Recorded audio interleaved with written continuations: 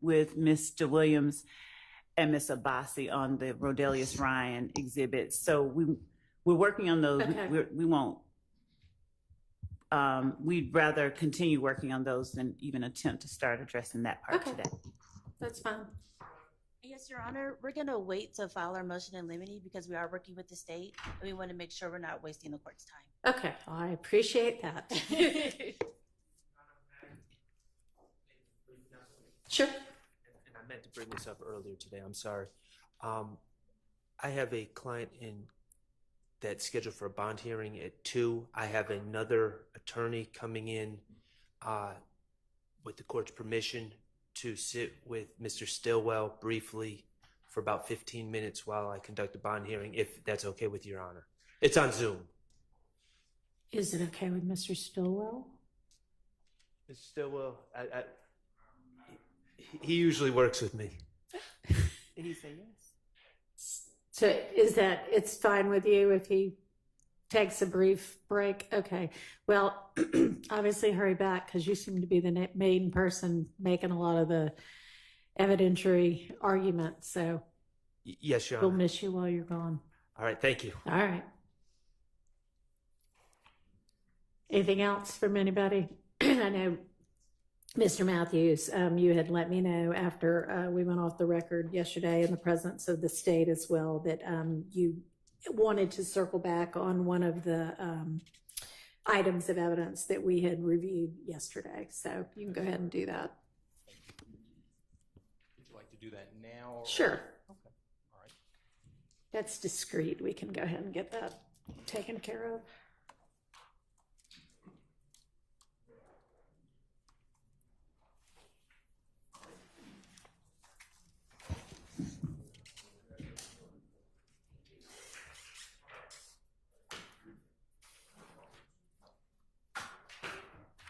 Judge, we're before this court representing Mr. Marquavius Huey on this matter. There's an intrinsic act that was listed in the state's notice to us back in November of last year concerning item 43, which is an intrinsic act that the state is alleging should be coming into this trial. Your Honor, that particular intrinsic act stems from a November 30th, 2021 alleged incident. It's a police chase, Your Honor. In that police chase, the state are presenting to the court that this intrinsic act is somehow connected to this case and should come into evidence. That's the issue before the court. The rule that I'm asking this court to apply in this particular case obviously deals with intrinsic acts and what are the requirements for them to come in. As the court is aware, and I've cited for the court Murphy versus the state, 354 Georgia App 560. It's a 2020 case, and the case stands for the proposition that in order for intrinsic evidence to come in, evidence is admissible as intrinsic evidence when it is an uncharged offense arising from the same transaction or series of transactions as the charged offense. So the charged offense in our case, Your Honor, is stemming from an October 1, 2020 alleged armed robbery of a deceased individual, Gary Holloman, from October 1, 2020. So it is not meeting the threshold of being an uncharged offense that is arising from the same transaction or series of transactions. Number two, for consideration for this court is whether or not this particular alleged evidence is necessary to complete the story of the crime. Again, we're talking about a November 30th, 2021 police chase that is not necessary to complete any story of any alleged armed robbery of Gary Holloman on October 1st, 2020. It's not necessary to have the state provide more information in order for them to complete the context of their story. Number three, for the court's consideration as adopted from the 11th Circuit, is whether or not this particular alleged conduct as an intrinsic act is inextricably intertwined with the evidence regarding the charged offense of the armed robbery from October 1, 2020.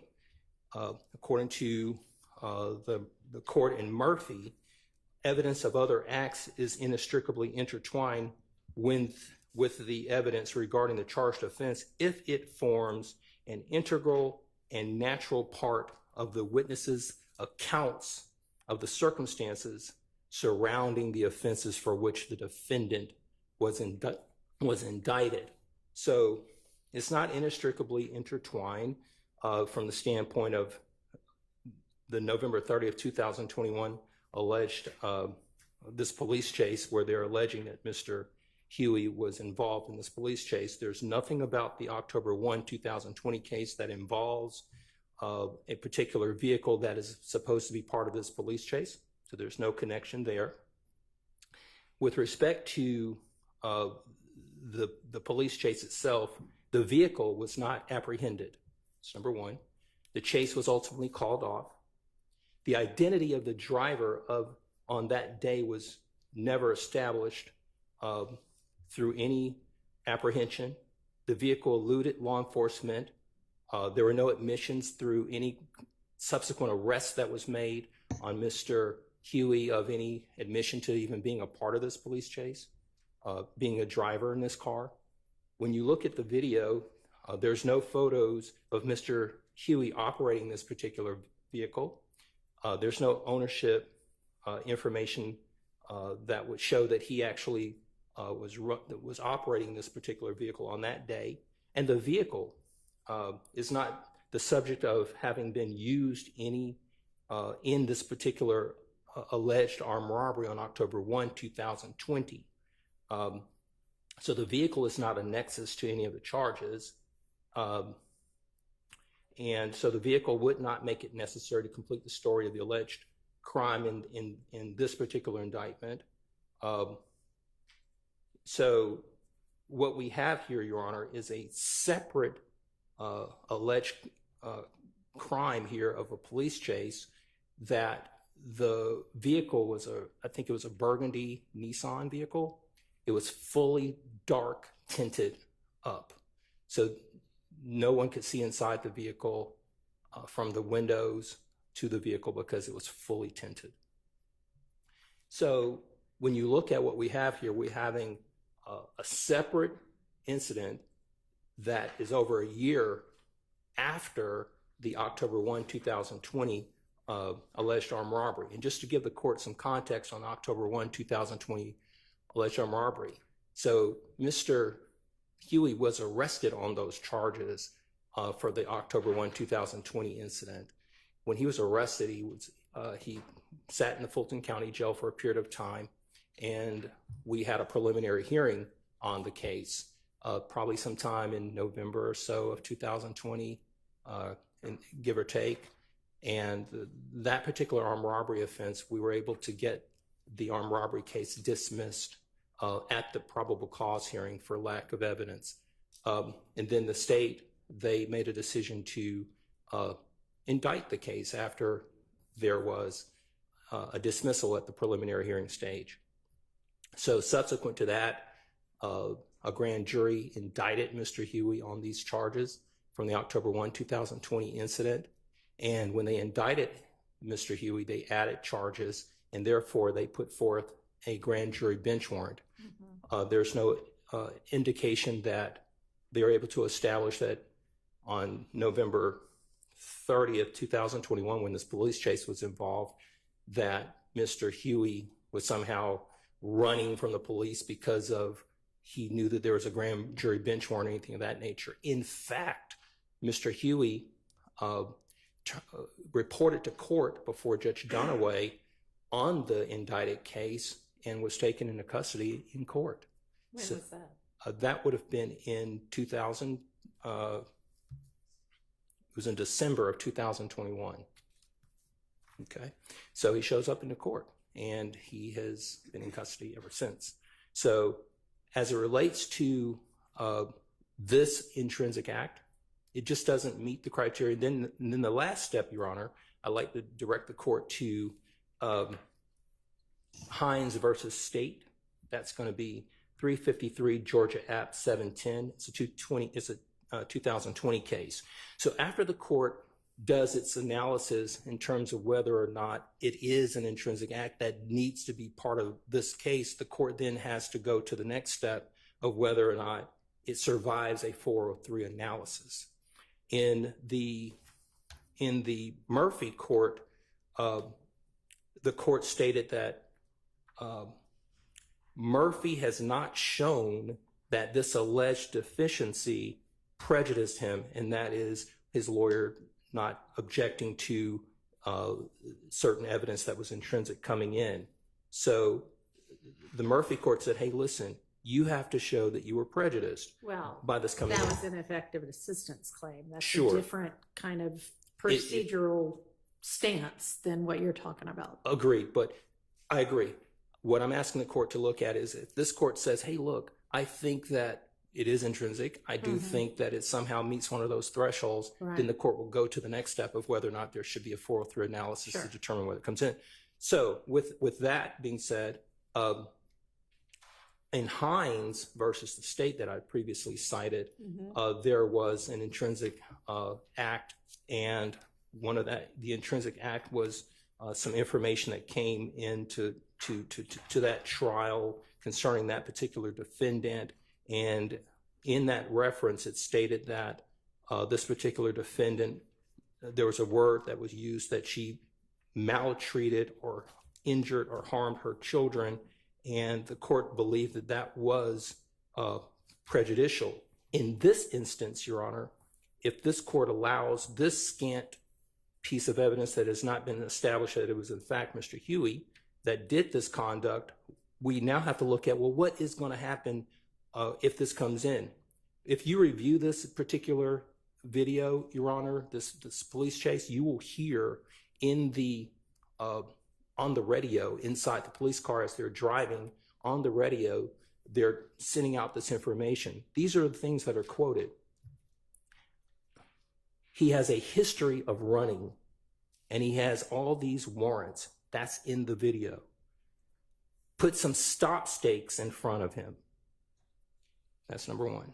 Number two, he's armed and dangerous, known to carry a gun. That's number two. Number three, do you know where he lives at?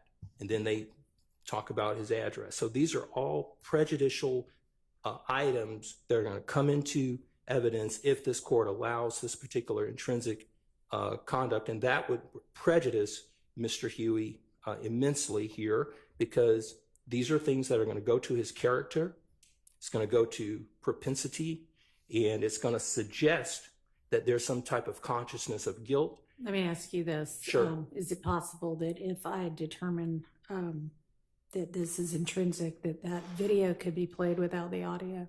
I imagine they could potentially play it without the audio, but there, again, there are a number of hurdles here that I would submit that do not meet the threshold of coming in based upon those three items that are required. Right. So it doesn't meet 1, 2, or 3. It's over a year after the October 1, 2020 alleged armed robbery of Gary Holloman. This police chase occurred on November 30th, 2021. The vehicle was not apprehended. The chase was ultimately called off. The identity of the driver on the day was never established, even by a preponderance of the evidence, which would be, I think, the standard for these evidentiary issues to come in. It was called off. There were no admissions, no photos, heavily dark tinted windows. So that's my position, Your Honor. I don't believe that this one would pass the muster and the requirements to meet the intrinsic acts threshold. And then after that, we believe that it's prejudicial and should be kept out on that as well. Because as the court knows, when we're talking about the 403 analysis, it talks about and tells us and teaches us that we should not be allowing under 403 prejudicial items to come into trial that are scant. Okay, I understand the argument. Let's hear from the state. And I appreciate you bringing to my attention that the chase was over a year afterwards and the circumstances of that.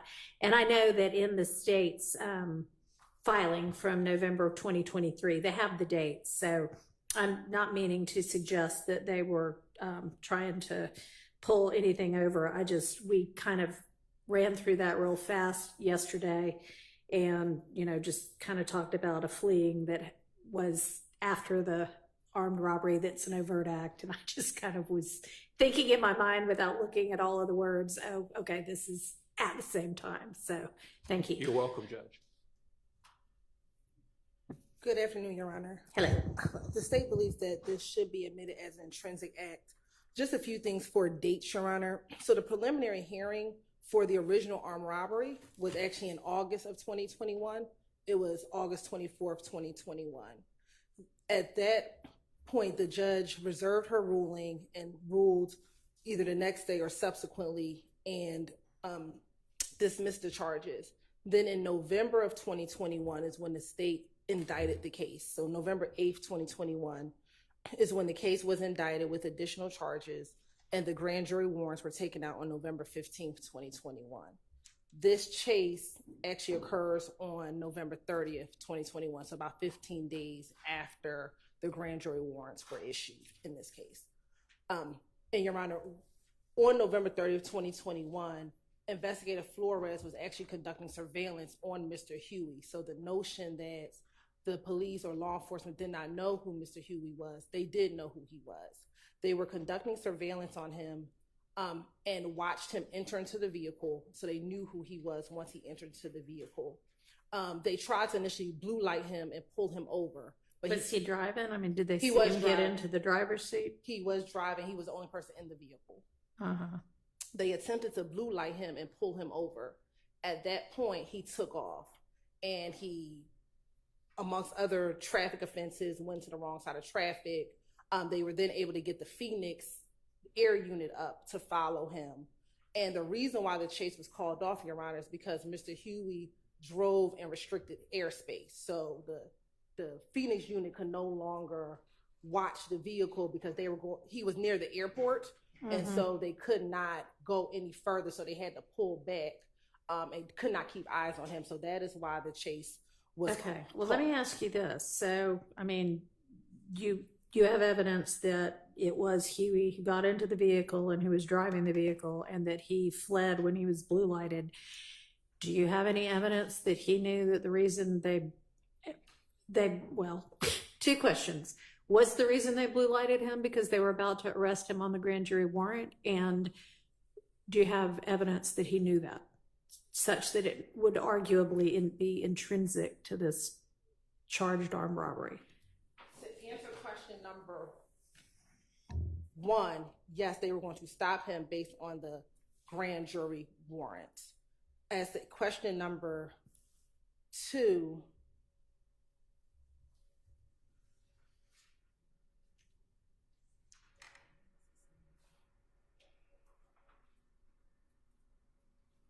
it appears, and I'm looking at text messages from his phone, and I don't know, all I can do is quote what I have, and these are text messages from November 8th of 2021.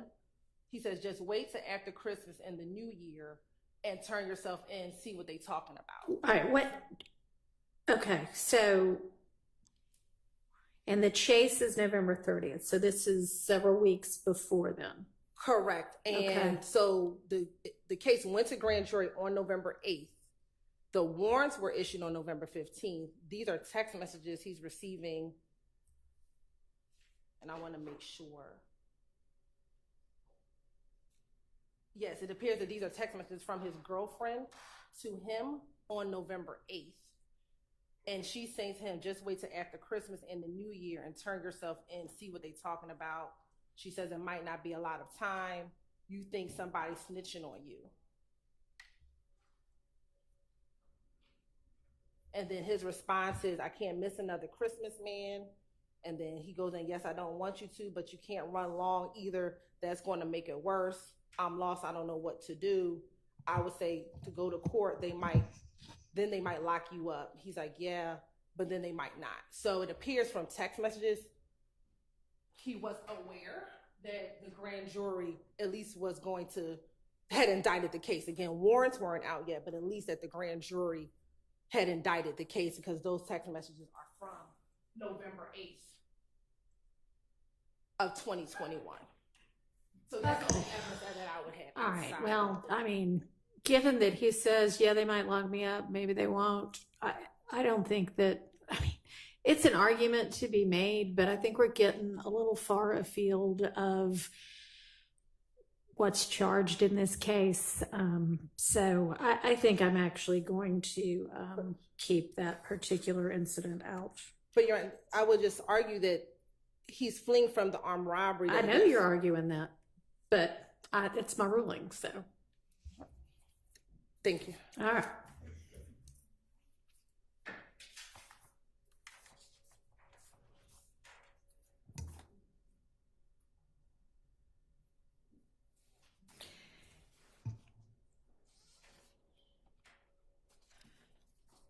All right, and with regard to the two kind of post-indictment intrinsic acts, or arguably intrinsic acts, the stabbing in the jail and the exchange of the Percocet, I've watched the video now about the Percocet. I mean, I think that the state's rendition of what occurred is, pretty much on point. I can't hear what any deputy says, but, I don't think that there was anything particularly off about how they described what happened. I mean, I see what happens on the video.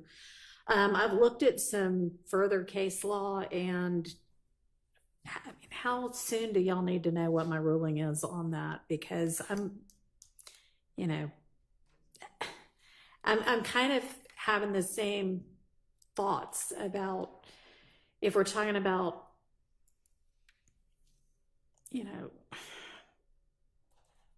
whether these actually meet in any of the three requirements for intrinsic evidence. And then on top of that, 403, I'm just not real certain that these need to come in. I haven't made my final ruling yet, but I don't think that either of these is something that the state can't try the case without, which is not the only test, but I don't think they meet that test. So just kind of FYI on that. I'm having some.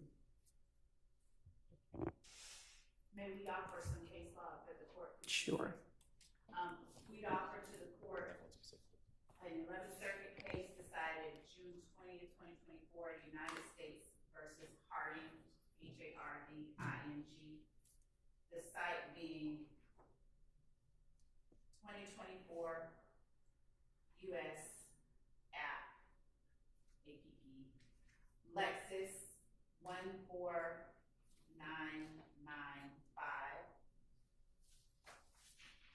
Okay, and what does it say? Your Honor, Or if you've got a copy of it, that's fine too, or I can just plug it in here.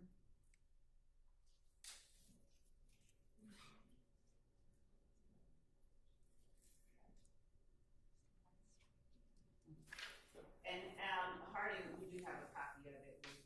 Okay. And it's just standing for the proposition generally that an act that occurs after the indictment can be included. Yeah. Okay. No, I've found my own cases that say that. Yeah, that's clear. It's not, post-indictment does not bar it from being an intrinsic act. That law is pretty clear. Right, Judge, and if I may, just very briefly, let me stand up. That's all right. I mean, I Voice is got just it. floating. It's just... I guess going back to the court's question in regards to how soon we need an answer from you in regards to that. I can't speak for the state. I'm not sure when they planned to try and present that evidence, but I would ask the court to continue giving it its full analysis, and especially in regards to the 403 and the overarching consideration as to whether or not they really need this particular piece of evidence to make out their case in chief. I don't believe that's the case, but I know that the court is wrestling with that. And I'll look at I don't know if I really need to look at the Harding case because we've already kind of established that that issue is not really an issue. Right. But I'll be happy to look for some additional case law. and Okay, send it to thank the you, court. appreciate it. Your Honor, you had Yes. asked the Who's same. talking I'm now? sorry. Your Honor, you had asked the same of me. I have been pulling some case law, trying to put it together in a coherent presentation instead of just a list for Your Honor. Okay, sure. I definitely do want to take a look at this Harding case where it was found that the district court abused its discretion by admitting evidence as being intrinsic.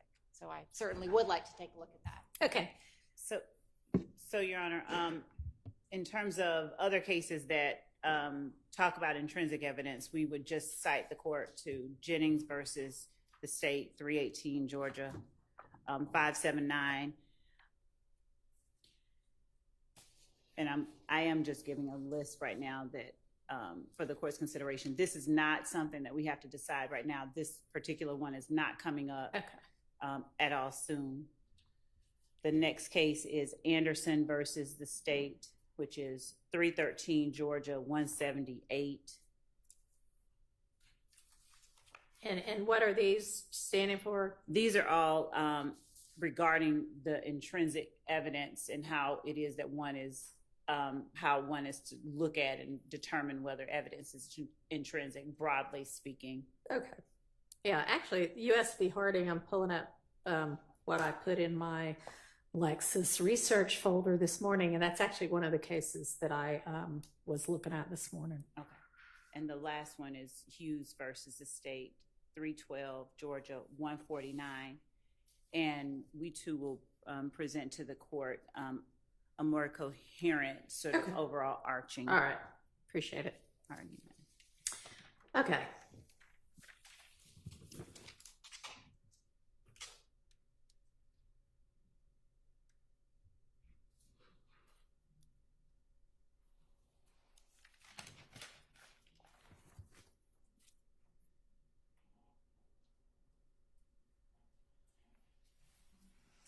All right, so where do we want to turn now? What are y'all ready to talk about?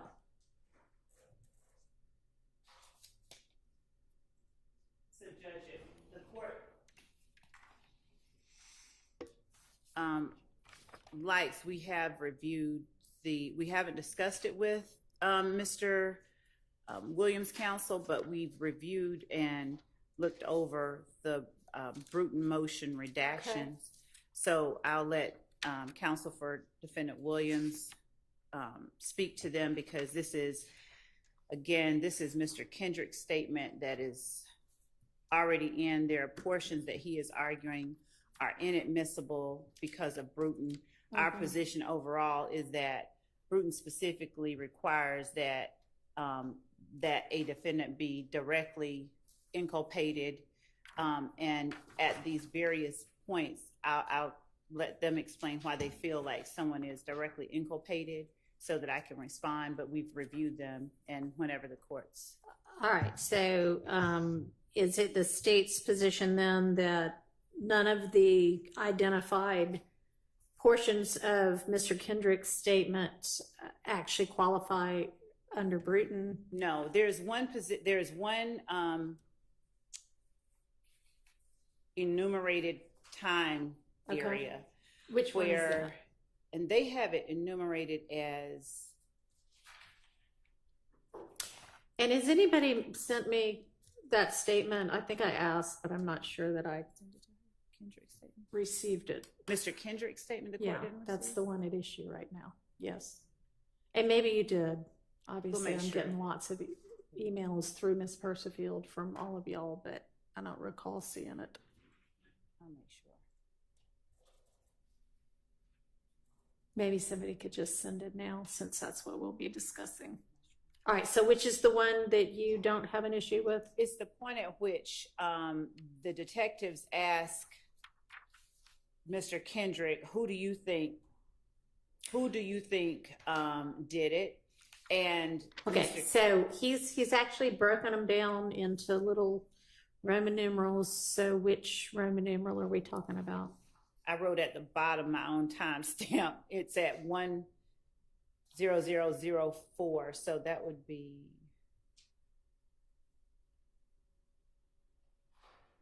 here it is. It's their number 8.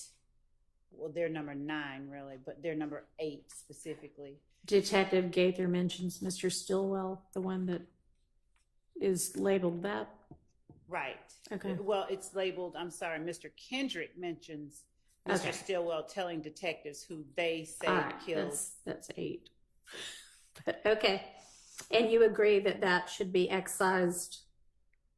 Partially, because what happens is that this is the part that we would ask, that we specifically would argue is not inculpating anyone. Okay. What Mr. Kendrick says is they say our crew. And he's, in saying our crew, he's acknowledging that there is a crew. He said, because we're the ones beefing. And then they specifically say, who within your crew? And at some point, Mr. Kendrick says, they say Shannon. That part we would agree comes out, but they didn't enumerate it exactly that way on this sheet of paper. So they say Shannon, we would agree comes out. He then says they also say Woody, and then they say Shannon and Woody. So the part where he's naming people that they say did it beyond our crew, or people that Mr. Kendrick identifies as his crew, or, you know, in acknowledging that there's a crew, we would argue that part, we would agree, concede that part definitely comes out. Okay, so you're saying that they say our crew isn't Brutin, but when it goes further to say, they say, whoever the they is, but they say Shannon, they say Woody, that part you agree? Yes, can be I would say redacted. that specifically Shannon comes Shannon. out. Yes. Okay. All right, and every other one we're going to need to look at. And yes, I believe we should look at the rest of them. And has anybody come up with any case law about kind of the interplay between Brutin and a RICO or gang kind of charge? Okay. Okay, that's fine, as long as you're getting me something. They're two separate, well, not entirely separate, but I think we can do this without knowing the answer to that. Can I ask a question? If the state, if I heard correctly, if the state is not, over objection, by the way, intending to play the actual recording, then it's just question and answer.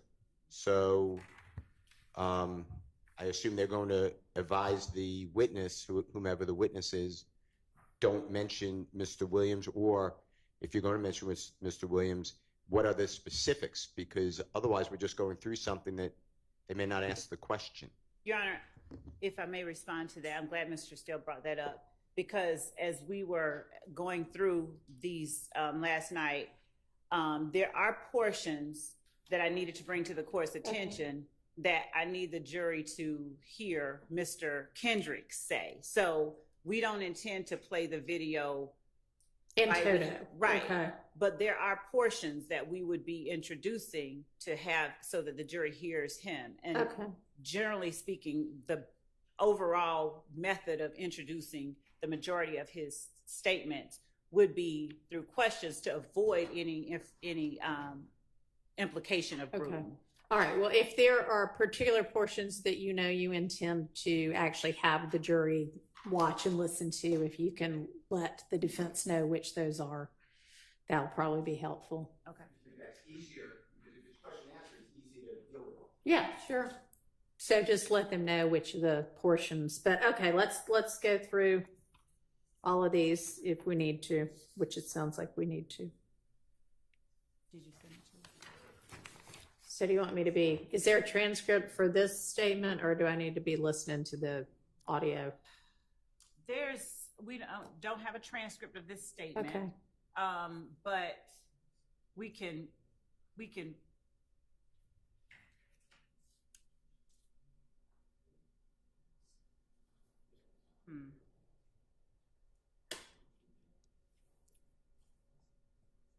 don't know how they want to do this. Since the defense has timestamps on it that are different than what we have, I think they may have downloaded it into an MP4 format, so it may be easier for them to play it from their format because I have a specific time. And Sure.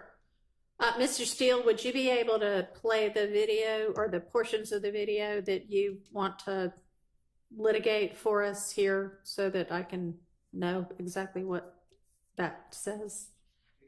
Okay, that'd be great. Okay. Yeah. Sure. Can I just bring up another concern on this subject? The concerns aren't limited to Brutin. I still like. We're talking about playing a tape where Mr. Kendrick says that other people are saying. He's not saying anything that he knows. He's not telling on anyone, but he's saying other people are saying that our crew and Shannon and Woody, and they're talking about taking Shannon's name out of it, which of course I'm in favor of, but I'm not even. Yeah, no, I agree. That's a little weird that the state's evidence would be, well, I mean, here's what the rumor on the street is. Right. So I bet Ms. Relev's going to say we're not intending to elicit that. Exactly, Judge. The point is not, and we can tailor the questioning and the presentation of evidence to, not include. Okay, well, I mean, I suspect the reason they're asking that now is because when we just went over that example, you thought that the only, and you may have just been saying the only part that I believe is Brutin is this part where somebody is specifically mentioned, and that's fair. But if you don't intend to use any of that portion of the tape anyway, or get a question and answer that would elicit that information, then it would be helpful if you would say that, because there's no point in us, spending time on something that the state doesn't intend to use anyway. So to speak to that example, for instance, I might ask the detective a question that, did you talk to Mr. Kendrick about the Donovan Thomas murder? Okay, that answer would be yes. Yes. Did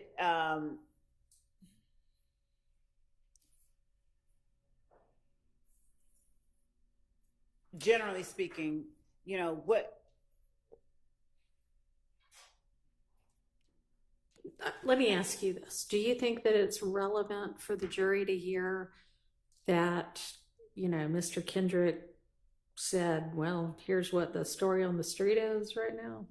No, that part I don't. I don't think that part about, the people on the street think XYZ is relevant. The relevant part is his acknowledgement that our crew was beefing with them. Okay. There was a us and a them that was in conflict. Okay. So then the only part of that then that you might elicit is that he acknowledged that at the time this all occurred, his crew was beefing with the other crew. Yes. Okay. Thank you for actually. All right. So when we're going through any of these other ones, if there's something similar, just kind of let us know that. Okay.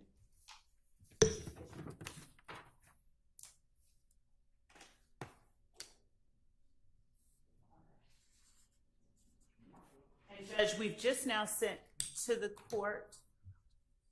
We're sending to the court the October 6, 2015 interview. Does the court need the evidence reviewer player sent to it again? So, no, I don't think so. But if we're going to go by Mr. Steele's playing of it that has his timestamps, I guess I'll just watch that on Zoom.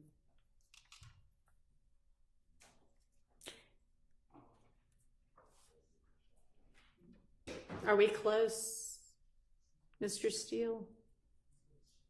I think that the answer is yes, I believe. Okay. I'm not doing. Okay. So I guess for me, yes.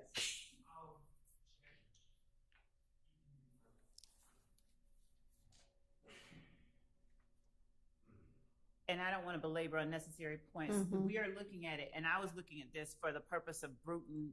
Right. Sure.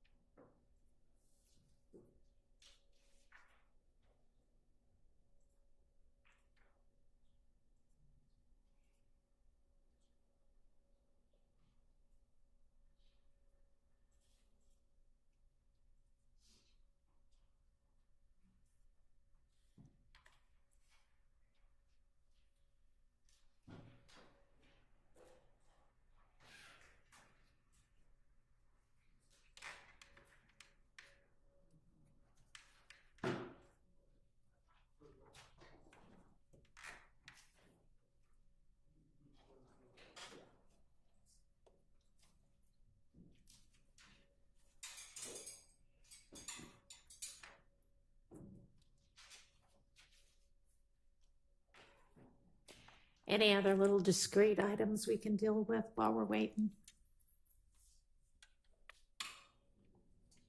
Nope.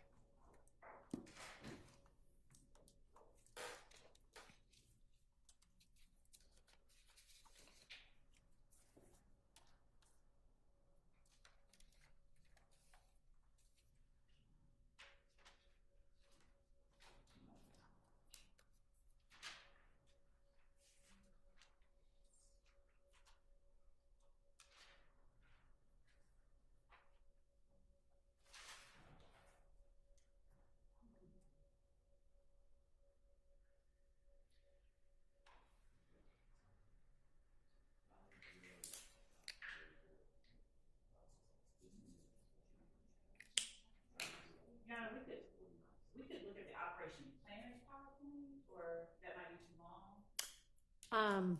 I mean, we're certainly going to have to do that. I guess we can get started on that. Unless we're really close. 1 minute away. All right, we'll just hold for a minute. Or so. Or so. Come on, Mr. Kokobo. No pressure.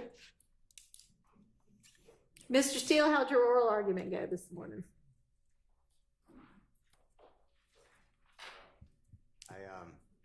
The argument was good, but you know, no one remembers the argument, so we'll see what the opinion is. Okay. But it was actually a fascinating. Yeah, sure. I mean, we might as well fill our time some way. So it's in this courthouse.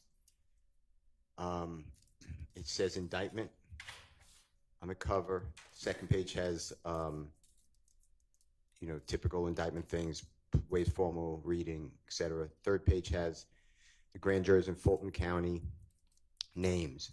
Then count 1 through count 6.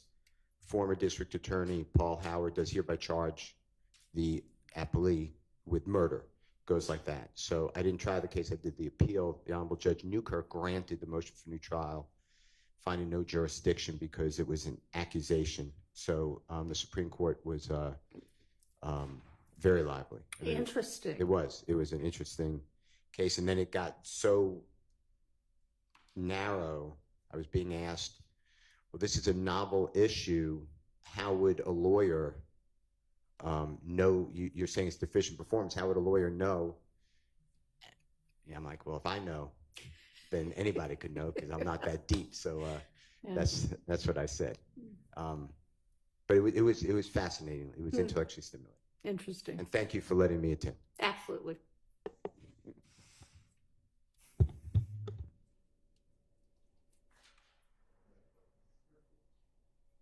So, Your Honor, this should have, if I'm using Okay. time space,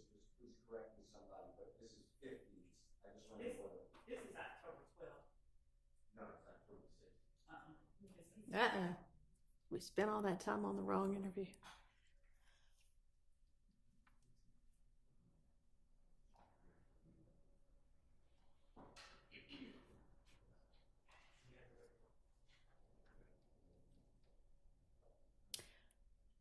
All right, well, maybe we can turn to the PowerPoint issue and at least start making our way through that unless, are we ready now on the right one? Okay.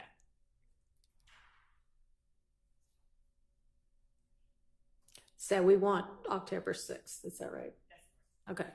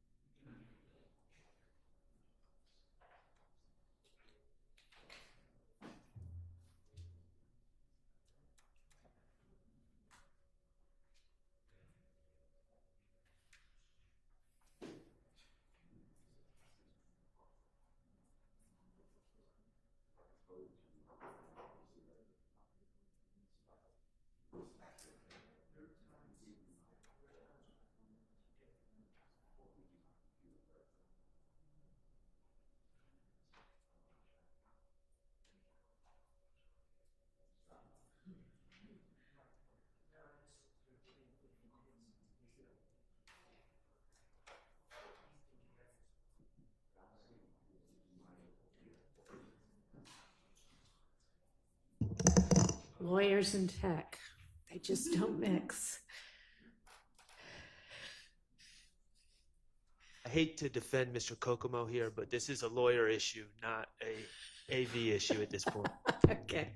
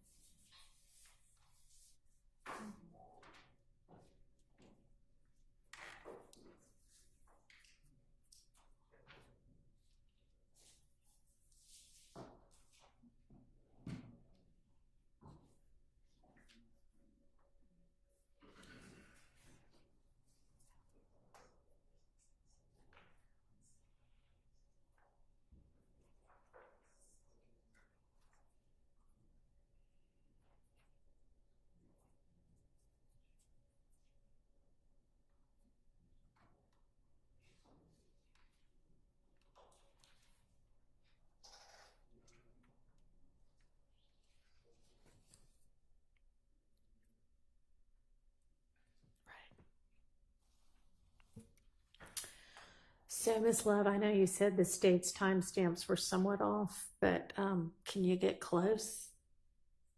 Yes. Maybe that's, maybe we just go that way, since this seems to be taking longer than we had anticipated.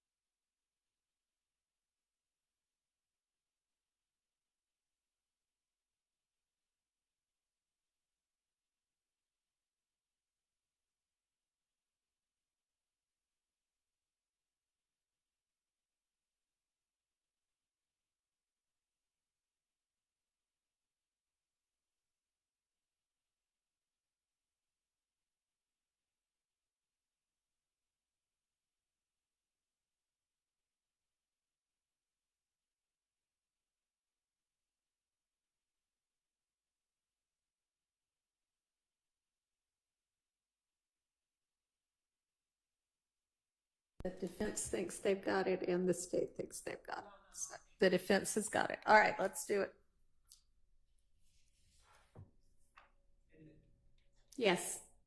Just to avoid the inevitable confusion, the numbers, the times that we are giving is based on the MP4 that was made from the evidence reviewer.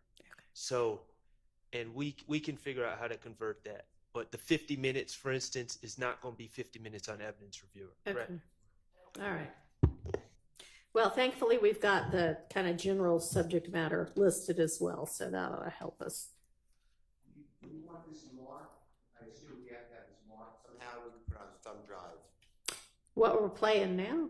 Yeah, but in case God forbid there's an appeal, do you want just to know what we were looking at since we were saying 50, and we could do that? Sure. Yeah, that's probably the easiest way to do it.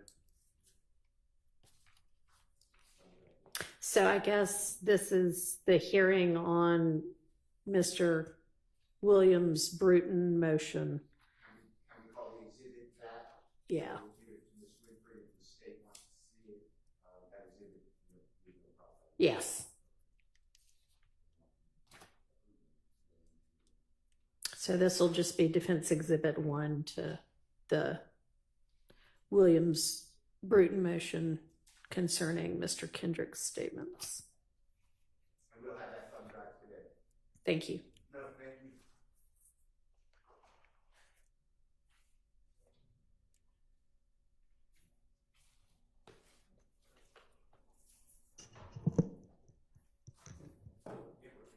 I think of other people you associate with.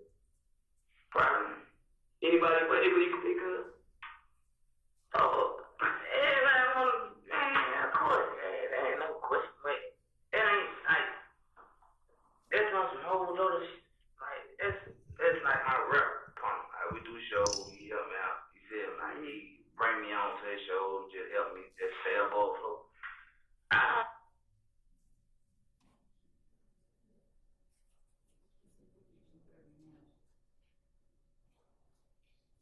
think the first one was 52 pounds.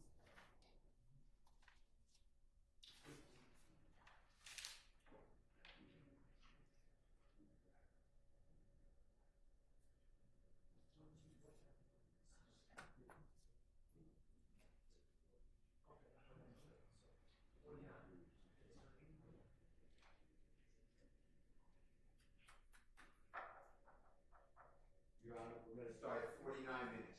Okay.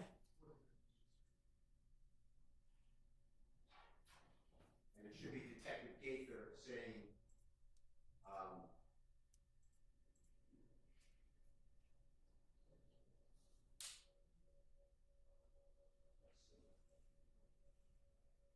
thug, is that the possible reason that people went after that meeting retaliation?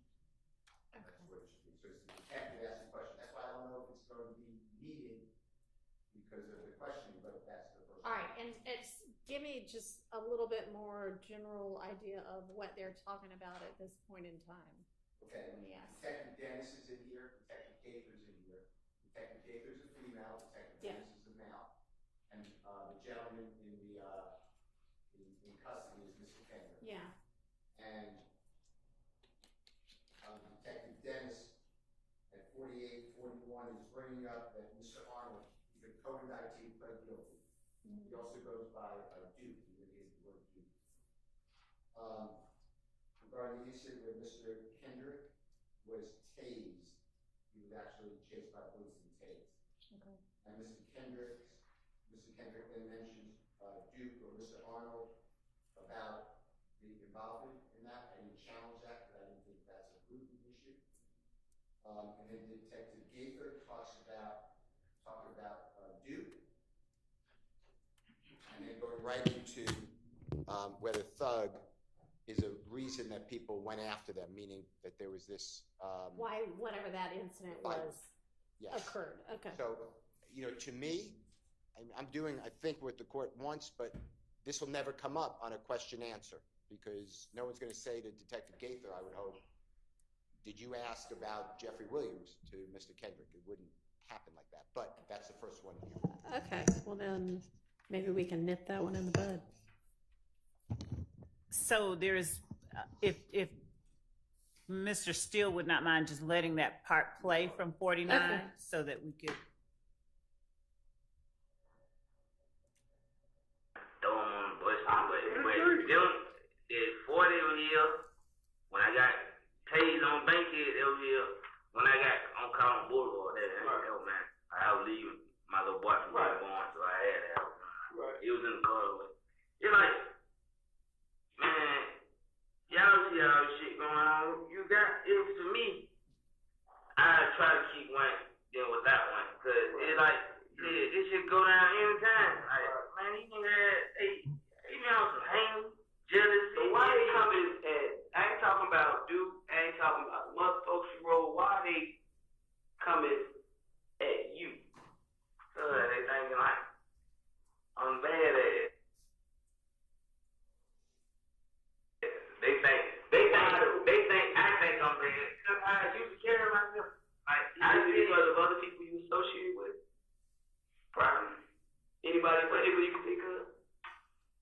Oh, man, of course, that ain't no question, but that ain't like that's on some whole other like that's like my rep punk. Like we do shows, he help me out. He said like he bring me on to his shows, just help me just sell ball flow. I don't know why Coin, would you feel like I took your spot? A lot of people feel like Bloody J. A lot of people feel like I took their spot. You know what I'm saying? But it's not. I don't get around on them try to take no niggas. I'm a grown man. I got whatever I got going on. He was just spot. Yeah, he was grown, bro. Got spot. Right. He was grown ass man. Who the hell on me, man? That's like that. So like, but then somebody had to tell me like, bro, you know these folks right? Feel like you take their spot. Right. So I had to think about it and look at it from other people's perspective. Okay, that may be what it is. Yeah, but everybody. Okay, so Your Honor, there's no part that I hear Mr. Williams' name mentioned in there. I didn't hear Thug or Mr. Williams' name mentioned, so I don't. Okay, well, let's just ask it this way. Do you have any intention of who's this coming in through? There would be either Detective Thorpe, probably Detective Thorpe later on. Is he even in this interview? He's right there in front of you. He's the one to the left.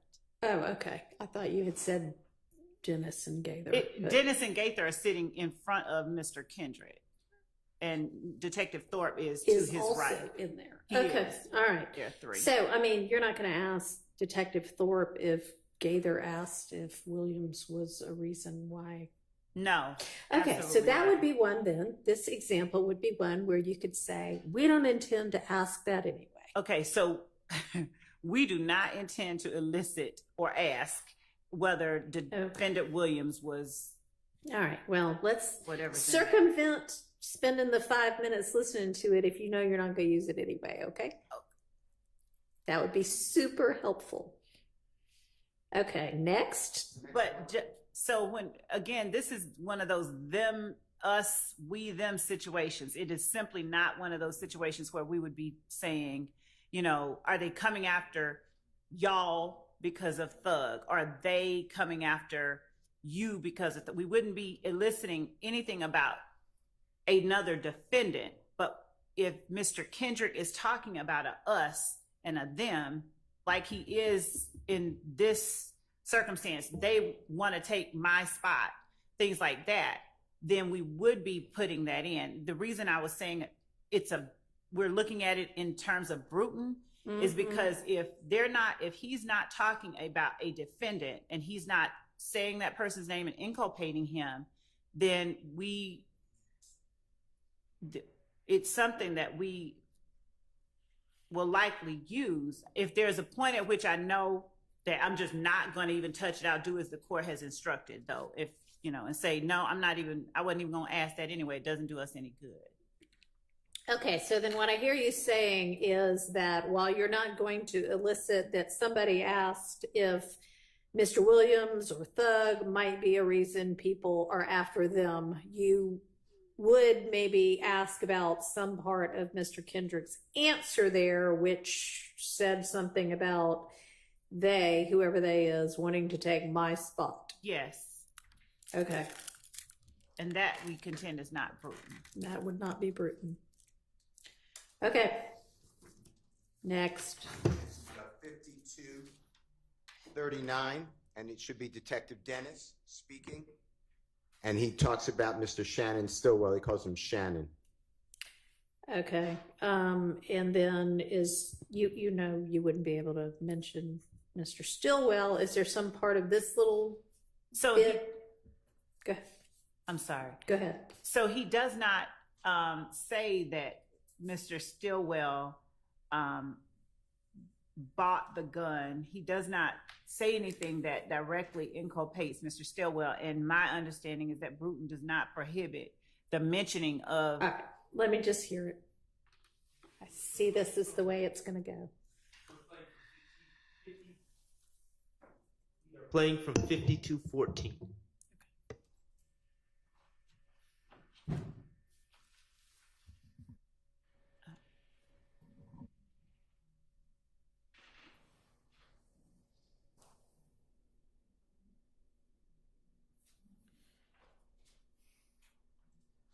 And this is before buying the gun for what? What are we talking about here? Oh, I'm sorry. Anybody? So one of the he was stopped with a gun in October and one on January 28th, and they're talking about the guns that he had in those situations. January 28th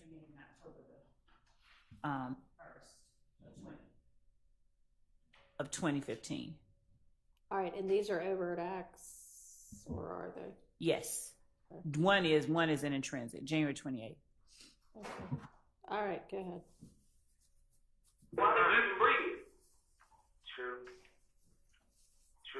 But I be like, my first man like, fuck these big ass guns. But the second man like, I got to ride with something that's gonna protect myself. You feel me? Right. How long had you had it? A couple days. Yeah. Did you buy that one after you spoke with Shannon? How about like before all this stuff happened? I don't think you. That's had to pull up. you can stop. You can stop it. That seems pretty inculpatory of another defendant. Did you buy it after you talked to this person? As if no. Okay. Don't Leave that part out. that Got one's it. out. Okay. Next. It's right after that, but it's the same thing, Your Honor. Okay. Now it's Mr. Kendrick speaking about Mr. Stillwell. He includes Mr. Arnold as well to clarify what Detective Dennis just said about the gun. And that's at 5251.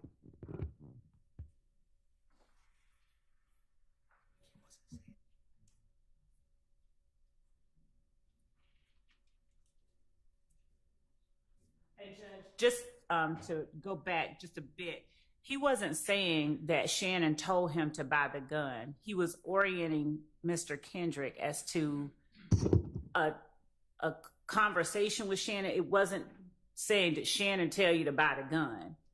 So it wasn't inculpating Shannon. I think that it may be helpful to hear before the part that they started on. It's like, did you talk to Miss Hilton? Yes. Did you buy the gun after you talked to Miss Hilton? Yes. But it has nothing to do with Miss Hilton told me to buy the gun.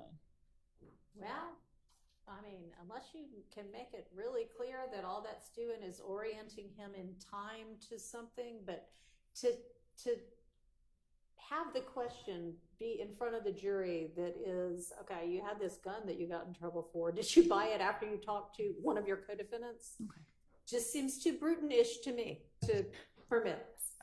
And the state ought to want to try a clean case. We do. So that's fine. We don't have that to would not keep be that clean. in. Okay. Go ahead. Next one.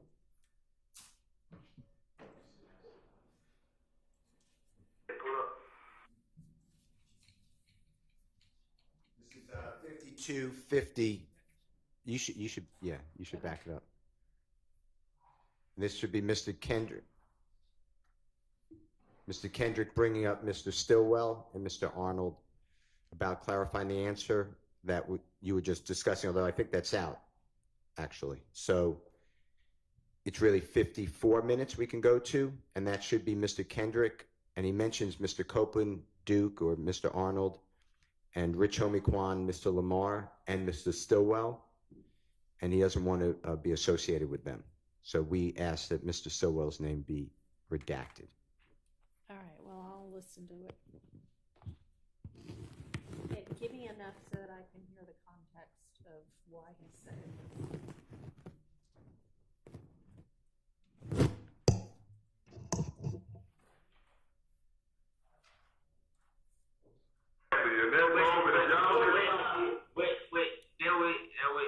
See, that's why I be a man today. That's why I fucked up it. I be on more of a defense. It's like, if I wouldn't got that call, I would stay asleep. Right. It show you that though, like I'm so much of a good partner and friend, that way it hurt me. You know what I'm saying? Yeah. Well, I'm in shit. This and like this.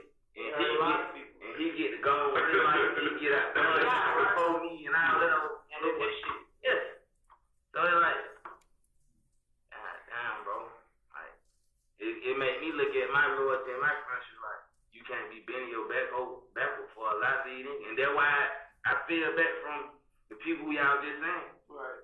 Which was my original crew member, like the people I was rocking with. That's why I feel back. So it's like, I ain't get 100% from none of them. So it's like, y'all ain't gonna be getting my 100%. Who are you speaking of when you said that? From Shannon, whoever. Dude, it's just everybody here. Corn, like everybody, cause all of us have been together at once. Like all of us done rock, joke on, all of us.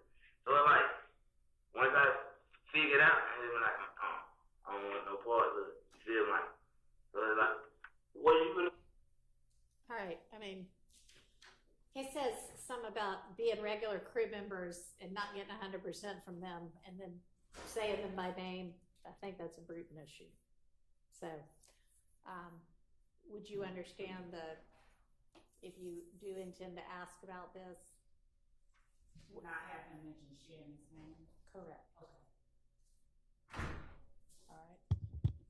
Your Honors, should be around 58:10, and of course, they'll announce the time to orient, but this is now Detective Dennis's voice, who's mentioned Mr. Stillwell swung first outside a club Crucial. That's the fight that you've been hearing about on the 6th day of January 2015. Well, I might not even need to hear that one. Your Honor, just before we go to that one, I just want to make clear, Mr. Stillwell's name is the only one that is on trial that Mr. Kendrick mentions at the last little clip. Mr. Copeland, Mr. Arnold, Mr. Lamar, they have those names listed in their motion. I'm sure they don't intend that. That is a Brutin violation. They're not on trial. So we would believe that it's okay to mention those names. But does the defense want to be heard at all on that, or what your position is on that? I'm still researching, Your Honor, How did y'all redact this indictment? We've been asking for that to be redacted. It's been denied. Well, what got read to the jury at the beginning? Everything except, I think, overt act 26 maybe was redacted, maybe 2 overt acts, but I have to check my notes on which ones. Otherwise, the entirety of the indictment was read to the jury. Including the names of all of the co-defendants that are not on trial? Yes. Every one of them. Your Honor, at the time, they were on trial. So severance happened during the course. So when we first had the indictment read, it was more than just the 6 that are present in the court. Whatever, 19 of them? With the exception of maybe the ones that hadn't yet been apprehended. Yeah, so everyone was here except for... And everybody at that point in time was on trial together? Yeah. Okay. I mean, it's been a long time. Except for the ones that pled and a few that were not apprehended, yes. The ones that had not had attorney. Huh. And some that had not been apprehended. So there were, I think, 6 that weren't. So Mr. Kitchens is indicted. He pled guilty around Thanksgiving of 2023. The jury first came upon us January 4th, 2023. So I made a mistake. Mr. Kitchens pled guilty under Alford in November of 2022. Mr. Arnold did the same. Mr. Sumlin did the same. Mr. Stevens did the same. Mr. Murphy did the same. Mr. Sledge did the same. Thank you. And I should look at the indictment for more. Mr. Garlington never had a lawyer, so he was already removed. Mr. Wani Lee pled guilty around the same time. What was that last one? Mr. Wani Lee, L-E-E, Oh, okay. and Wani is W-U-N-N-I-E. Yeah. So, the state, I'm sure it was a miscalculation, but these people were all included in everything in the indictment, but were not on trial before the panel was first put upon us. And if I left somebody out, Mr. Eppinger was with us for jury selection. Then he got, something happened and he got removed after that. So he was in a different category. Mr. Blaylock pled guilty after the veneer panel. Mr. Blaylock has not pled guilty. Mr. Blaylock was severed as well. So I believe I said everyone who had not pled and not been arrested was present. So there were individuals who were severed subsequently. So Mr. Blaylock was severed after the jury was impaneled. That's true. Mr. Dorsey was severed. Mr. Eppinger was severed. Mr. Mender was severed after the jury was impaneled. Right. So the people I mentioned pled before the veneer panel was read the indictment. And I'll look at the indictment. There may be a couple more, but that's my memory.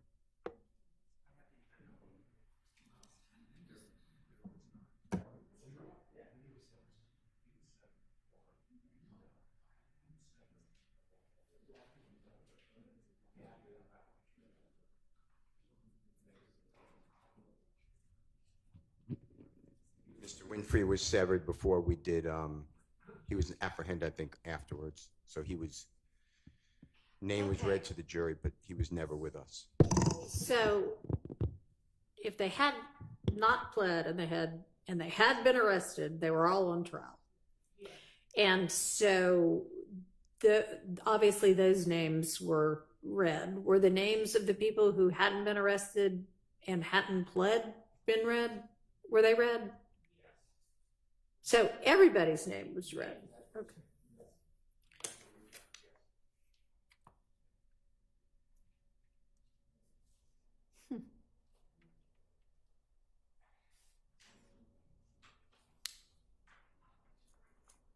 And I don't know if there were any counts of the was every count of the indictment read, even if it was only against somebody who had already pled? Yes, sure. Because I think it was pre-recorded, and so everything was read. To answer your question, yes. Okay. Was there any objection to that? Okay. When the court says objection to that and there's a yes, we get clarity because on the yes. I mean, honestly, at this point, that'll be a motion for new trial issue if it gets to that stage. I'm just trying to figure out what this jury has heard. Y'all would not intend to send out an unredacted indictment if we get to deliberation, right? We had actually talked about redacting the indictment. I think we were actually. Okay. All right. Well, good. Because I don't think an unredacted one should go out. All right. Anyway, back to what we were doing. So I mean, the question was with regard to people who are not on trial here now with these 6, is there any kind of objection to those people being mentioned? Yes, so I'm finding Brutin under conspiracy. Yeah. And directly impact, and that's what I have to get to the court. Okay. All right. Well, why don't we circle back on this one then? Because that obviously what the law is will determine what the answer is. So it's definitely out with regard to naming anybody on trial here other than Mr. Kendrick, but with regard to anybody else, TBD, depending upon what the law says about that. Yes, Your Honor. Okay. So y'all get the next one lined up and let me jot myself a note on that.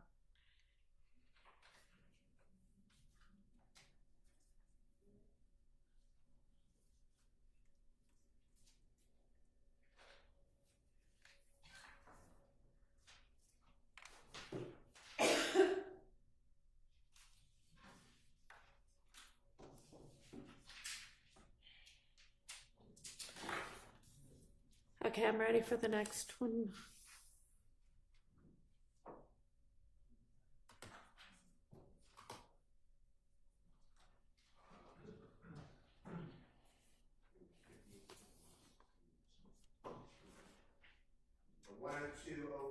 So Mr. Kokomo will orient us earlier on what's going on here, Your Honor.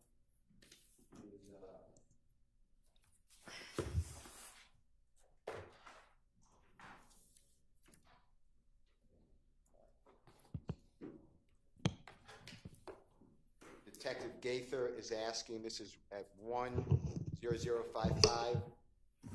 So then after Woody got jumped, you know who Woody is? Who shot up the studio TIG? Mr. Kendrick states, I don't know. Mr. Gaither said, I heard your crew shot up TIG after Woody got jumped on. There's a discussion of where is TIG. Then Detective Gaither says Metropolitan, like over there by Thug Studio. Mr. Kendrick asks, where's Thug Studio at? And then they talk about that location. They talk about YF and Lucy. And then at 103, Detective Dennis say, you still on Bloody J when he got locked up. And it goes on to that event. And so is this just because Mr. Williams' studio is mentioned to orient people to where things are? Well, at 102, it's just about the studio, but I was targeting the RICO conspiracy. So I was targeting the, this is where,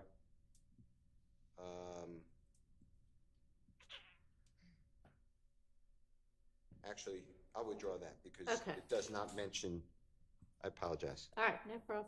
All right, number 105:19, 1:05:19, Detective Dennis mentions Mr. Williams' quote-unquote girl regarding a shooting, supposed shooting of that event.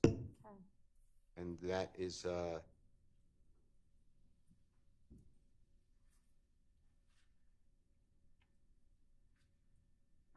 it's 104:32. Detective Dennis states, didn't you catch them down bad? That's a reference to Mr. Kendrick's music. They laugh. It's a verse in a song. And then Detective Dennis says, so who shot up Thug's Girls event? Or did you hear about that? And Mr. Kendrick says, I don't know. That's my first time hearing about it, so I wanted that excluded. What's the response? Number one, evidence of that has already come in through Dennis, but number two, that in no way inculpates Mr. Williams in anything because it references him as girl being a victim. Right. Okay. Yeah, I mean, I don't think that's a Brutin issue. So my issue with that then would fall back on a different issue then. What's the point? The answer is I don't know anything about it, so we're now just using the now question. we have a relevance objection. No, we'll do them all at the same time, so we don't. I don't have a problem not having him since he doesn't know anything about it, keeping that part out. He didn't. He said, I don't know about that. I don't have any problem keeping that part out. Thank you. Next is 1:08:40.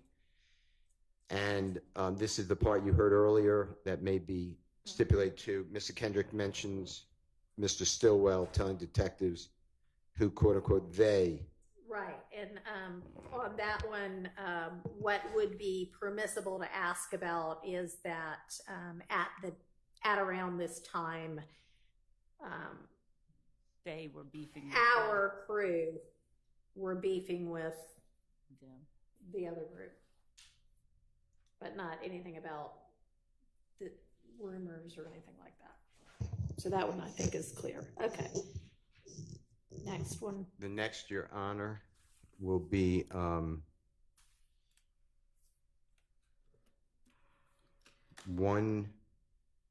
it's really the same flow, but it's 108:51, so it's only 11 seconds later. And Mr. Kendrick, mentions Mr. Copeland sharing that he was tied up with Mr. Stillwell, and specifically, and then Mr. Kendrick identifies a photograph 8 seconds later of Mr. Stillwell. Then Detective Thorpe mentions Mr. Stillwell and clarifies that the word is that Mr. Stillwell and Mr. Copeland killed Mr. Thomas. And Mr. Kendrick speaks to that. We don't have any intent to bring that out. Any of that? Right. Okay. Okay. The next is 1:11:30. And it's Detective Gaither mentioning that Mr. Stillwell is the person that everyone, whoever everyone is, brings up related to the murder of Mr. Thomas. And this falls in with what we initially said, that when they were talking about who they said killed Donovan and bringing up Mr. Stillwell's name, we have no intention of doing any of that. Okay. Okay. The next one is 1:13:44. And it's Detective Thorpe, I believe. All right. And he says, people talk to you in the city, all put you four involved in the murder of some kind. Mr. Kendrick denies it, says they are lying. Detective Gaither says, you think anybody going to tell the same story? Mr. Kendrick asked, what did they tell? Detective Gaither said, I heard you was in the car. Mr. Kendrick said, what car? Detective Gaither said, the Infinity rental from Thug. And then Mr. Kendrick said, no, I wasn't. Check whatever, my phone, whatever you want to check. And then Detective Gaither says, we did. It was said a whole lot.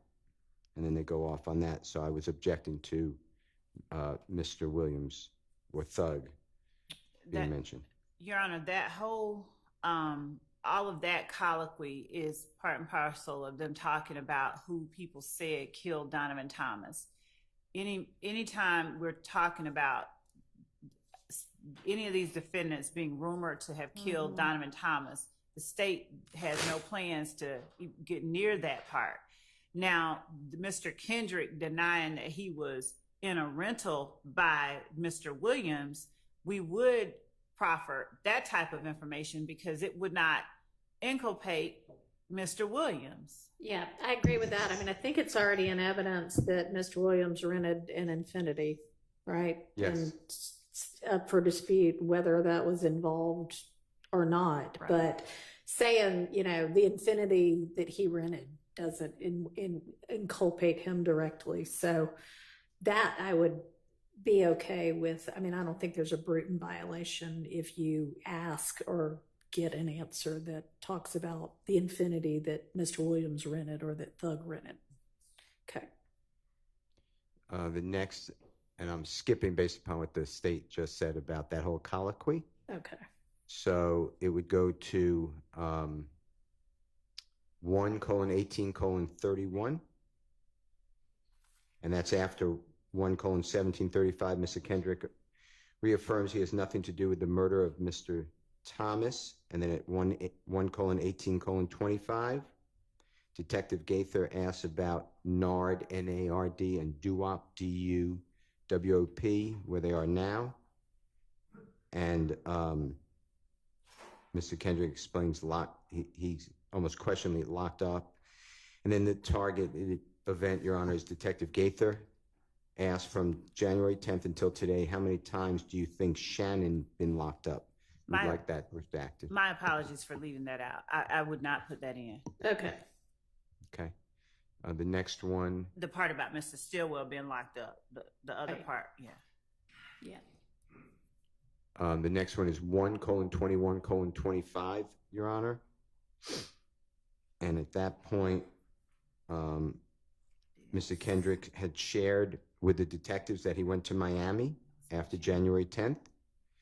Detective Dennis asked who all went. The answer by Mr. Kendrick is everybody. Detective Gaither said, who is everybody? And then Mr. Kendrick starts naming little d, everybody, and then Detective Dennis points to the photograph of Shannon Stillwell. Mr. Kendrick says yes. He says yeah, actually, Y-E-A-H. Okay. So that's the part that we were taking out, the picture and the pointing. Well, This is just him saying, here's who all went to Miami. Yes, immediately That after doesn't the inculpate anybody directly in anything. It might be argued to be a part of the evidence, but that wouldn't be a Brutin violation. Okay, we're just raising objections then, if that's okay. When I say okay, I'm not waiving anything. I understand. Okay, I said okay, but thank you. Yeah. All right, the next one is going to be included. Did Thug went? Was the question by Detective Gaither. The answer is yes or yeah, so I assume it's the same ruling. Yeah. The next one, Your Honor, would be and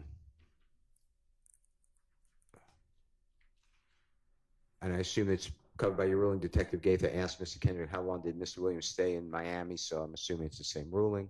So I'm moving on from that one. Okay. So the one about before that 1.23.06 about Mr. Stillwell getting calls. Yes, I should have included. That I doesn't- skipped that one accidentally. And what'd you say, Miss Love?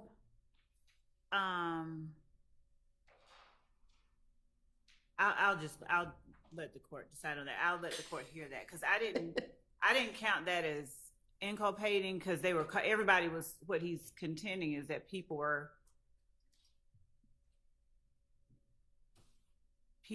calling, but I'll have to hear that part again. Okay, let's just because hear that part because I'm not sure what it says. And Start at about 1:22:40 if you can, Mr. Okay. Kokomo. And what it should say is, it should be Detective Dennis Okay. asking about what conversation was like on the way down to Miami. Detective Dennis specifically, I believe, said, Your Honor, the ride down had to be some type of, just like you just said, like when Duke got jumped on, people started hitting your line, so y'all started to get worried, and Mr. Kendrick said, it wasn't on my conscience. And then in there, they talk about Mr. Stillwell was probably getting calls. all right, let's just see. One no conversation. Everybody just sitting there like, Yeah, I was just stoned with it. Like I get my own sprint. I'm artist. So. right. What I'm saying is, the ride down had to be some type of, I don't know. I ain't because know it's just like you just said, when Duke got jumped on, people start hitting your line. Yeah. What's going down?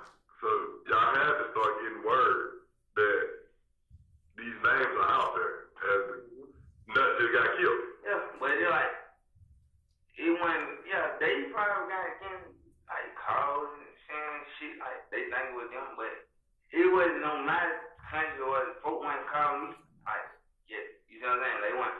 But if they your people, it's almost like you guilty by association to an extent where if this happens. That's coming out. We wouldn't have any problem taking that whole last 2 or 3 sentences out. Like they were probably getting calls thinking it was them, and then Dennis saying it was your people, you guilty by association. Like that, those 3 or 4 lines, we don't have any problem coming out. All right, does that cover it?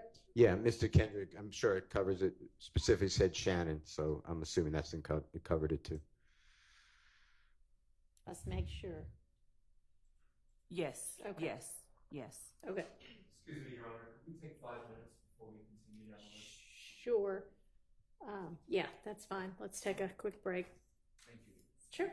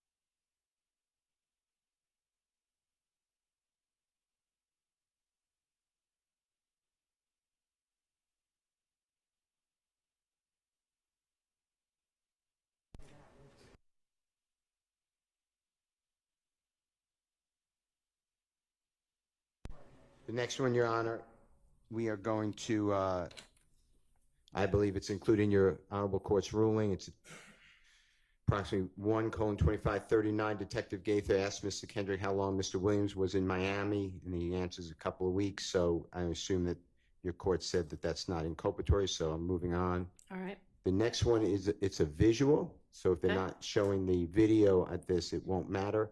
All right. But Detective Dennis points to the photograph of Mr. Stillwell and says he's all about that action, and they're talking about shooting people. They're talking about violence. So you may have to hear that, but and see it, but that's, we would object to that. You're not going to use that. All right. States agrees. Well, they don't agree it's Brutin, but they're not going to be using it. Okay. The next one is Detective Thorpe. It's at 1:33:55. Mentions Mr. Williams and how Detective Thorpe heard that people went to Mr. Williams' home after the killing of Donovan Thomas. You may have ruled because of the way you treated the rental car that that's not Brutin, but that's what I've flagged. All right. Do you think I need to hear it, or is it pretty much? That's pretty much it. Okay. Yep. That would not be Brutin. The next one is at approximately 1:43:20.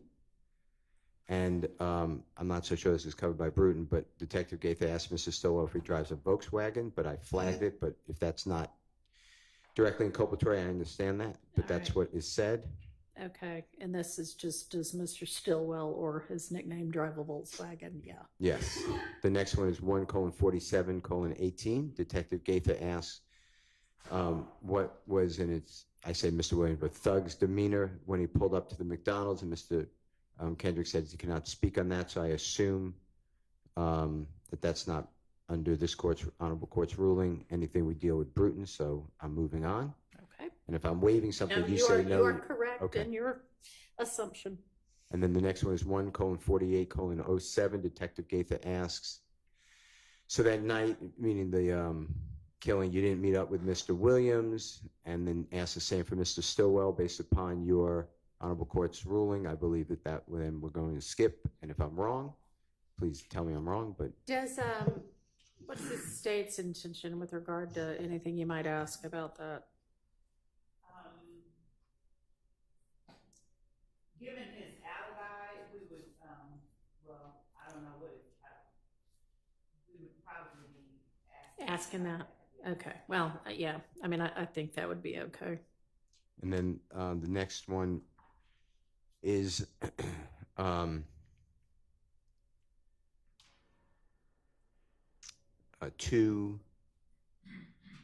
well, it's really the same, Your Honor. It's clarifying the same thing. It didn't meet up with Mr. Williams or Thug and Mr. Stillwell, so Okay. that's it. Yeah, That would same. cover the entirety. Now, that's just for Brutin, but again, I will send to this Honorable Court, and there are cases on a RICO conspiracy, a conspiracy, and Brutin. Okay. I'll be on the lookout for that and the state's position on that also.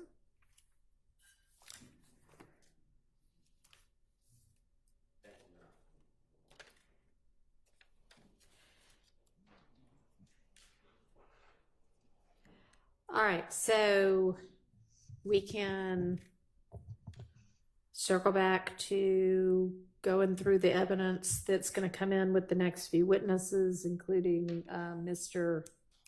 Sprinkle. If y'all are ready on that, we can move on to the wiretap evidence that the state intends to use. We can. The PowerPoint maybe is. I mean, we can do the PowerPoint. Would the wiretap evidence come before the PowerPoint? No. It would Okay, come after the PowerPoint. All right, yeah, we can look at that. So everybody should have the kind of revised PowerPoint, I guess, that the state provided over the weekend, I think. Can we display it on, your Honorable Court allow it to display it on the screen so we can easily run through it? Yep. And Your Honor, if I may just turn my back, you will give a thumb drive to Ms. Winfrey. Yes. And so what the state sent over at this point would be, y'all have taken out everything that you don't intend to use. So the hope is for y'all that all of what you've provided is usable, and we'll sort that out. All right. Yeah, so if somebody wouldn't mind, I guess, just giving us kind of a slide by slide.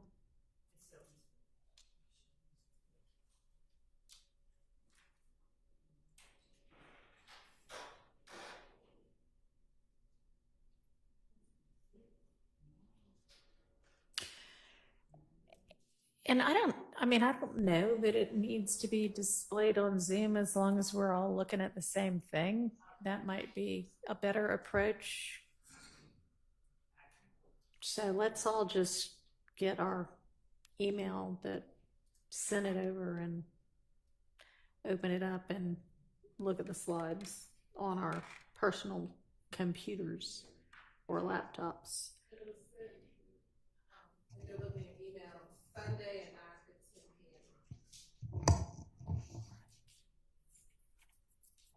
p.m. It was sent Sunday at 9:15. All right. And was it a Dropbox link or was it an attachment? Right. It was an attachment with a PDF. Okay, right.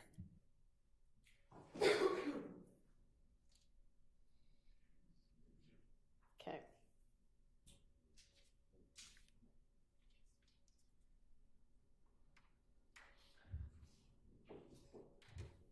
All right, is everybody ready? Everybody got it up?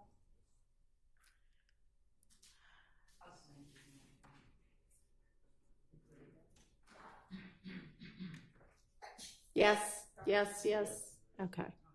All right. Slide 1, I don't see how the state could possibly need that slide. No, that's not. No, I mean, it's not just a beginning, no. Okay. Slide 1's out.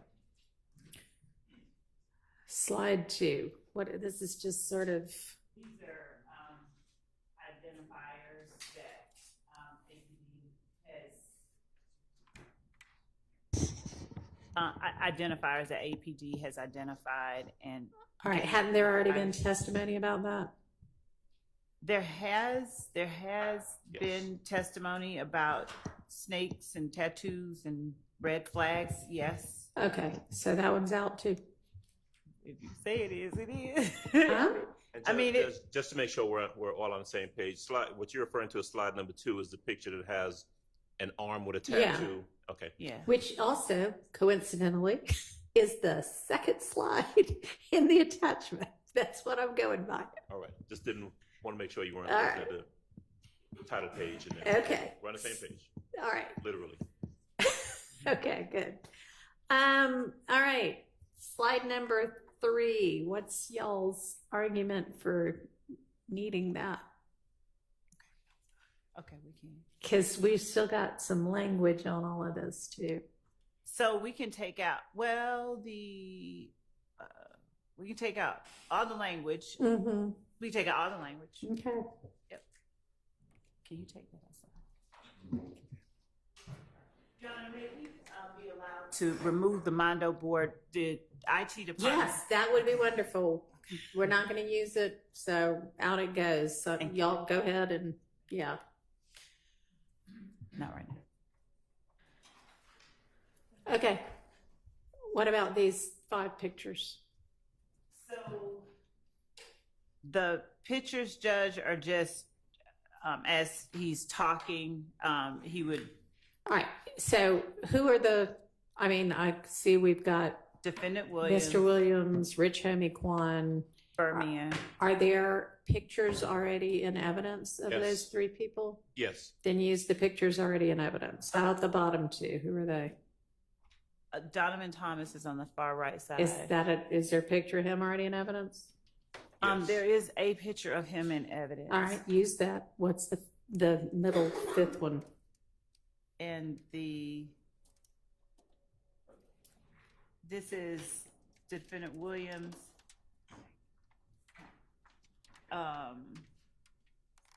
And Sarah, the gang pre the dispute, the war, the Okay. I mean, is there a picture similar to that if he needs to identify people or a group of people he could use? Yes. Numerous. Hold on one second, Your Honor.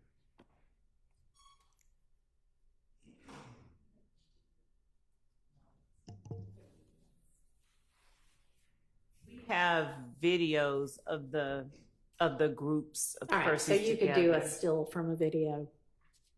We Okay. can. All right. How about slide 4?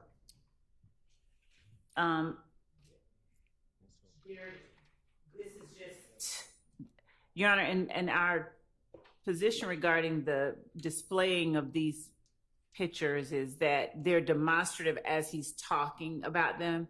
Of course, they've seen Mr. Copeland for what feels like ever. So they sort of know who he is. Mm-hmm. They haven't seen as many pictures, just face shots of Mr. Watts.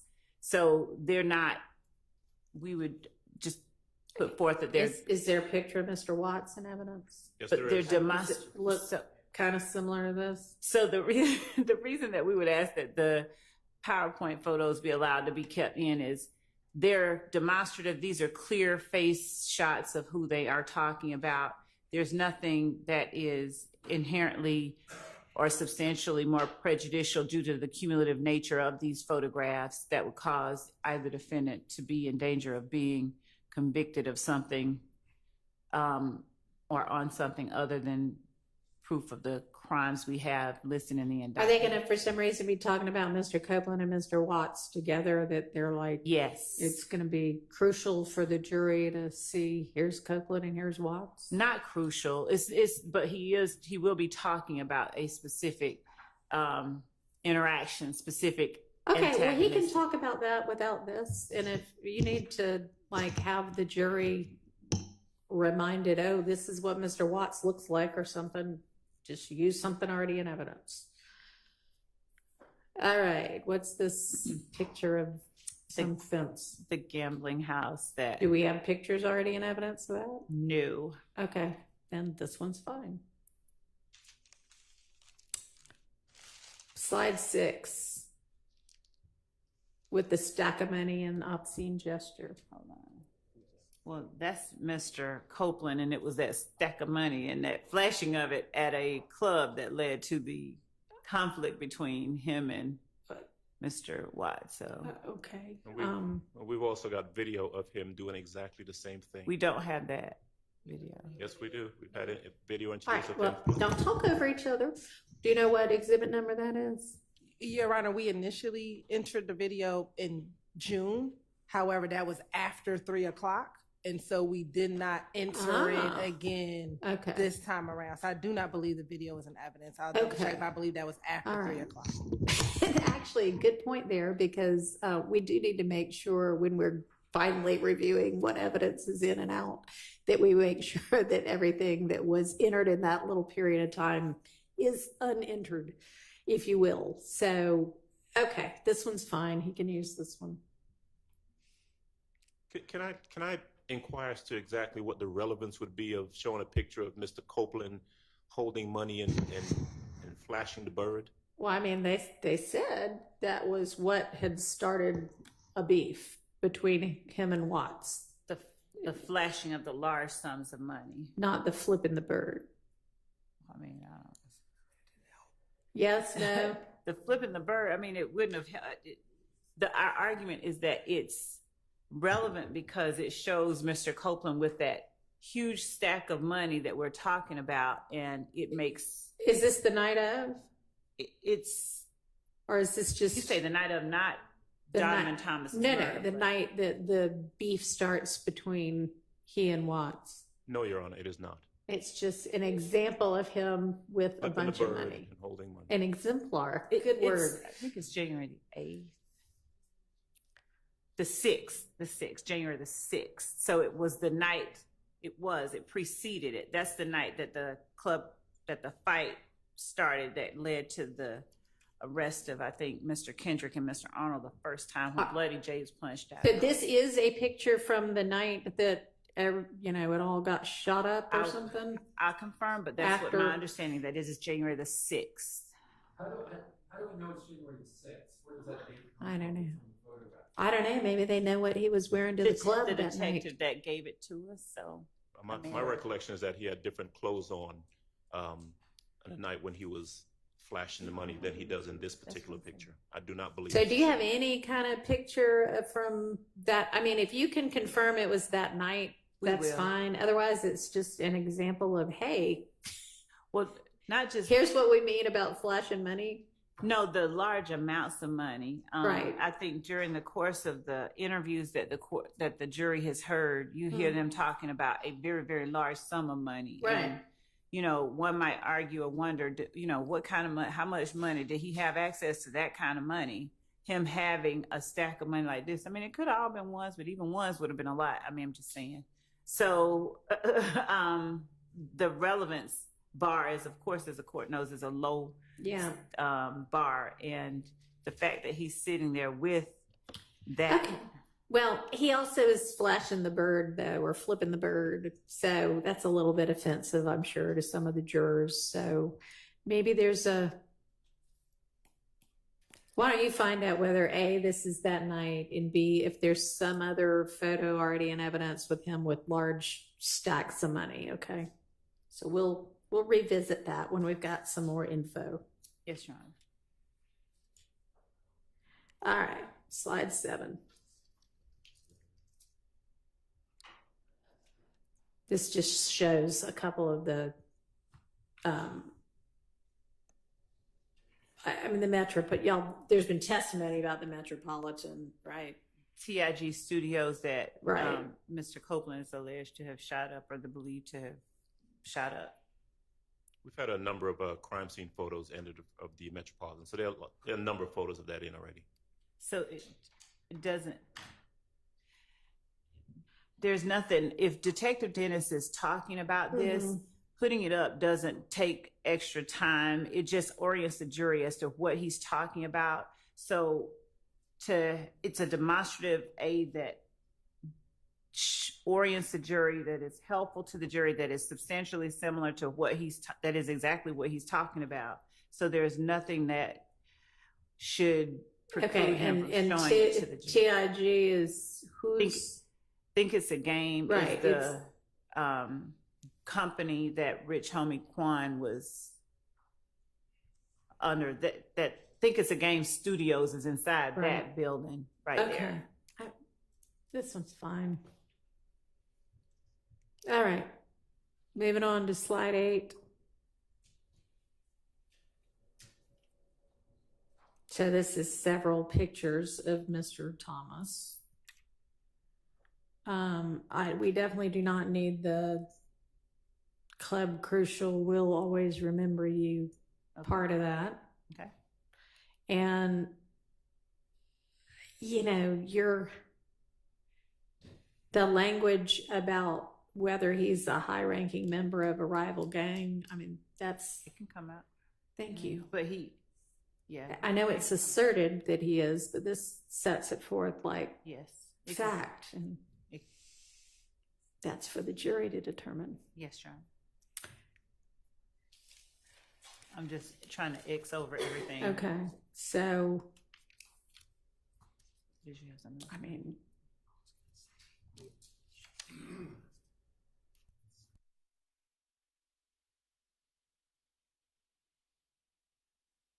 those 3 pictures basically of Mr. Thomas and some of his Brothers, family. Well, whomever. I would object to the pictures of Agreed. the pictures period. I mean, I don't know what the relevance is, or what a jury would need, or how this would aid the jury in understanding any testimony from Detective Dennis to show pictures of him and various individuals just standing around. So, do you want to elucidate us on that?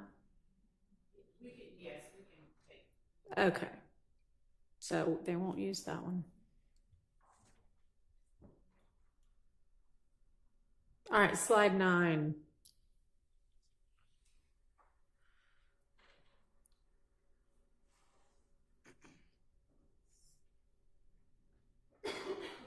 So slide 9 shows just the type of.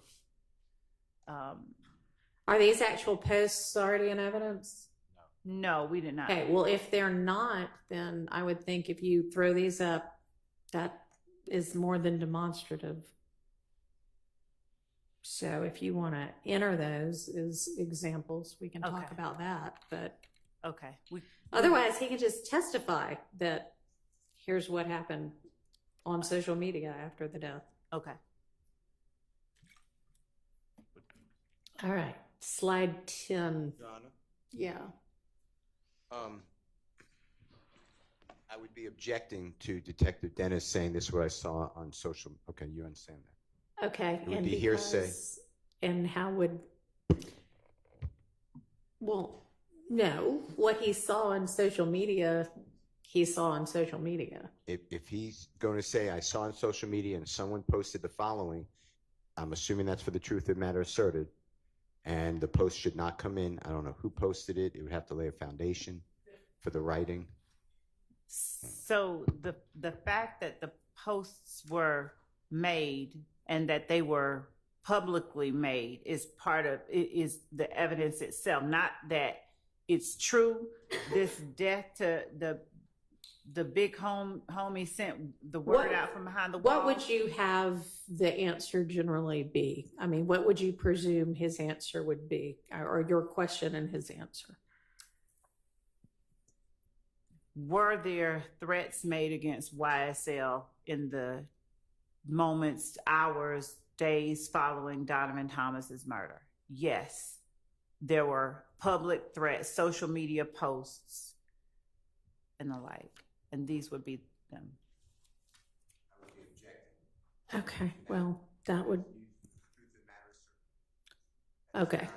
And that would be overruled because it isn't being offered for its truth. Okay. But we can just do that at the point in trial. We don't have to have this slide. Okay. It slides out. Slides out. All right, slide 10.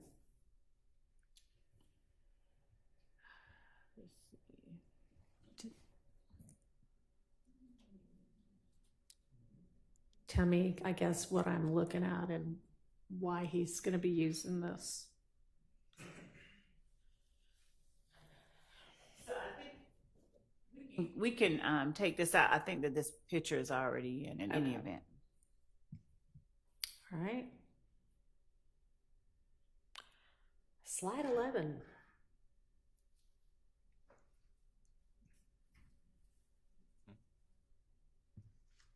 There's a lot going on this slide. There he is. He can testify about that. It's basically Mr. It's the services of the victim in this case. So he can testify about it. It's a good question. Victim impact. What would be the relevance of how, many people were moved by his death?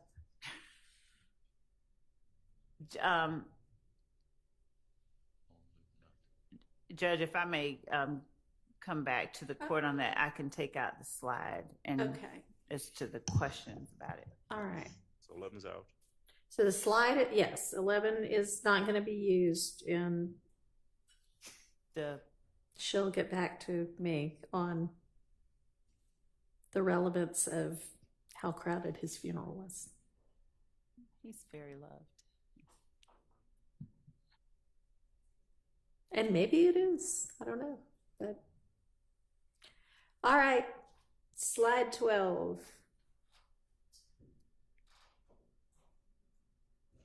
So how about slide 12? We can take out that. It's a similar one as the one earlier, so we can take out we can take that out in the same way and introduce it if we need to. Okay. Thank you.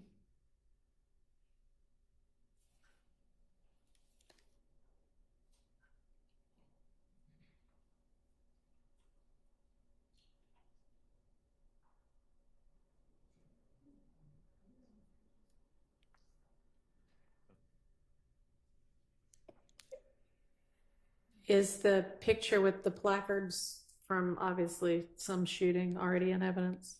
I don't think this particular one is, but it will be. We anticipate that this will be admitted in evidence. If you want to present it to him and ask him about it, that's fine. Okay. And the second one on there, do y'all intend to have him talk about that picture? We can take that out. Okay. All right. So then 13 essentially won't be used, and you can, if he can identify what's the crime scene photo, then he can testify to that. Okay. Number 14. Do we?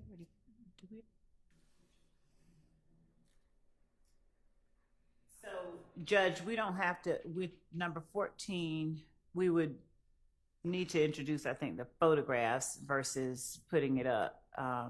Okay. We would, as opposed to using it as a demonstrative.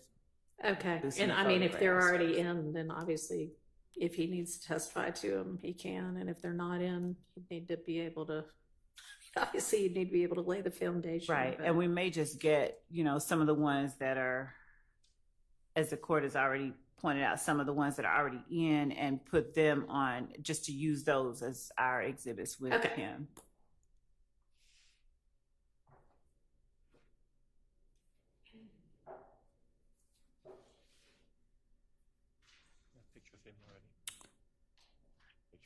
I mean, presumably this shows everybody's in a relation to these three people. It does. He testified about that.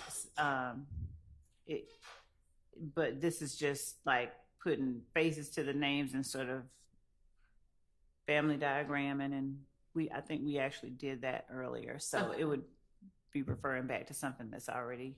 I'd be objecting, Your Honor. The mother. If I interrupt, I apologize. If the mother of Mr. Thomas testified to family relations, the father of Mr. Thomas testified to family relations, and Detective Dennis testified. Now, he may not have, actually. He may not have. So definitely the parents, the mother and the father, I would be, it's just repetitive. Okay. Sounds like she doesn't intend to use this anyway, upon further reflection. All right. Slide 16.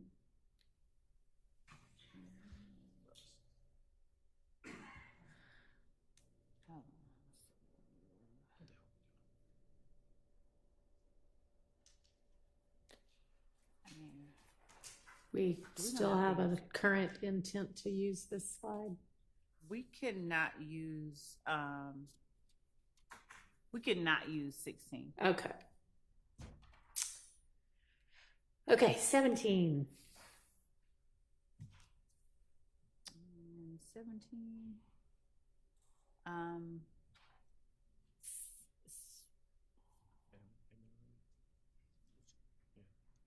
We can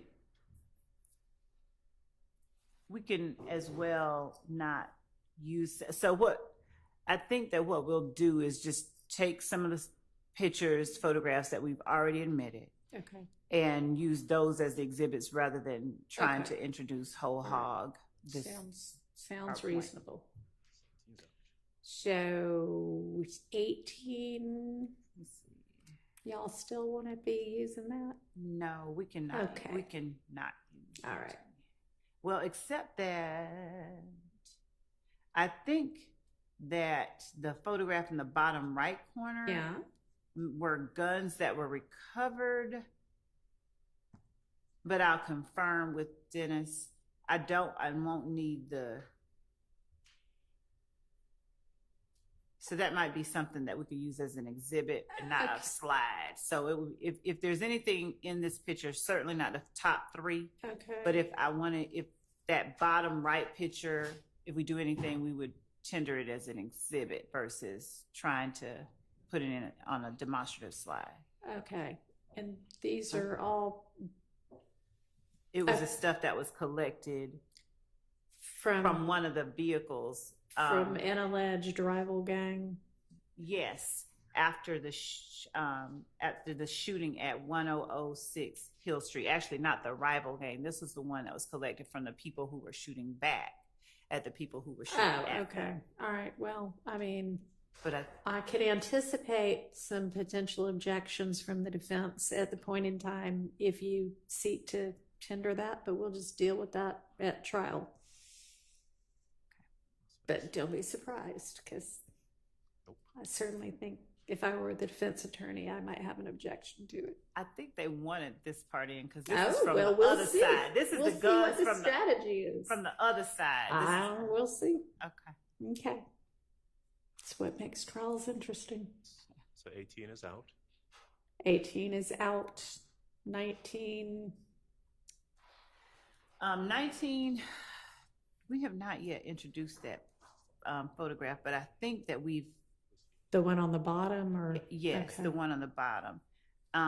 Part of that photograph is part of what was talked about in the interview with Mr. Copeland that has been shown to the jury so far. So we could definitely take out the words. We'll do whatever the court instructs, but that photograph, we can introduce it as an exhibit if it has not already been admitted, and we cannot publish the PowerPoint slide. Okay. And in that vein, Judge, with respect to, since we're going through it like that, rather than introducing, no, I think maybe we should. I was going to say, rather than introducing the whole thing as just, here's his demonstrator that he's using, since we're cutting it up and using parts of it, rather than saying, okay, we're going to use this, we won't use the PowerPoint. Right. We'll use exhibits that either have been admitted or that we tender through him. All right. And so that'll be true for the rest of this. Yes. Okay. So the whole PowerPoint's out. Well, am I hearing that correctly? We won't use the PowerPoint. Yes, she's just saying it's going to be easier not to. Because I mean, I would imagine he's probably kind of like press play and he's like, here's what happens in slide 1 and slide 2. And if he's not doing that, then it might be easier to do it another way. Right. Okay. All right. So then I guess as for the rest of it, we can keep going through with regard to the pictures themselves, or you can just, if there are some pictures depicted within the slides that the defense thinks are particularly egregious or objectionable that you want to go ahead and alert me to, that's fine. Otherwise, I guess we'll just see what happens at trial. Your Honor? Yeah. Wouldn't the same rule that your court said the state now will give us what they believe they're going to introduce as an exhibit through Detective Dennis, and we could raise it with you? Yeah, that would be helpful. I mean, you're going to want to take a look at this and then decide what you actually want to use. So once you kind of narrow that down, if you'll just let the defense know which ones you actually want to use, then they can raise any kind of objections that we could get taken care of outside of the presence of the jury beforehand. That's fine. So Thank you. Can I just make an observation? Sure. Or an objection?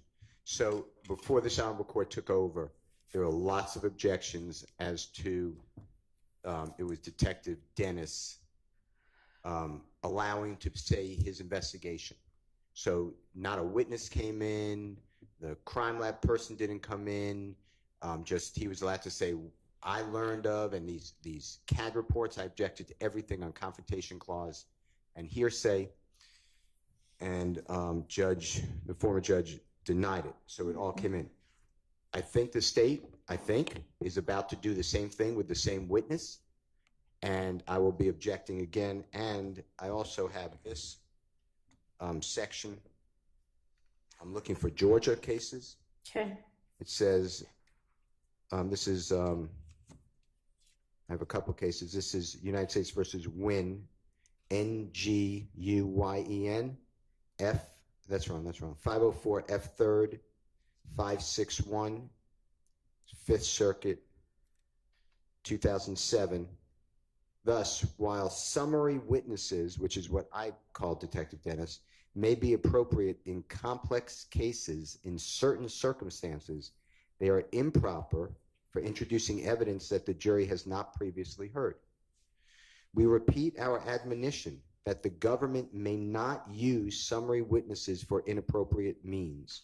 While such witnesses may be appropriate for summarizing voluminous records, as contemplated by Rule 1006, rebuttal testimony by an advocate summarizing and organizing the case for the jury constitutes a very different phenomenon, not justified by the federal rules of evidence or our precedent.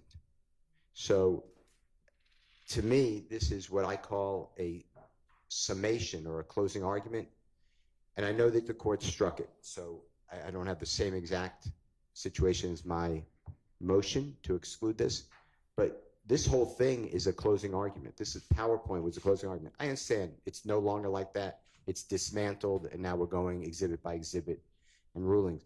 But my point to the court is, if you can just, I'm not asking for an advisory opinion, but this is going to be, there's 2 Detective Belknap, 1 Detective Gaither, maybe 2, but 1 Detective Gaither I remember, 1 Detective Dennis. They've all been over objection, qualified as experts. They're on the exact same situation. And now we're going to replow. Detective Dennis already testified as to the alleged back and forth. He already said all this. Okay. So did Detective Gaither. It's all over objection. But I would object that it comes in now again. All right. And what would be, what's he going to be talking about new? Why are y'all presenting him again? So because he's sitting through some of these, specifically some of the interviews that we were talking about, some of the actual shootings that we're showing the evidence of, like on April the 28th, the Hill Street shooting. He touched on them. We did not get into, like, he as an expert talked about what their investigation led them to do and sort of what their investigation entailed. He didn't talk about the details. We won't be getting into rehashing something he's already talked about. The stuff that he's going to deal with now is going to deal with specifically the interviews that he conducted, depending on what the witnesses say. If there are some instances where, you know, we don't need to play the interview because they say exactly what they said, then we won't do that. But we're at a different part. He is a fact witness, and he's still he has still been qualified as an expert by the court. So we won't be rehashing stuff that he's done, and we won't be using, I'm not certain when Mr. Steele says, you know, he objects to summaries. As experts, they're allowed to talk about how they arrive at certain conclusions. Yeah, I think there were maybe like a couple of different objections in there, but it sounds like one of the objections or potential objections would be if he's going to get up and basically rehash the same thing he already testified to about how, you know, the theory is that all of this came about because it was the culmination of, you know, some gang wars, basically.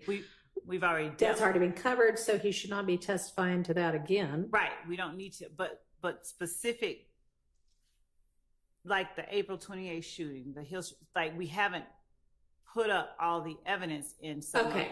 Nobody in here is being charged with that shooting, right? That's part of the story of some of the crimes that are charged in the indictment, right? I think the court is saying that they are overaxed. Some of them are overaxed that are listed in the indictment. If that's what the court is saying, the answer is yes. Okay. So I may be thinking of the Hill Street shooting as something other than what it really is. The Hill Street is not. The Hill Street is not. Right. That's when Woody and his girlfriend get shot at, right? Or no? Okay. All right. Sorry. There are a lot of shootings that I haven't been in this case the whole time. So, all right. So, but I guess, so let's take, for example, that one. I mean, we're not going to need to get into the nitty gritty of that one because that one, all that we need all for the jury to know for that is it happened, some people believed it was a rival gang, it, made the beef worse. We don't need all the details about how many bullets were found, right? That was free to read. That was Lucci's mom. And so that was another one. But so the overt acts connect that shooting with the ballistics from that shooting. Okay, so for that reason, that might be relevant. And Lucci's a central sort of opposition figure in the whole. Well, I guess I'll just have to take them as they come. But we do not need a whole entire crime lab. Here is, what you would put in if you were the state prosecuting that shooting, when that is not an overt act and it is just something that happened along the way that's part of the story. I don't want us to be having a mini trial about that. And we've scaled back everything in the indictment, even like we were saying yesterday with the Rodelius Ryan murder. We've scaled everything down like that, so it's not to. So are there other objections encompassed within what you just said, Mr. Steele, that I need to be addressing? I don't see why Detective Dennis, through his investigation, is allowed to say, oh, there was a Hill Street shooting and this was gang related, or this was done by this gang in retaliation of this. And we linked up later through the GBI crime lab a weapon that was used in this shooting and another shooting. To me, that's all confrontation clause. And the investigation doesn't matter. They could have done the greatest investigation. What matters is that the state put up competent evidence before this jury to determine the charges and the elements in the indictment. So to me, it doesn't matter what their investigation was. Now, I have challenged the investigation that they did not verify or corroborate. I have no problem with that, saying, well, I did verify and bringing in the witness, or who the witness was that they spoke with. Maybe not what they said, but what happened last time with the predecessor judge was over objection. Detective Dennis and Detective Gaither was able to say, oh, we verified that this happened in relation to this, and this happened because of this, and this started a chain with this. And this whole thing started in the fall. By September 2014, there was no witnesses here. Okay, well, I mean, that's the subject for cross-examination then. It's hard to cross when I have no reports. I have no expert report. I don't know who to interview to say, no, that's not true. I never told them that. In fact, I told them something different. This is all to me like I have a bag over my head and I'm getting smashed with a baseball bat and I have no idea where to hit because I don't have anything. And I've asked for reports. Judge Glanville told the state to produce it to writing. This is all confrontation clause, and it's all coming in as a conduit through some, quote, expert. And it comes through with many experts, and to me, it's just like not having a trial. Okay, well, I'm sure you'll be able to undertake an effective cross-examination of this and every other expert witness.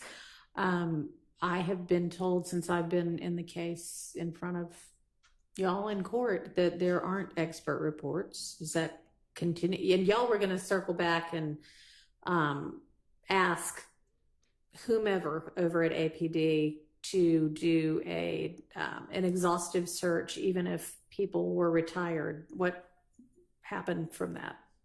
Has that been conducted? For police reports, yes. We were actually, I think the court told us to do it for a specific act, and I can't recall which one it was, and we did, and there wasn't. But we have done that. We have provided the police reports for these acts that are shown, that we're showing evidence for, and that we are asserting in the indictment. All right. So okay, you recall that I did tell y'all to go back once again and say, we don't care if people are retired. We really need you to find this and make sure there's no reports in it, right? Yes. Y'all did that? Yes. And that produced nothing? No, we have nothing that we haven't turned over, because what the court required us to do was, it was for a specific one. I don't think it was.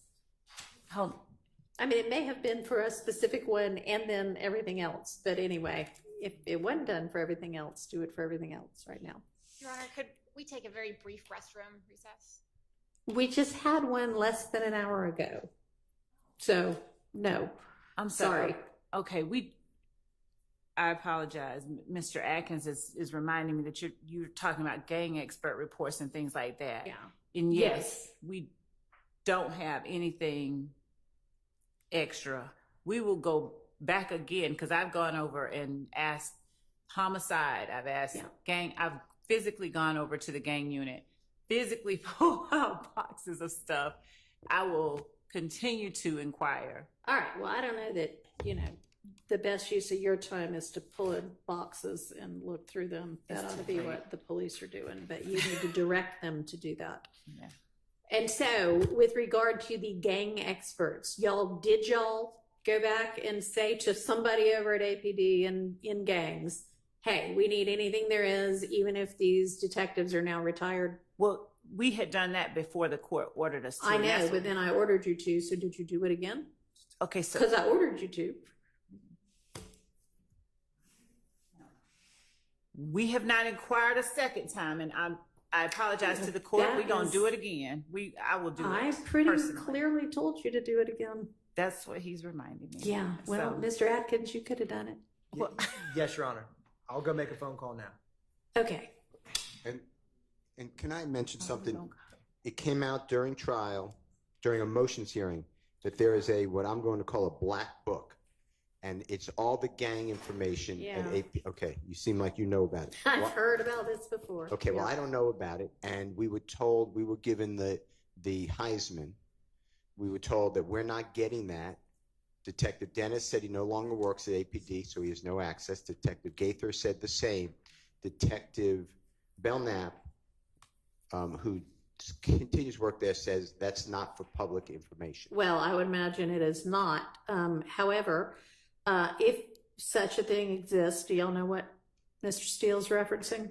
If he's talking about what Detective Dennis said that he used in the beginning of his career as a law enforcement officer where he collected information, I think maybe he called that maybe a black book. I don't know if he's talking about that or if he's talking about the information that they keep on gang members. I'll let him clarify, but. All right. Do you know, Mr. Steele? I'll take anything that has to do in any way with the testimony in this trial to either be able to go and interview the witnesses, confirm the witnesses. There was a lot of talk over objection. The policy of APD, how they qualify somebody as a gang member. It's self-admission. It's somebody else who's reliable, which say that they're in a gang. Okay. They hang out with somebody. All that's in this supposed book. I don't. Okay, that's entirely different. Okay, so you now do know what he's talking about? No, that's entirely different. Detective Dennis talked about, and Detective Belknap talked about how they identify gang members and what criteria they use. All right, is that something that is in something writing? In a black book? Well, whatever. Is it something in writing? I think that the criteria, those criteria that they use, that is something that is a written sort of criteria, and I'll get that. Let me propose, if that's easy to get and they don't have kind of security concerns with it being provided to the defense, then provided, if they do have security concerns, then it can be satisfied by saying, Mr. Steele and anybody else on the defense team, you can come look at this written policy, at 12 p.m. on XYZ day over at APD. That satisfies it also. So in some way or another, if there is a written something that is how they classify, then give them access to it in one of those ways, okay? I will, and we will also check to make sure that we've not already given them standard operating procedures as it relates to gang unit. Well, obviously, if they've got it already, then they've got it. But in terms of being able to cross-examine the witnesses on specific incidents that they've discussed, we've turned over entire files relating to each of these incidents. Okay. All right. It sounds like what Mr. Steele's talking about is the sort of policy that you just mentioned, that are the guidelines, the criteria. actually want the specifics of who they spoke with. They're talking about. All right, well, they may or may not have anything like that in writing. Well, and you can always just interview the detectives Well, to ask them those things. Well, I have interviewed the Okay. detectives, and they tell me that they're not releasing that information. They would speak with somebody. They'd speak with Brian Steele. Brian Steele would say that Keith Adams is not involved in criminal street gang activity. That would go into some sort of book. Then they would speak with Carlton Matthews, and he would say that Brian Steele is in a criminal street gang. That would go in some sort of book. I'd like to see that because they're speaking about, we corroborated this. So I asked on cross, who did you speak with? I'm not going to tell you. Well, why don't I have the right to know? I don't know. Maybe they consider them confidential informants. He never said, have to I'm get- not, I don't think he ever said, I'm not going to tell you, Judge. I think All that right, what. I'm not going to relitigate it. If it comes up again, we'll deal with it then. Okay. So I'm not even sure how we got on that. Oh, but Mr. Steele, you've said a couple of different times that you object to certain portions of CAD reports as being hearsay, and you were going to give me some law about that. And I don't know if other CAD reports are going to come in or not, but.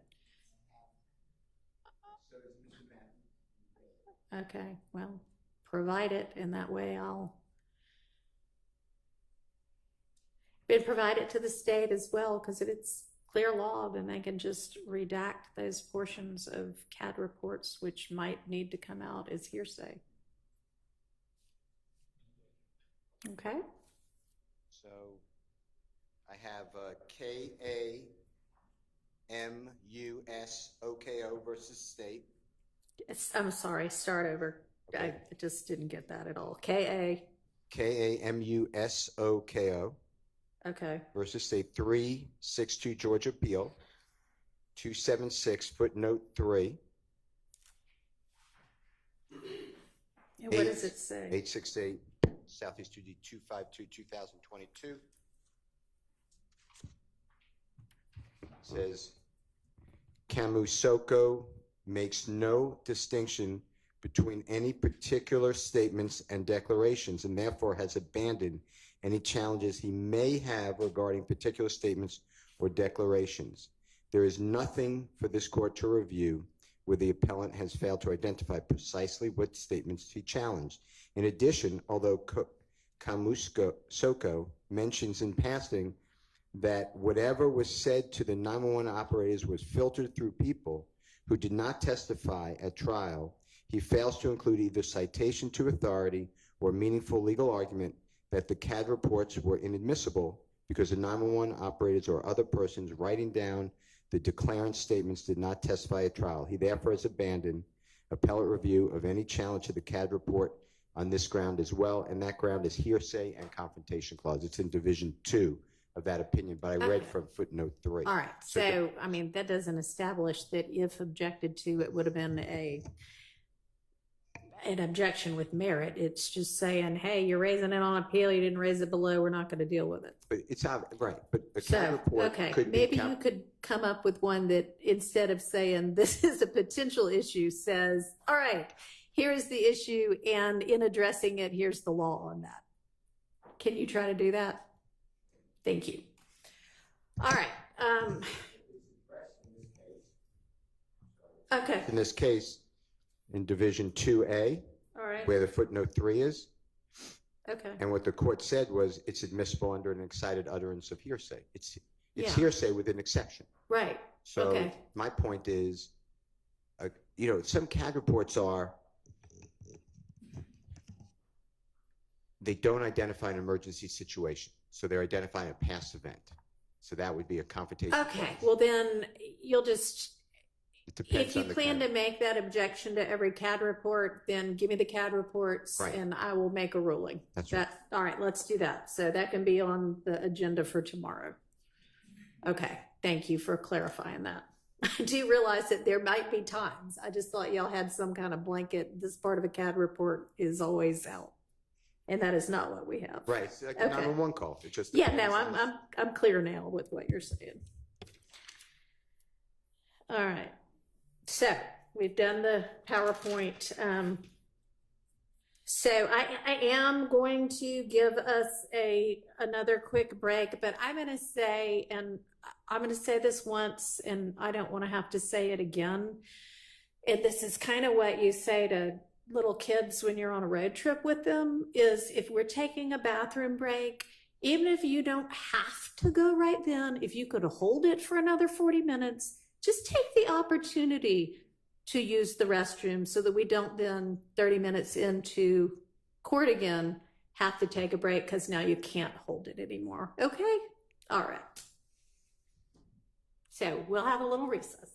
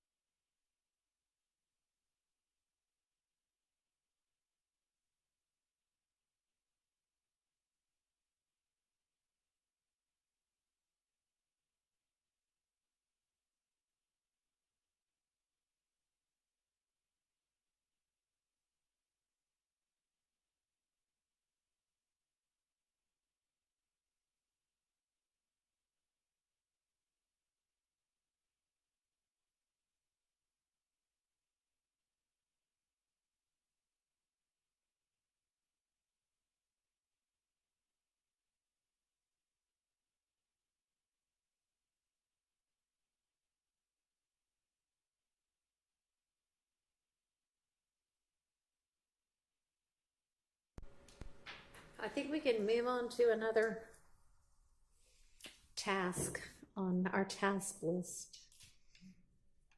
Open to suggestions, or I'll pick one. I know we still have to do the excerpts from the wiretap evidence, so that might be a good thing to turn to next. Yeah. I meant to bring this up yesterday. We've been labeling the excerpts from the wiretap as potentially co-conspirator statements. Right. And I think the state announced that those wouldn't be coming in until investigator Viverito testified. What I meant to inquire about the other day was, I know that they've suggested that there are additional co-conspirator statements, and I'm just wondering if any of those are linked with witnesses coming up soon. Hang on just a second. Nobody say anything, because our court reporter needs to plug in back up.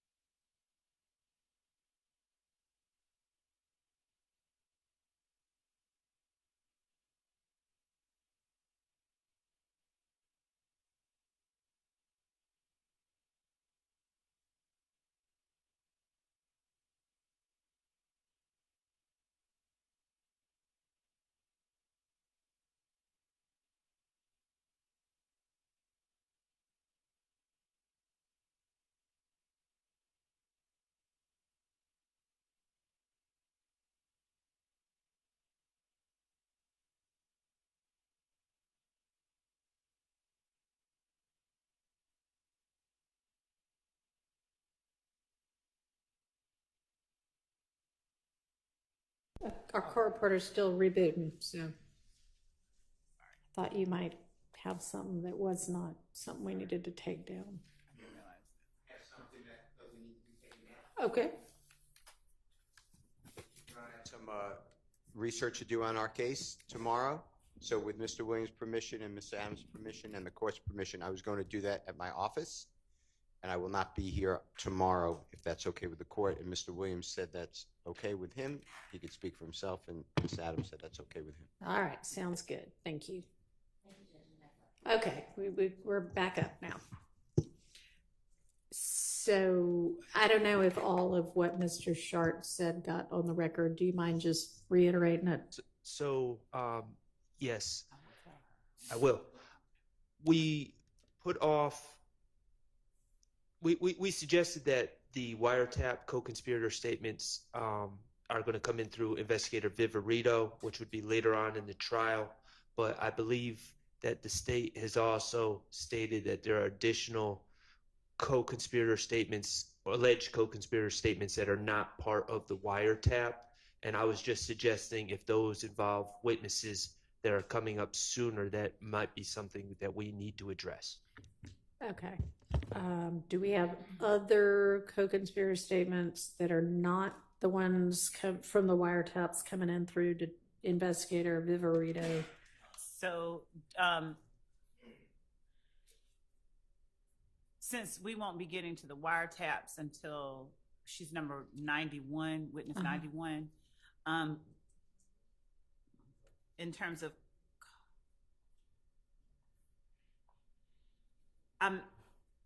okay.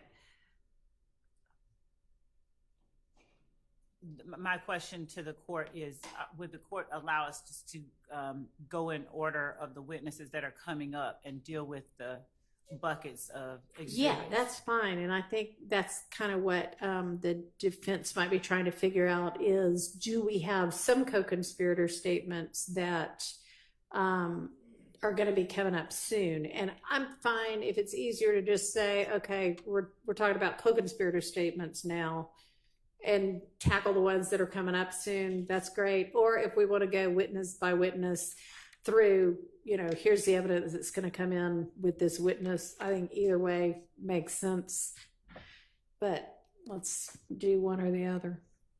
So yes, it sounds like maybe there are some other co-conspirators or alleged co-conspirator statements that are going to come in soon. Not any that are coming up soon. Not soon. Not soon. The witness buckets would be the most. The next, Jamari Holmes is the next time that we'll have co-conspirators. Can y'all all hear her? I'm sorry, I'll get closer to the mic. Okay. Jamari Holmes's murder is the next time that we'll have that issue, and that's the one that we were discussing at the beginning of court with Your Honor and Mr. Williams and Ms. Sabasi. Okay. So the co-conspirator. That's a little ways away. Yes. Does that answer your question? I'm fine with that answer. As long as nothing sprung on us at the last second with these witnesses coming up, I'm fine with that answer. Okay, so they do have what those co-conspirator statements are, right? We don't need to litigate it right now. I'm sorry, I missed what the court. Do they have whatever the co-conspirator statements are, whether they're from the wiretap or a different source? Do they have them all?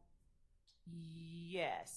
And have they been identified as potential co-conspirator statements? Yes, Your Honor, for the most part. Just 1 second, I'm going to confirm one thing. Okay.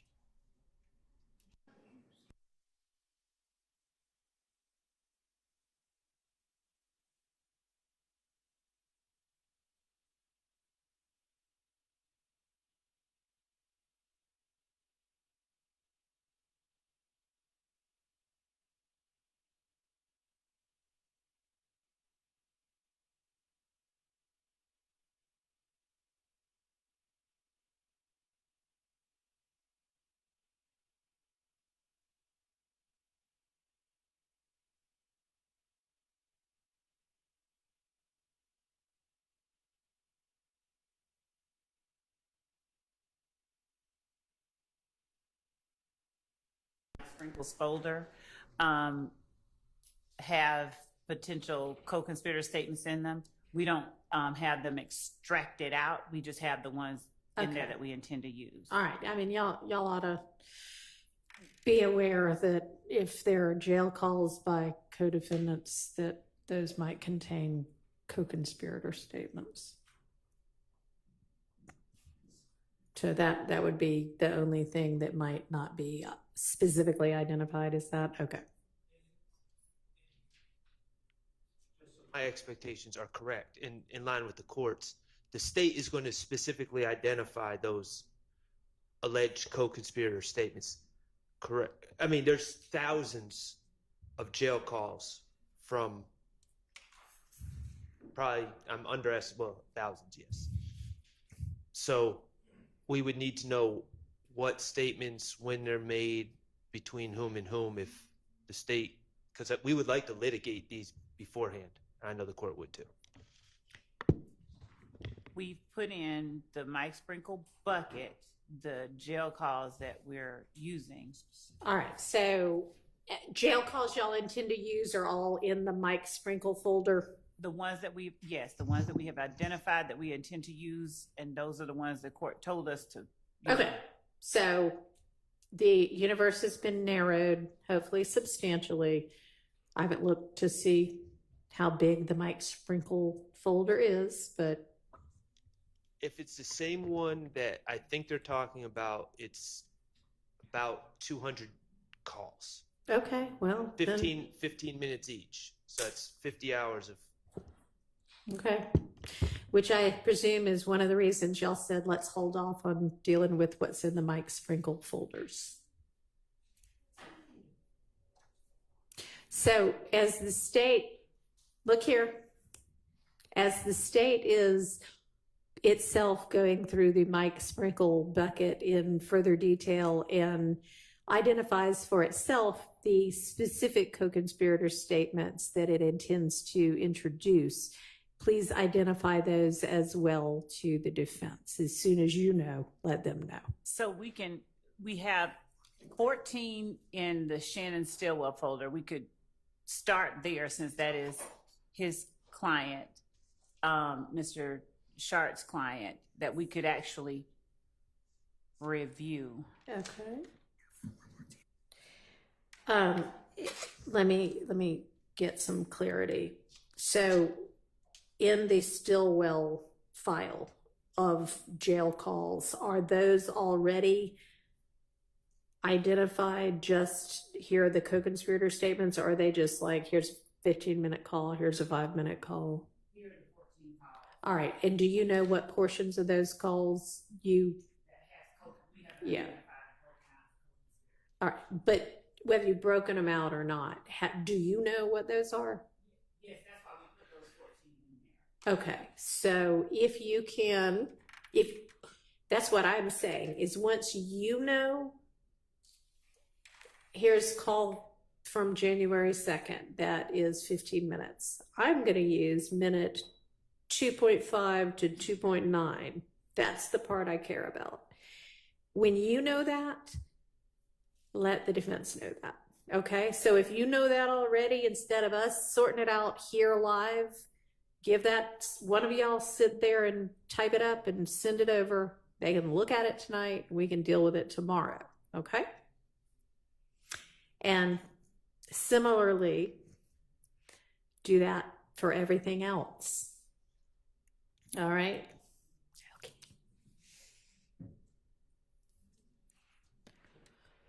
So that it sounds like the most productive thing to move to next, unless somebody else has a different idea, I'm willing to listen, is to just open back up, you know, the witness folders and move on to whomever the next witness other than Mike Sprinkle is going to be, and go through that proposed evidence for any kind of evidentiary issues we can hash out now. All right, let's do that.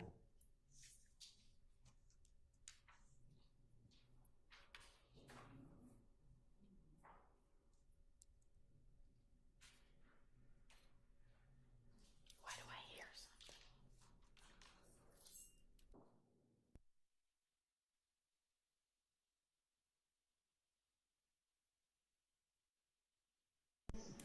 Dropbox link we were working from yesterday, that is the Dropbox link of the first 30 witnesses.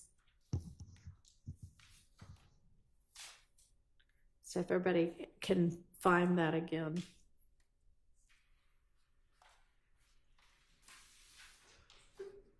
Bless you.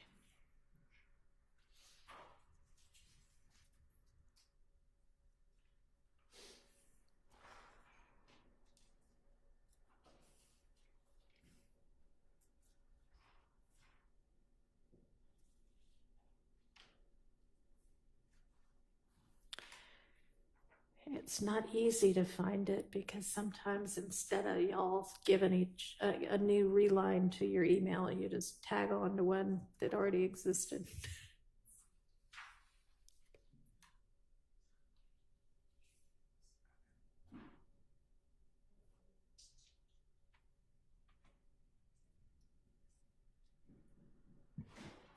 Gotta get to it. There are many, many different things to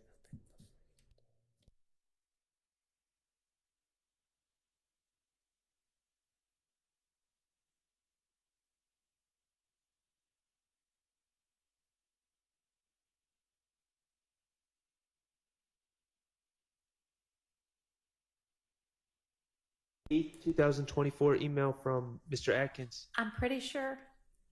That's right, right? Yes, Your Honor. It says 30 witnesses, and then it has 8 August 24 in parentheses.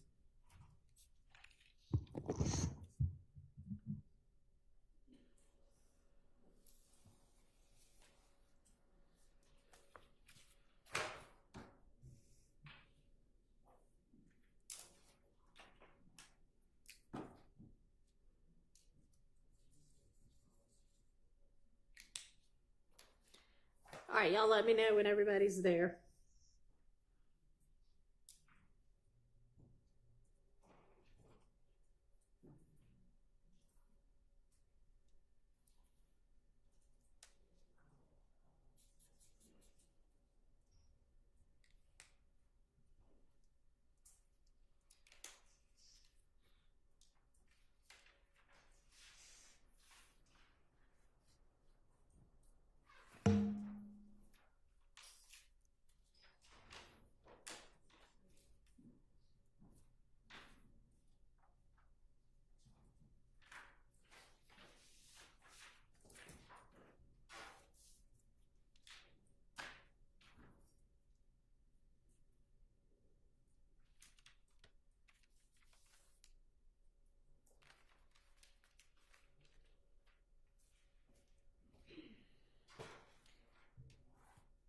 Is everybody there now? Almost. All right.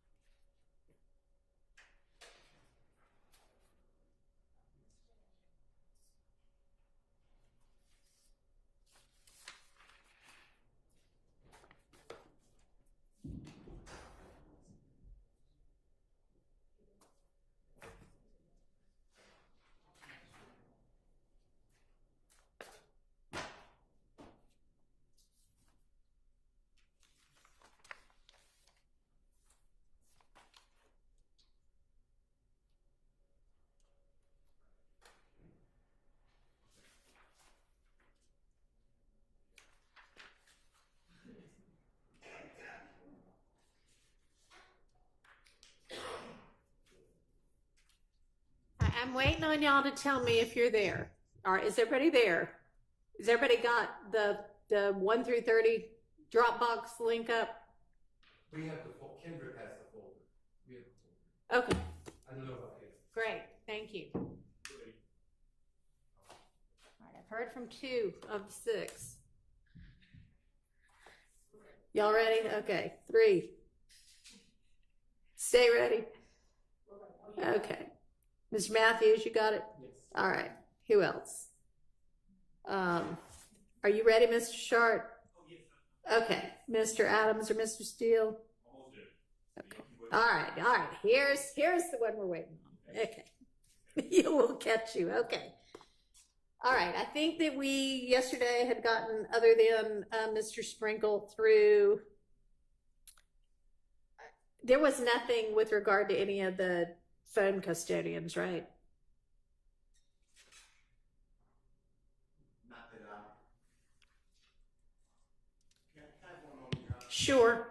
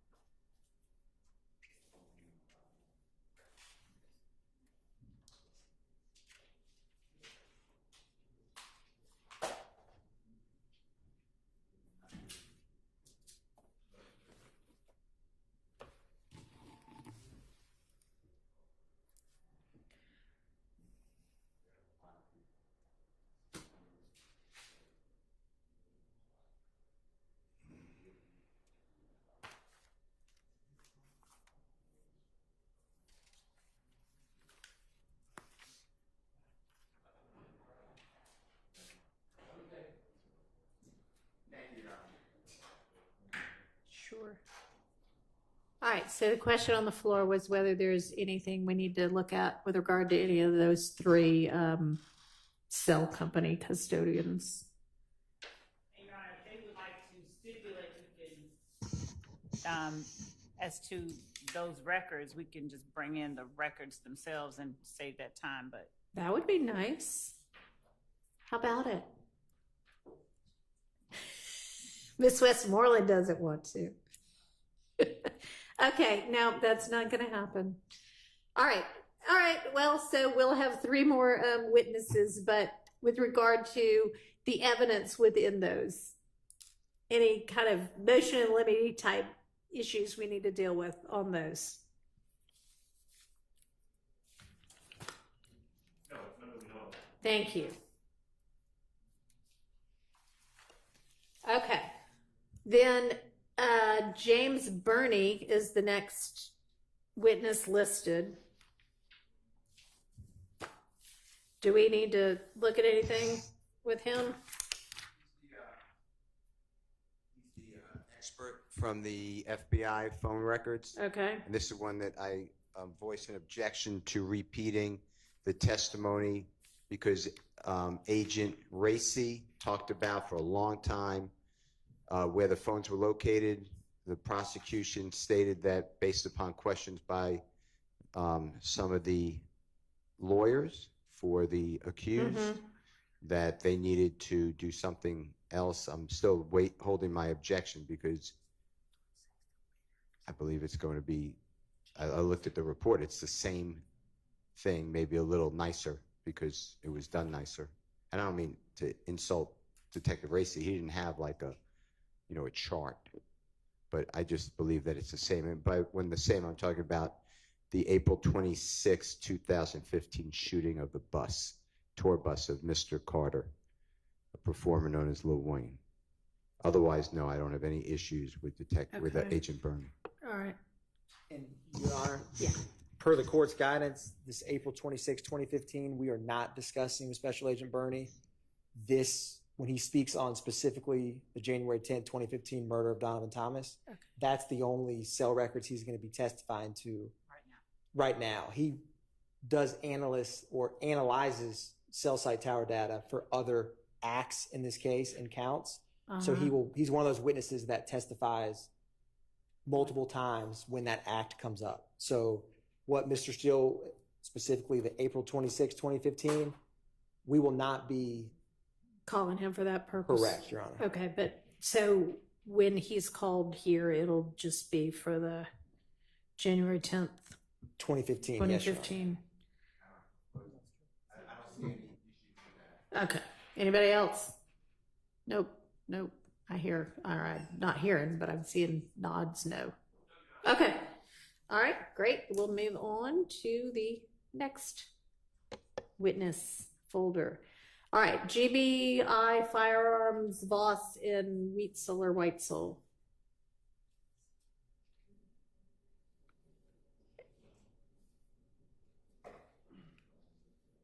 Any issues on those?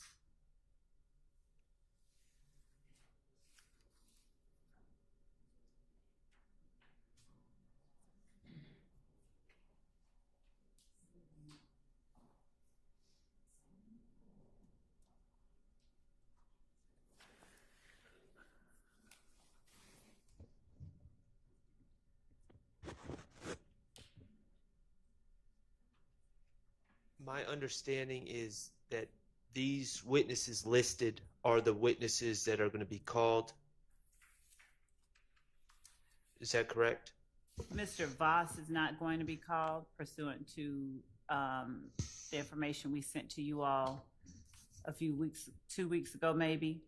Mr. Whitesell is going to be called. I believe there's on the email that we sent to the court and to counsel for the defense, the peer reviewer and the verifier for David Voss would be called rather than Mr. Voss. All right, and is that peer reviewer / verifier Whitesell?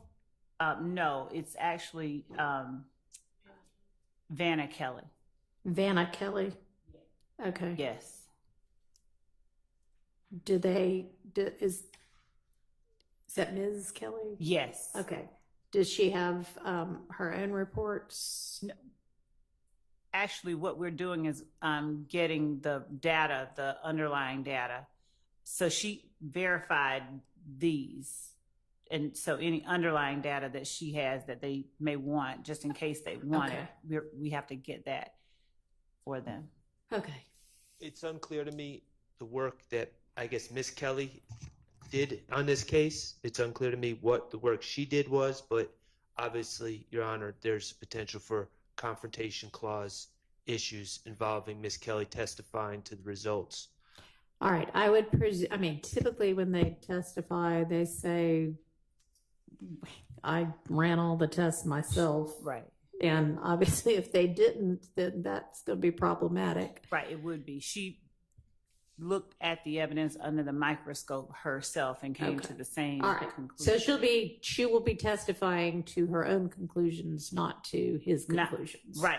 Hers match his, and he was the one that put out the report. She verified his by going through and looking at that physical evidence under the microscope. Okay, but her conclusions will be based upon her own correct testing and observations. And to my understanding, we don't have a report from Miss Kelly. If maybe she's not writing a report, I don't know, but I'm bringing it to the court's attention, the state's attention, that my understanding is we don't have a report from Miss Kelly. So if one was generated, we need that report. That's what I was just saying. She did not generate a report, but her underlying notes and data, that is what we said we would get for them, because her conclusions. Okay. She doesn't have a separate report, but she's got notes and data, and y'all will be provided that when? Did y'all have that yet from her? No, I spoke with the GBI last week, and I'll follow up this week. Okay. Let them know that this is an ongoing trial, and they need to provide it ASAP, and then provide that over ASAP to the defense. Okay. Also, with respect to Agent Bernie, if we could swing back to that. Sure.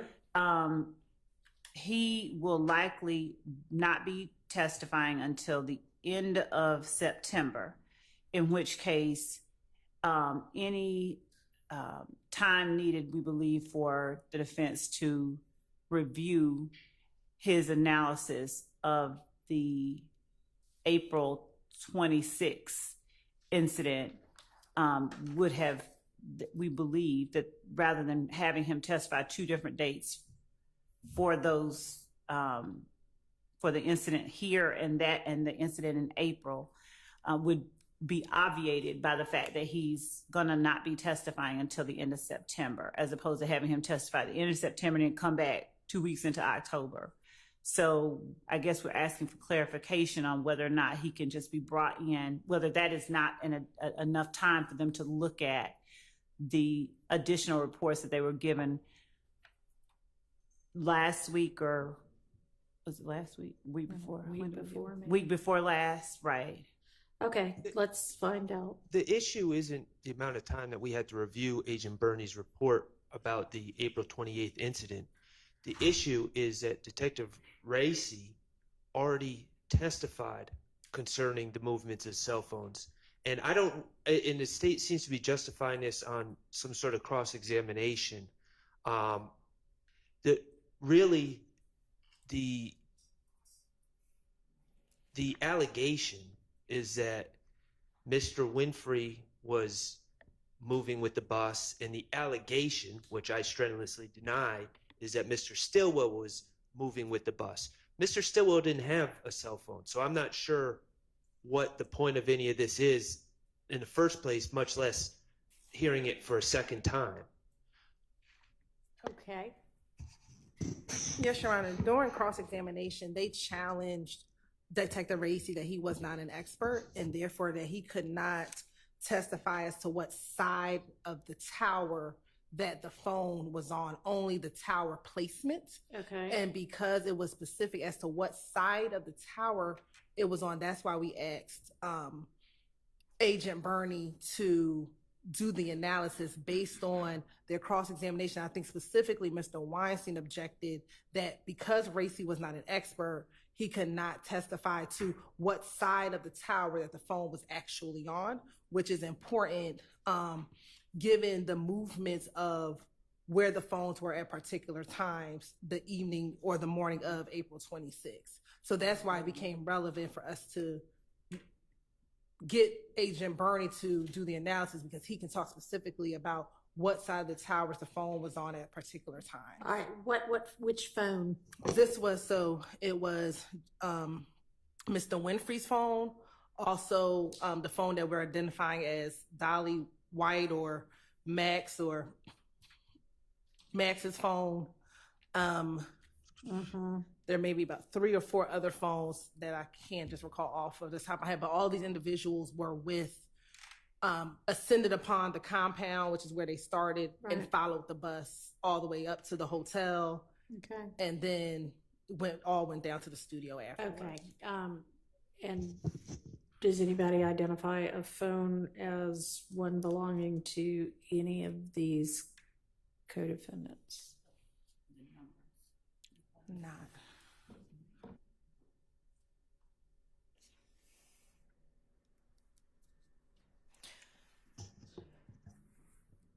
I can't get this to go back to.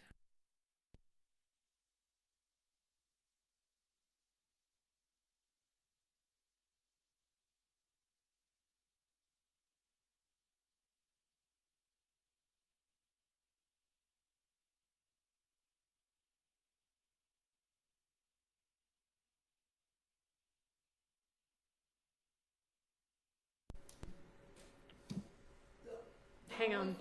Sorry.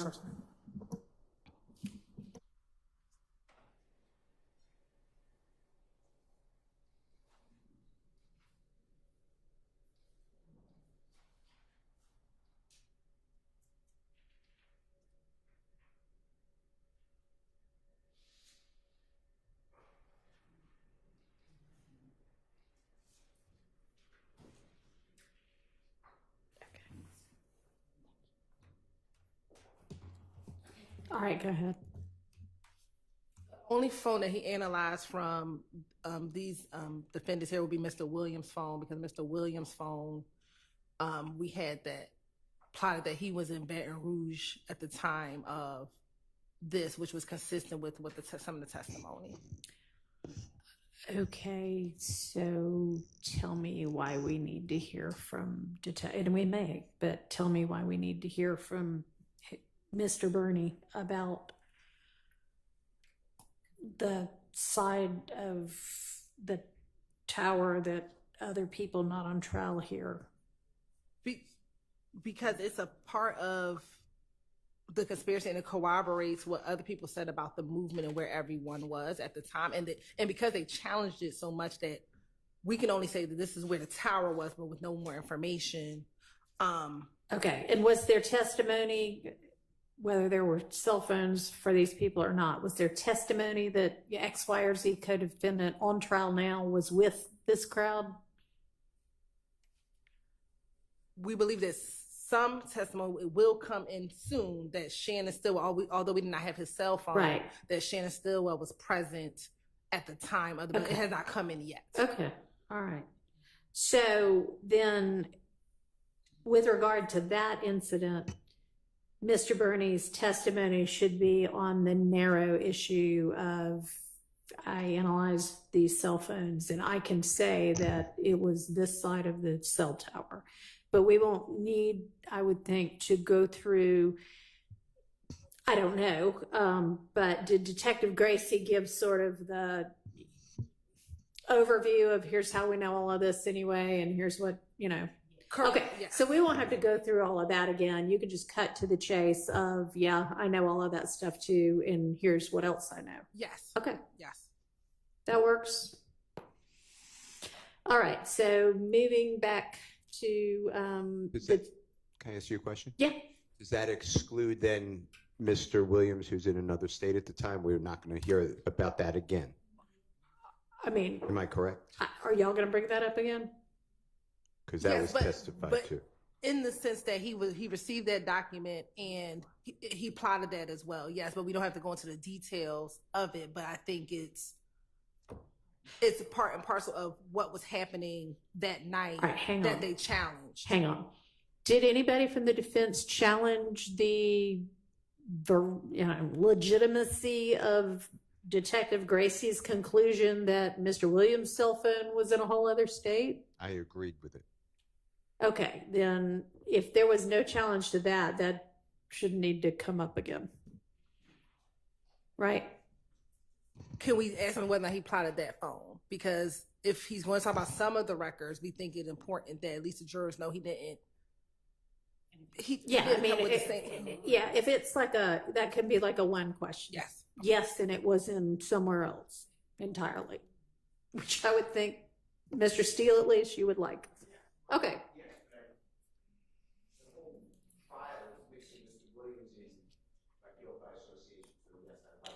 Well, that part certainly wouldn't. So you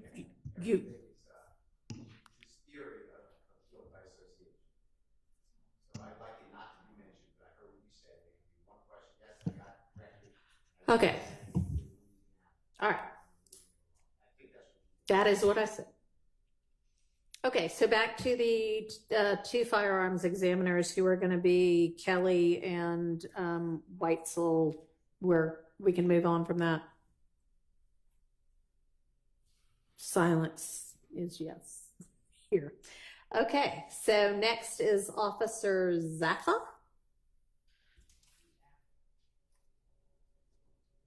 Looks like, is this one of the crime scene techs? He's the responding officer to the January 22nd, 2015 shooting at 1007 Hill Street that we talked about earlier. Any issues with this? And you're right.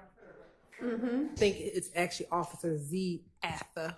Oh, yes. Okay, there's no change between those two. And Officer Atha. Okay, thanks. Any issues on those photos, images?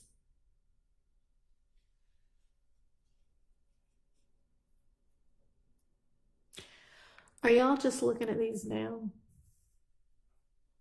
Okay. My concern is I don't have any statements from any witnesses. I have the officer responding, but we'll see the next witness that you have on your list. We'll see if there's any more information that we're supposed to get. We have the police report, Your Honor, that we've provided, and then we provided, at least for this one incident, will be Miss Reed, which is the victim in the case, and so that is what we intend on introducing. And is there a statement of the alleged victim? That's what I was asking. Statements are reflected in the report to the extent that she gave on site. I doubt if they can hear her. That y'all just gonna have to pull that mic back over. Her statements are reflected and memorialized in the reports that were written and provided to the defense. Okay.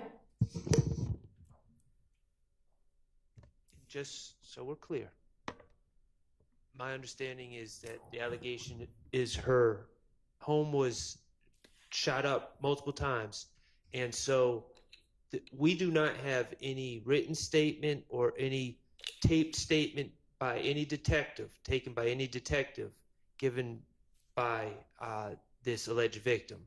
And so that's what we're asking about. We understand that statements may be memorialized in a report, but we are specifically asking about taped statements, written statements. Your Honor, we'll double check, but the answer be no. Whatever her statements is contained with what she told the responding officer and he put in his report. Okay. And this was way back before body cam was typical, so that wouldn't be unusual. All right.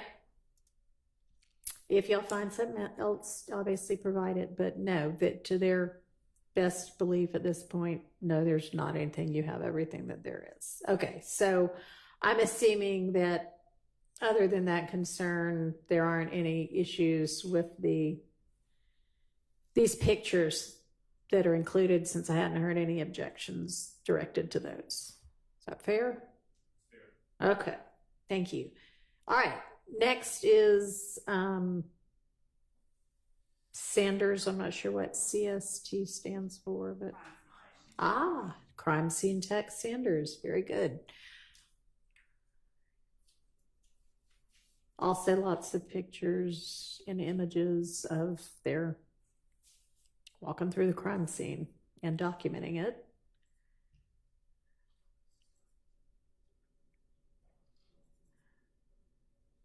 And then the report. Any issues?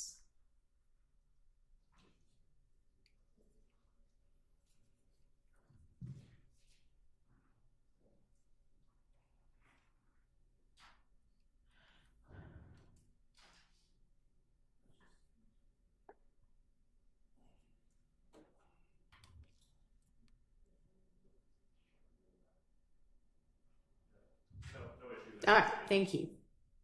All right, moving on to Antrevia Smith.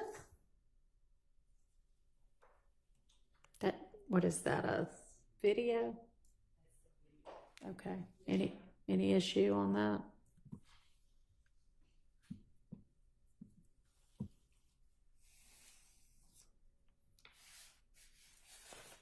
Oops.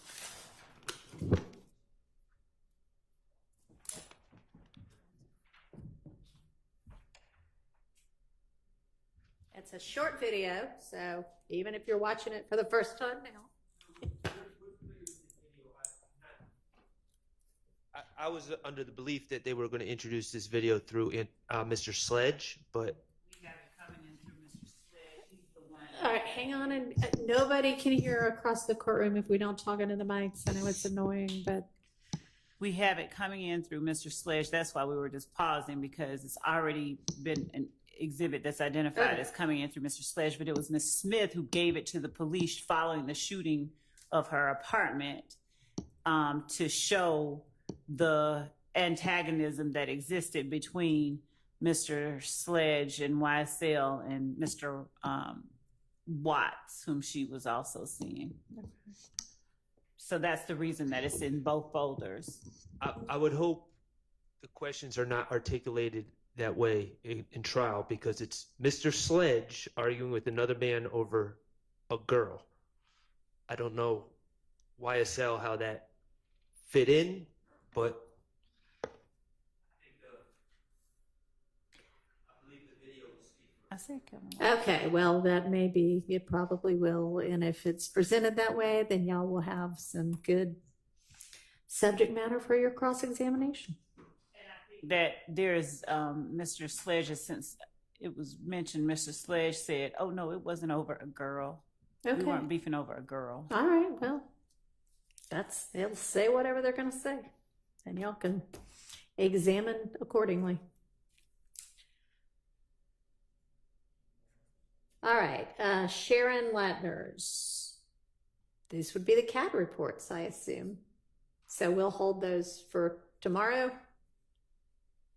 Does that work? Okay.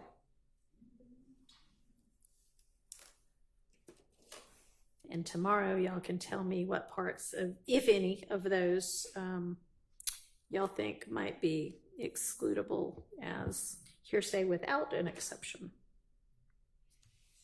All right. We are moving now, at least theoretically, to a different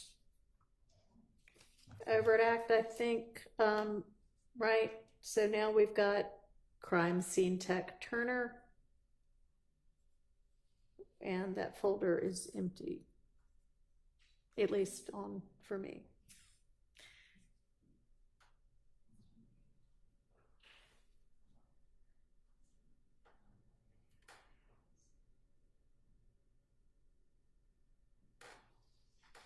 Do y'all have something in y'all's folders for that?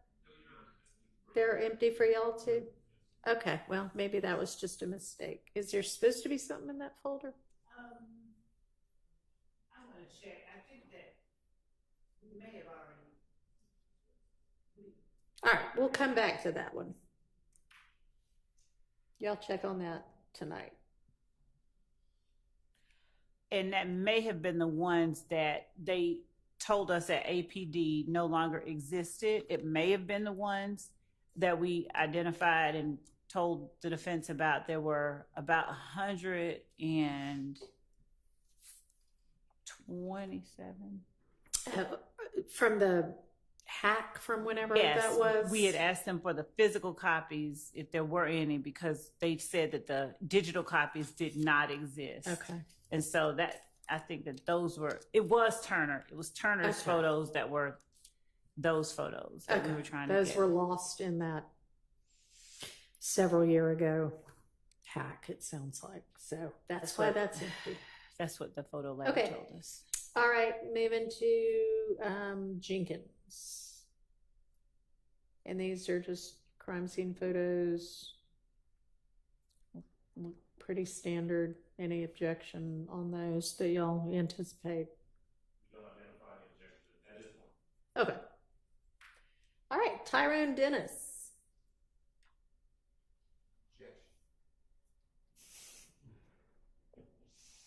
All right, let's walk through it kind of one by one.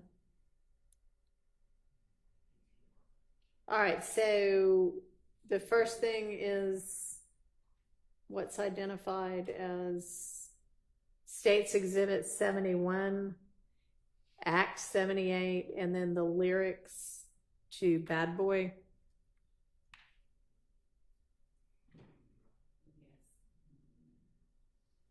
All right, what's our objection?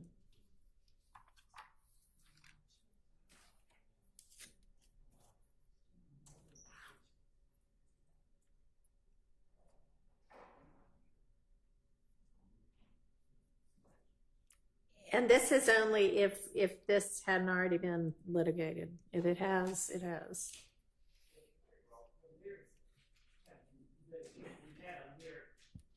Mr. Williams doesn't, these are not his writings. Okay.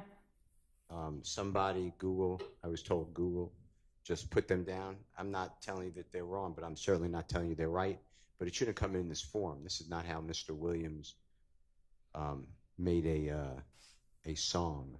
Okay. So I would be objecting to the best evidence rule, and I don't know why.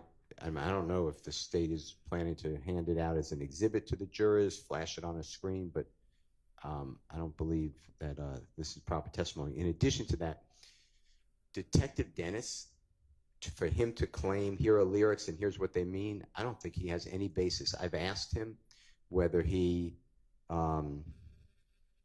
Okay. when he was qualified, whether he spoke with anybody with the lyrics, how he makes the lyrics. He has no idea. He's just a listener. Okay. So those are all but those are, I raised those objections previously when we were arguing. Sorry, go ahead. And what? And the court stated he made a preliminary finding, the prior court, that lyrics are admissions, confessions, co-conspirator statements, and if a proper foundation is laid, then he will decide later if they come into evidence. That's pretty much how it was. All right, so the best evidence objection y'all might need to deal with. Your Honor, we would be, as far as the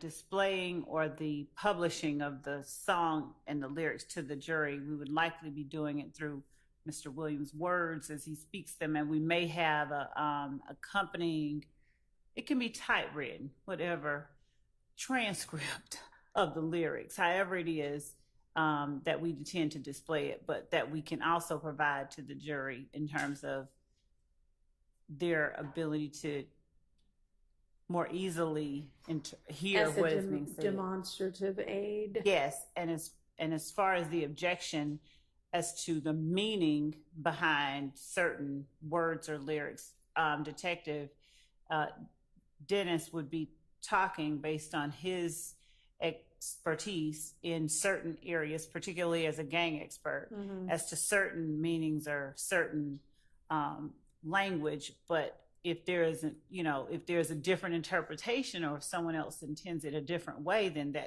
we would submit as the area for cross-examination or a different testimony from the person who's seen. All right. Well, I think that with regard to something being used as a demonstrative aid, you need to make sure it is the correct transcription of what the lyrics actually are. It does not need to be pulled off of Google. I mean, if you want to pull it off of Google, you can, but it doesn't need to look like this. And please provide it to Mr. Steele and Mr. Adams beforehand so that if there are any disputes as to what the words actually are, those can be dealt with. And then I would permit Detective Dennis, if he's been qualified as a gang expert, to say, in my expertise, this might mean XYZ. Obviously, it doesn't mean that is what it means, but that's his opinion of it, which the jury can accept or not accept. It's up to them. And of course, he can be crossed as to how on earth he might know that, and, all sorts of good things, I imagine. I guess it depends on the lyric, but intention can never be discussed by an expert. A person's intention, because it's not beyond the Agreed. jury. I mean, yeah, I wouldn't let him say, here's what Mr. Williams meant when he wrote this lyric. Okay. Just this lyric in common gang parlance, we believe means whatever. Okay. All right. All right, the next is Exhibit 72. The same, is basically the same thing. It's just another set of lyrics. Okay. Your Honor, one other thing when we're talking about these lyrics that I think I need to bring up right now. Okay. I believe that, we are going to be asking for a limiting instruction. Okay. I don't know how the performance of music, the state is fighting us tooth and nail saying YSL is not music. Mm-hmm. So I don't know how that at the same time putting out music could be in furtherance of a conspiracy. So I would think that the lyrics can only be considered in regards to the person who is the source of the lyrics and not the other people sitting here. Judge, I think that we've never made the contention that YSL members do not rap. We have repeatedly asserted that there's that aspect of the gang. Mm-hmm. So that's not true at all. And I believe that the issue of who it comes in against has already been litigated. I will make certain, looking at the order that Judge Glanville has entered, but there's no limitation as to this only comes in against Mr. Williams because he's the one that said it. It's not a testimonial statement. We would argue it's at the very least a co-conspirator statement, but and at times there are adoptive admissions, at times it's a party opponent, but there are various hearsay exceptions that allow these statements in. And Judge Glanville, we're looking at the order, but I believe Judge Glanville specifically ruled that they come in as co-conspirator statements. We'll look back at the order he wrote and entered after our very, very long hearing on this matter. Okay, well, y'all let me know about that. And if y'all want a limiting instruction, you can certainly propose one and I will take it under consideration.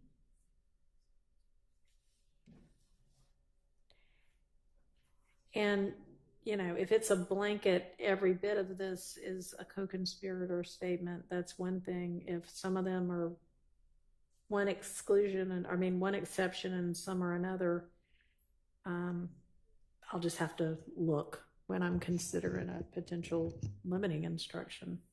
And Judge, also, when we intend to enter certain statements made by certain of the defendants in that they have put a beat behind, we don't intend to play all of the words to all of these songs by any means. So we'll extract the words that we intend to introduce and make certain they're aware of those and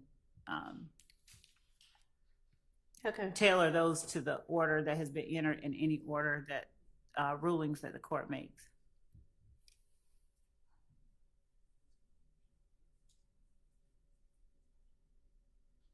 Okay, thank you.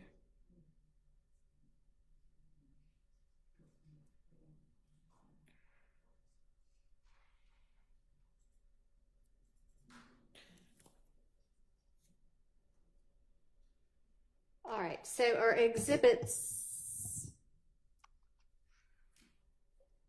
down through 79, also lyrics.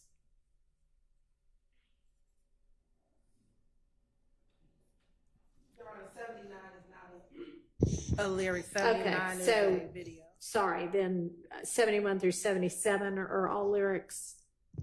Yes. Okay, so the ruling would be the same as to each of those. All right, so now we'll turn to 79, which I can't seem to open. It's a picture, actually. Okay. I can share it. Well, Okay, thank want me to you. share it, Charlie? Sure.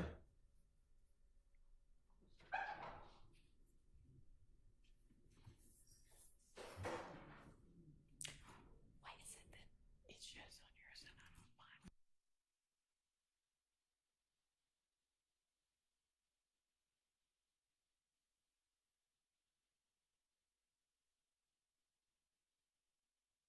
Okay.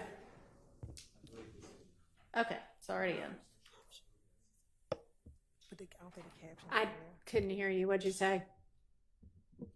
We believe that's in already. We agree. Okay, Mr. Steele, did you say something about Brutin? That's what I'm reading, but no, I said the same thing as Ms. Adams. Okay. I cannot be 100% sure, but I But believe y'all, it's. all right. Well, if several of you over there think it is, and y'all think it might be The caption may not be. okay. Any issue with the caption?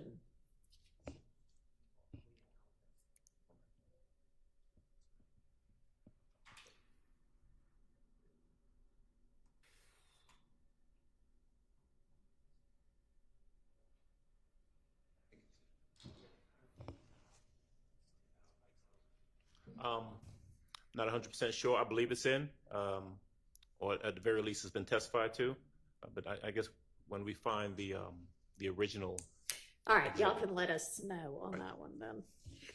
Judge, did we reserve on some of the 71 through 77 because we were going to check the order, Judge Glanville's order? I want to reserve on 74. Okay. Yeah, And- we did. We're gonna Okay. get the order and then come back to that. All right, thank you. Thank you.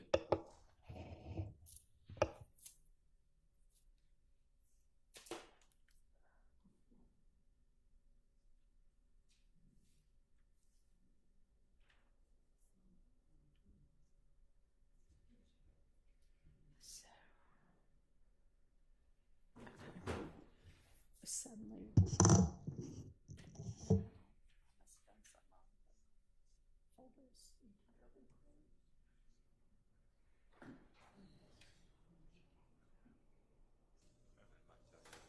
I've seen it.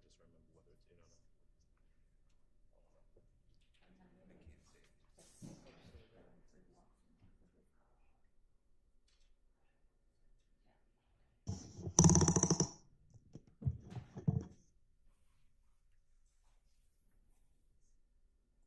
Sorry, y'all.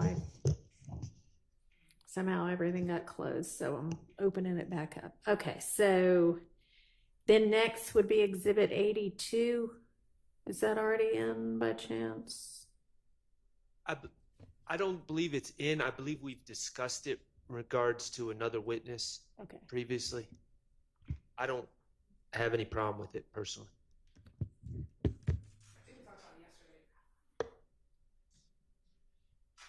I believe we talked about this I picture think we've yesterday. already dealt with this.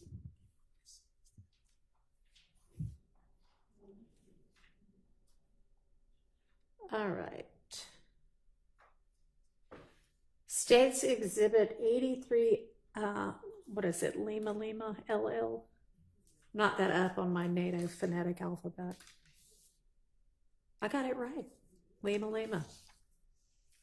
What is, I mean, I know what this is, but what does this have anything to do with? Your Honor, that is the, I believe that is the gun, yes. That is the gun that was found at the Dunbar Center with Mr. Copeland. All right, any issue on this? Not if there's an appropriate testimony to it. So no, I don't anticipate any issue. Okay. So I imagine, obviously, they'll have to establish that's what it was, but assuming that is established, that can come in. Bless you. Okay, and then 84 Lima Lima A. Any objection?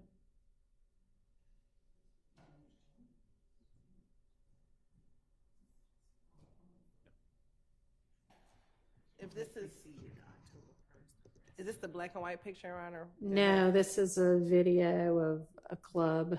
So this is, Your Honor, September 30th, so the night preceding the October 1st overact with Mr. Kendrick and Mr. Arnold, where Mr. Arnold gets into a fight at Magic City. This is a video of that. And that's also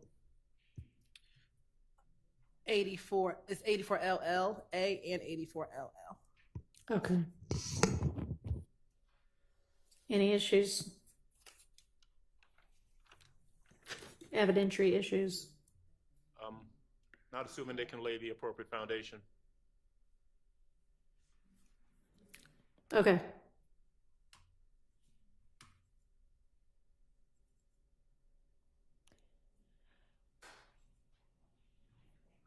So okay, LL is just a different view.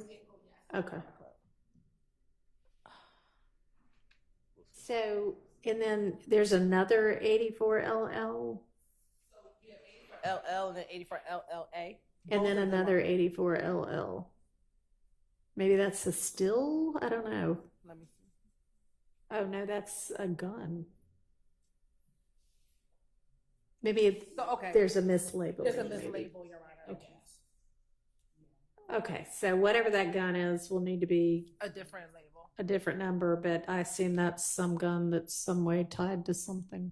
Yes, that's the gun, Your Honor, that was found on Quindarius Zachary when he was at the gas station. Right. That's it. Okay. Yes. Then we've got 85 through 90 LL. Any objection to any of those?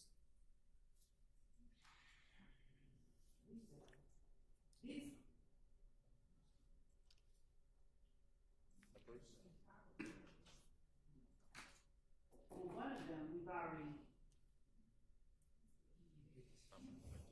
So 85 LL is the interview of Mr. Kendrick. Okay. Yeah, and we've already dealt with All the PowerPoint, which is 86. All right. 87 as well. We've dealt with 87 already? Yes. Okay. Oh, yeah, that's okay. We've not dealt with 88. 88. Any objection to 88? Evidentiary objection? I'm sure we'll be objecting to the commentary on this posting. Well, except for the ones by Mr. Stillwell, I suppose, because so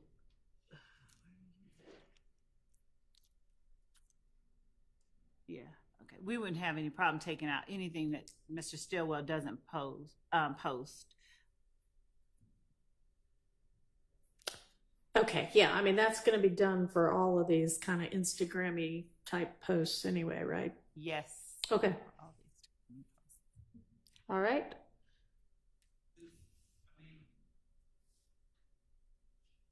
Yeah. If the state would educate me on the relevance of Mr. Stillwell's posting there. Okay. What so- they think it means, because I mean, All right. I'm not gleaning too much from it. Okay, there's a relevance objection. All right. So, Judge, we are alleging that Mr. Stillwell is a member of and a participant in a criminal street gang and a criminal enterprise known as YSL.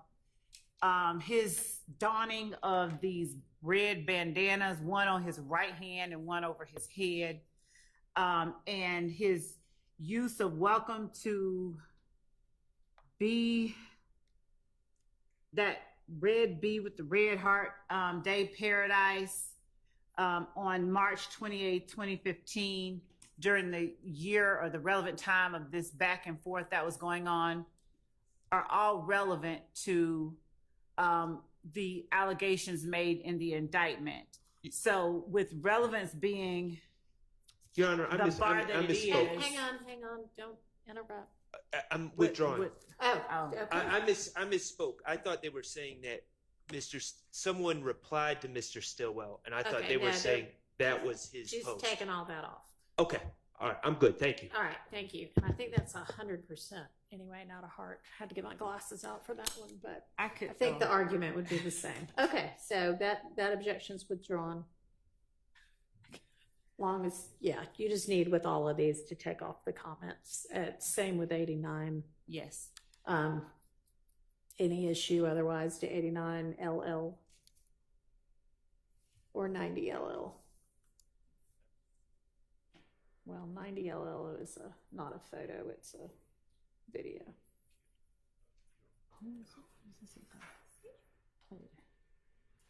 Any objection to either of those?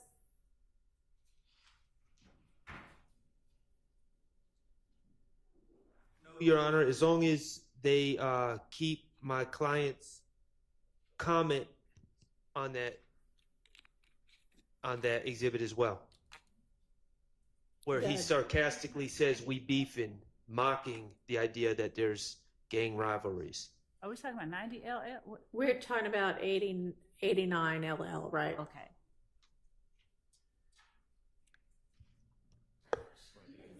I don't actually see that. He doesn't say his client says dripping through Cali with some real ends at Gotti with that red B. His client is not listed under the 6 comments that are going to be taken out. Is there like some comment later that isn't shown maybe? Because I don't see it on this. You're right. I think he's talking about, correct me, the first comment says at SB with the we beefing, but I don't think that that's Mr. Stillwell. That's the other person posting that she's beefing with him. What's going on is these comments are in dark blue on the black background, so I'm only seeing the white. So I'm seeing my client commenting we beefing, which obviously would be sarcastic. He's sitting next to his friend, but now I see the blue that Okoye having her way posted that. So yeah. Okay. All right. How about 90 LL? We'd be objecting to 90. I don't know what the relevance is of Okay. 90. All right. There's a relevance objection to 90 LL. And 403. And 403. Judge, I think it's best if we just play this one.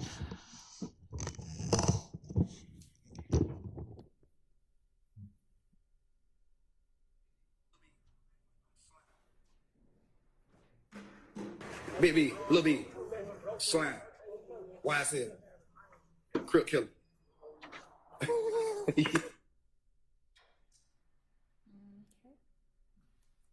That's Mr. Williams's voice. Based on? Directing. Let's not interrupt each other, please. Directing this child to throw up these gang signs. Okay. So that's what we. So are you going to have some kind of either somebody familiar with Mr. Williams' voice to say that's him or a voice analyst to say that's him? We would have someone that we believe is familiar enough with his voice to say that that's him. Okay, well, we'll see. behalf of Mr. Stillwell, we're going to ask for a limiting instruction, if that's admitted. All right, provide proposed one, please. On behalf of Mr. Williams, Your Honor, what is the import of this? So I understand it's prejudicial because a person may think that a young child using what I would consider gang language with their hand signs may be inappropriate. But why would this matter here? The lyrics are coming in. Mr. Williams is constantly changing the letter B to or letter C to a B. Like instead of Cleveland Avenue, Believeland Avenue, there's a whole bunch of lyrics that Judge Glanville let in. There are tattoos on Mr. Williams' body that has already come in that shows the letter B and alleged other supposed gang symbols. They have introduced, they being the court has admitted into evidence, exhibits showing things like a green snake or an emoji with a B on it. I just don't understand why the child is an important part of this mission to find the truth here. And Mr. Williams' voice, I find it to be wholly prejudicial, and I find the probative value to be scant. All right, let's hear from the state.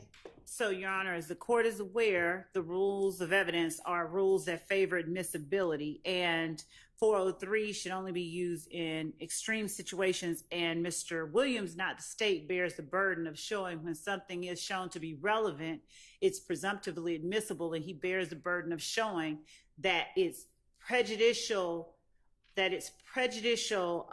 effect substantially outweighs its probative value. And Mr. Williams has said nothing about the prejudicial effect of this video with with Mr. Williams dictating to this child, throw up B, YSL, Crip Killer, which are all things that Mr. Williams has attempted to distance himself from throughout the entirety of this trial. He has asserted that all of this is, not real. All of this is, just a facade.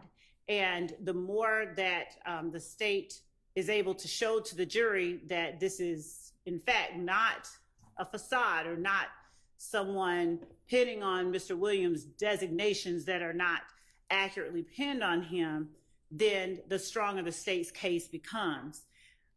So our argument is that Mr. Williams has in no way shown that this video is substantially more prejudicial than probative. All right. Your Honor, with respect to Mr. Huey, we would also chime in on the 105 instruction, but notwithstanding that, Your Honor, can you hear me, Judge? I can hear you. I don't think that's working, but I can hear you anyway.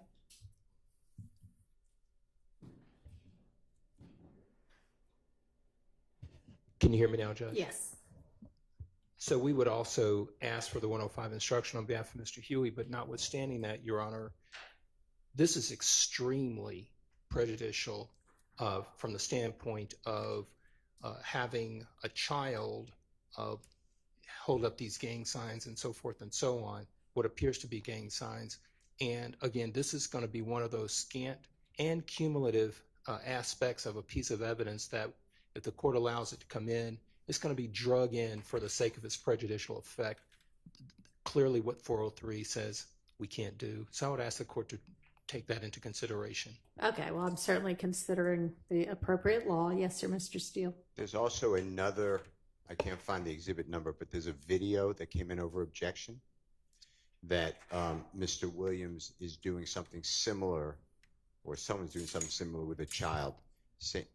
All right, why don't y'all get me that, and I'll consider whether there might be a cumulative issue here. But with regard to just 401, 403, it's certainly relevant, and I agree that it's prejudicial, which, case after case says most of the state's evidence is prejudicial against defendants. I don't think it's substantially more prejudicial than probative, considering part of the conspiracy they allege is preserving, protecting, and enhancing the reputation, power, and territory of the enterprise by the posting of messages, images, videos, and songs demonstrating alignment to the enterprise and a willingness to engage in violence on its behalf. I mean, it's wildly probative to that. And Your Honor, we're also going to ask for a Rule 105 instruction on behalf of Mr. Kendrick, and we echo the comments made by the others. Okay. Yes, ma'am. We don't believe that a 105 instruction on this type of evidence is appropriate. It's not a testimonial piece of evidence, a testimonial statement. So we would ask that a 105 instruction not be given in instances where this is the evidence being presented. And we would also submit that Jeffery Williams is alleged to be the leader of this gang, and in having or directing this child and other children to do things like he's doing, he is, in effect, he's starting early and starting young. That is part of the state's theory in this case, that this gang recruits young children, and this is what it ends up being.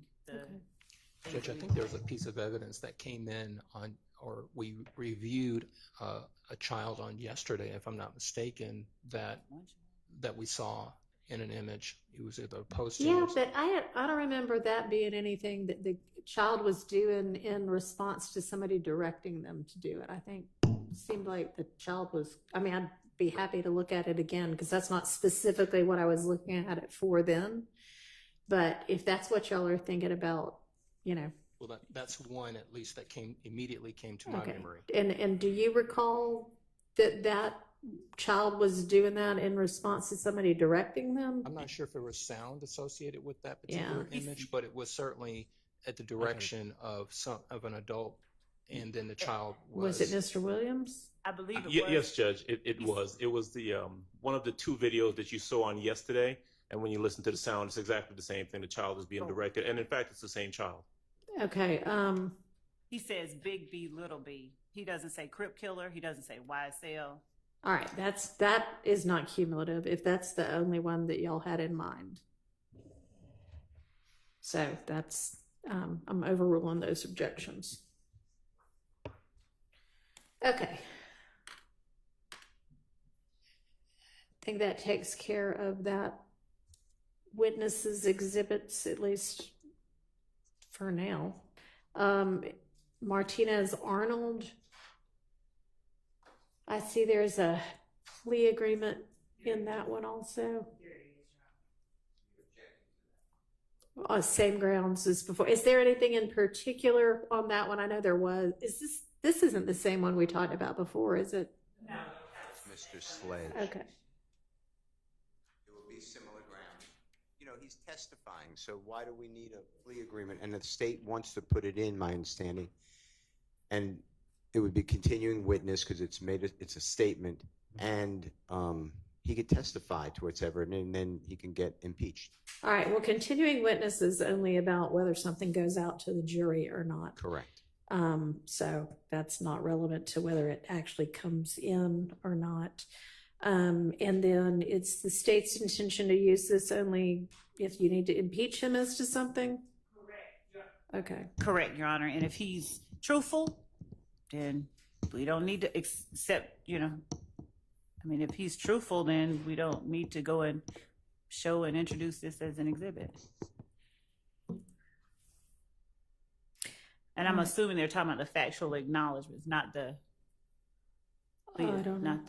conviction itself. I don't know. Let's find out. Are you talking about the factual acknowledgments? I am talking about the factual acknowledgement, and then there would have to be a proper purpose for the guilty plea, which there could be one, but I didn't hear it yet. All right. Is there anything about the factual acknowledgments here? Like, I know that last one y'all were saying, I don't think this person has any firsthand knowledge. Is there anything like that I need to look at in particular? Okay. All right. And so for these people, you just intend to have them admit they pled guilty? Okay. So this wouldn't be relevant at all unless they say, no, I didn't, or no, I never asserted Right, that fact, or so- this would be So right, or that he was forced, or he didn't Right. know what he was doing. right. I think the certified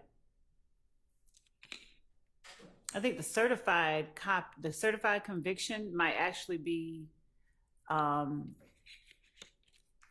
proper evidence. I need to think about that. But as far as the other stuff that they're talking about, yeah, and you can certainly, I guess, tender that if you want to. yeah. But Normally- the other information is only, as we said earlier, if someone isn't truthful on the stand. Right. Okay. Thank you. All right. The next item in there, I can't open, so I don't know what that is, but if y'all can open it and you know what it is and don't have an objection, then it doesn't matter that I can't open it. Your Honor, we're talking about the third one down? I was talking about the second one down because I don't know what that is. The one labeled like NT Fulton CODA and then some numbers. Oh, okay. Don't know why I can't open it, but we've already reviewed that one. Or no?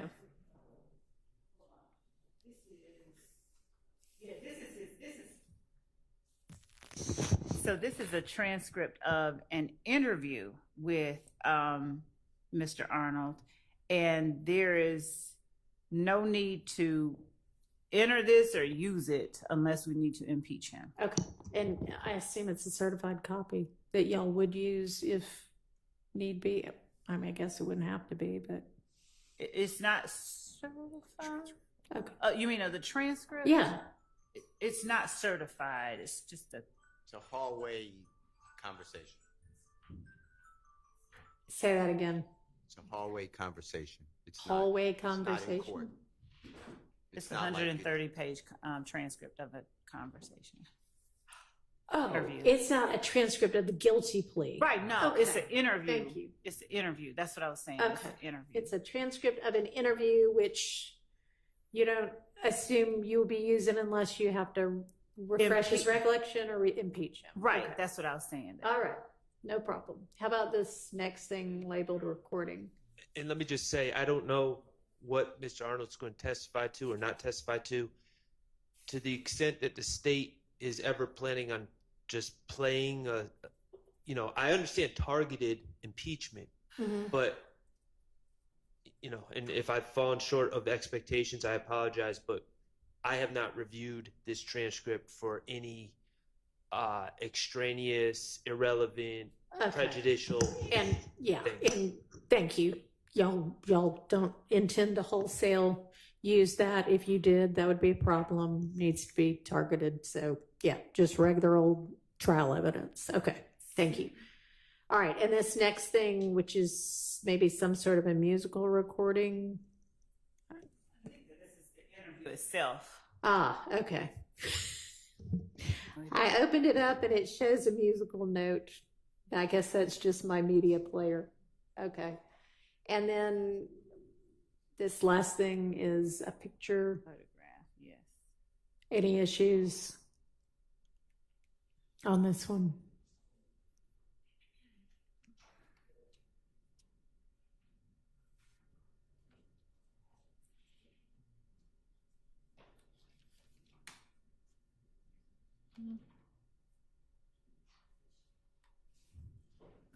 No?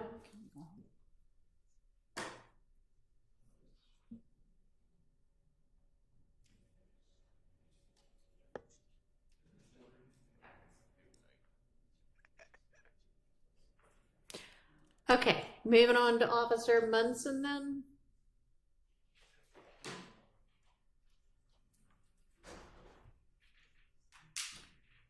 Looks like there's another set of crime scene pictures, maybe. And a crime scene report.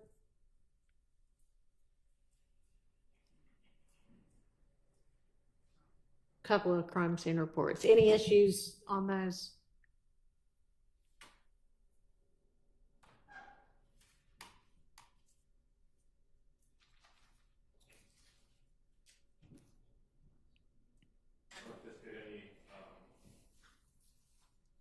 anticipate any issues with the crime scene photos. Okay, thank you.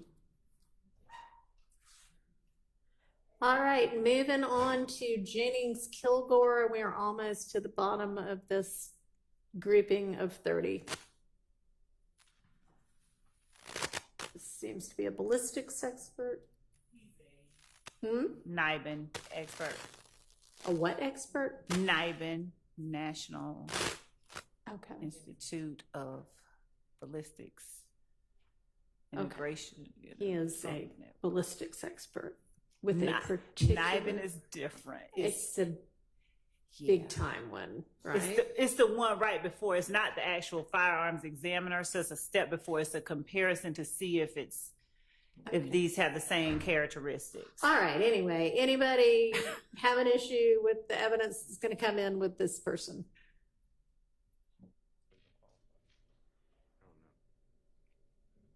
I'm sorry. What is this?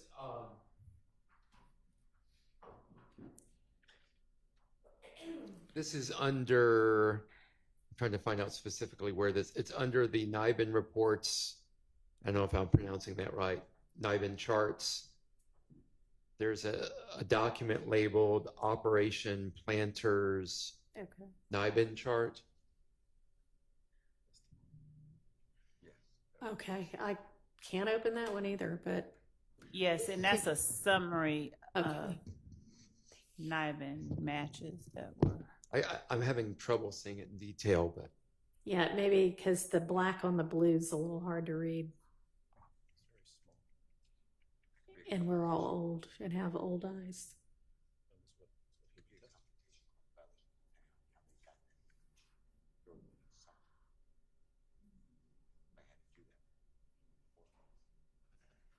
So is the question just kind of like, what does that say? what is that? Okay.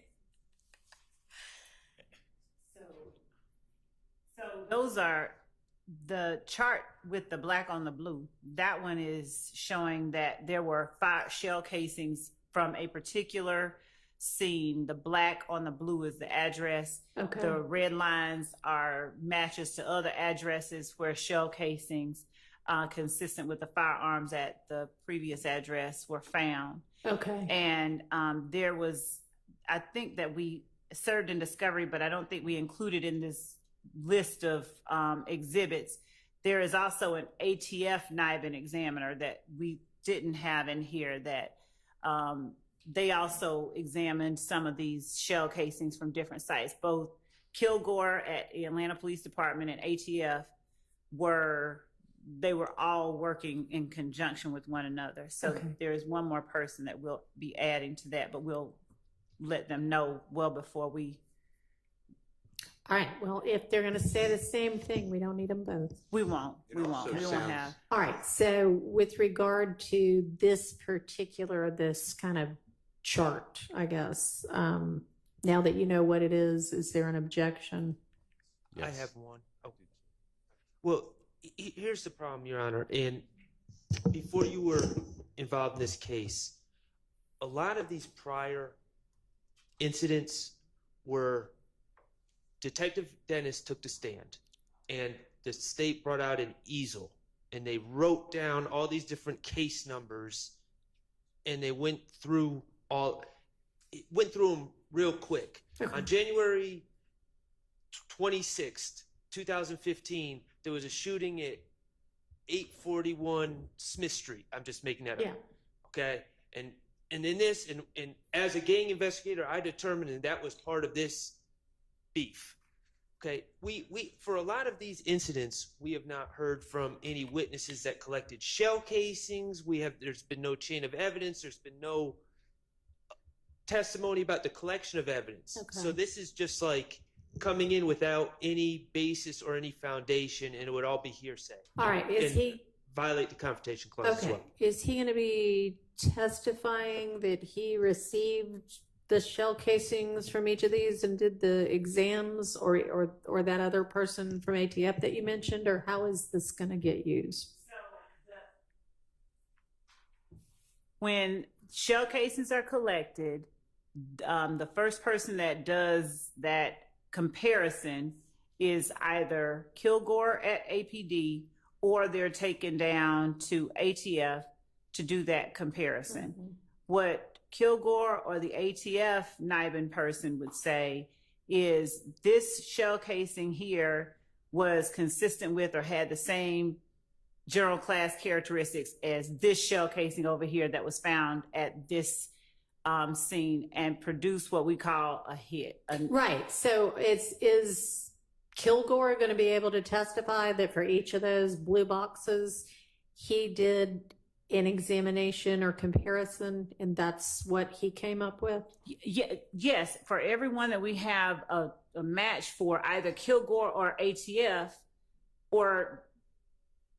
Kilgore or ATF did that initial NIBIN comparison. I'm not sure what the objection is. If we're not going to have him talking about something somebody else did.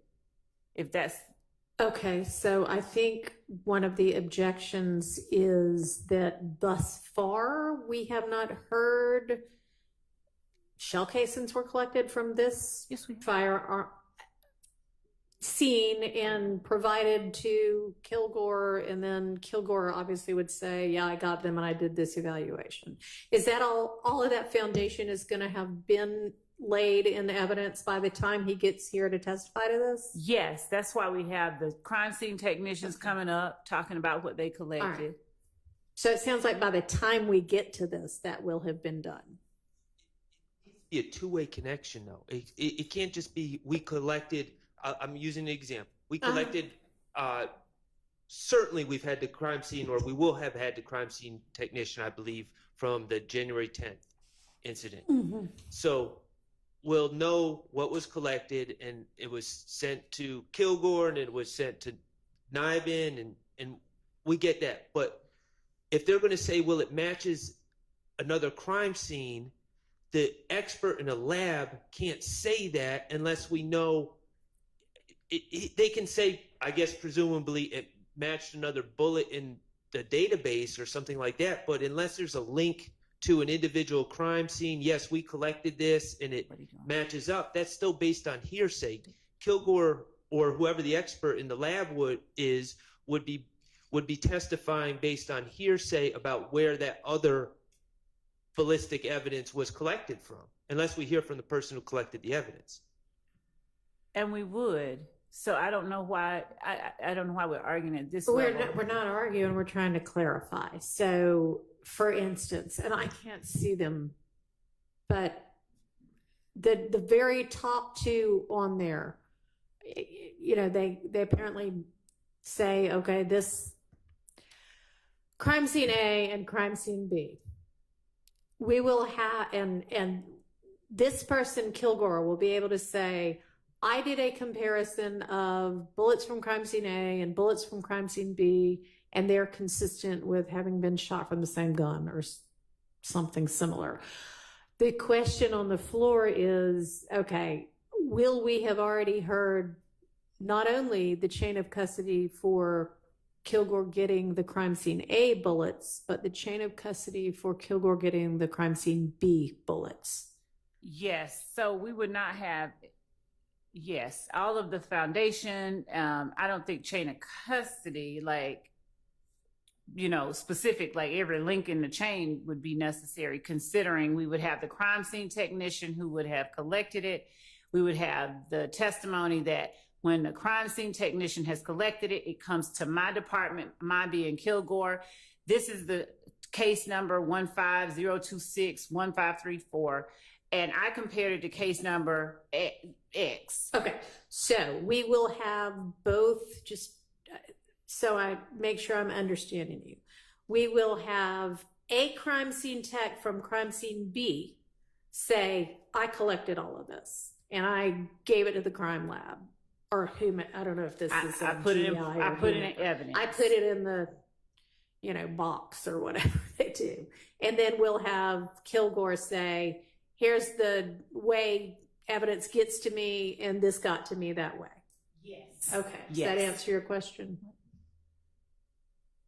I mean, I guess it's yet to be determined whether we will hear all of that evidence, but the objection is going to be, if we don't hear all of that evidence, he can't testify to this. So do you understand that? I'm sorry, Judge. The objection is that if we don't hear the foundation that is both crime scene A tech giving the evidence to Kilgore and crime scene B tech collecting and giving the evidence to Kilgore, and then Kilgore saying, I got them both in the regular course and I compared them, here's my conclusion, that there's going to be an objection that he can't testify about crime scene B. And to make certain, looking at the witnesses that we had initially put up, what we can do is add the 10 witnesses from each of those crime scenes that are on this list to make certain that we have each of those links included as Sounds evidence. like that's going to have to happen. Now, it does not need to be, I don't think, a whole as if this were the crime on trial. It would just be, it can just be, I'm witness number 1 through 10 that I'm adding on. I collected this one. I went to this crime scene at this date. I collected this evidence. I gave it to whomever. Right. Which should take 10 minutes. Okay. All right. She plans to now do all of that. Unless y'all want to stipulate that those bullets got to the crime lab in the normal course from whatever crime scene, which I don't see happening. So, okay.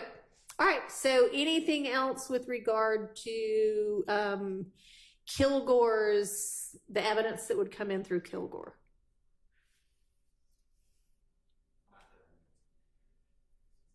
All right.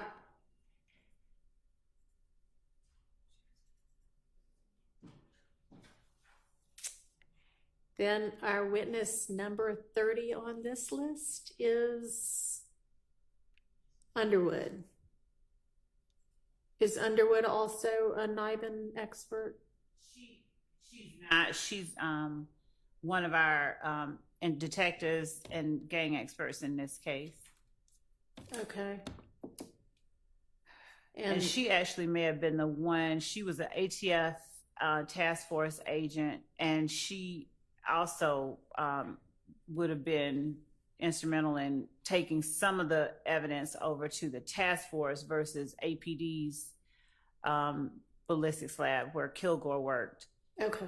To have it tested over there. Okay. Any issues with her evidence?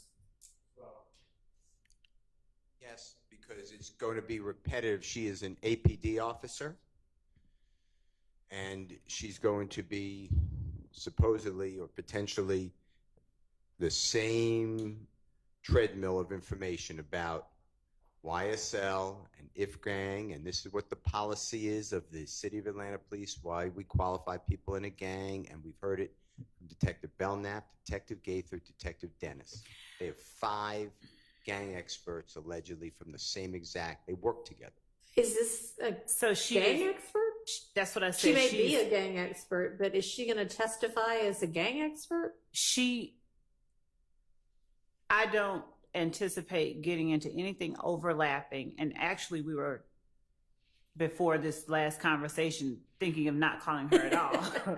But, okay, so she would be chain of custody only? Some chain of custody. And at this point, I don't anticipate calling her as another expert. But as far as the gang experts are concerned, Your Honor, I just point out that what we've done is announce to the court and to each of the defendants that our gang experts would not be talking about overlapping pieces of information. Every expert was talking about a different point in time as to their knowledge.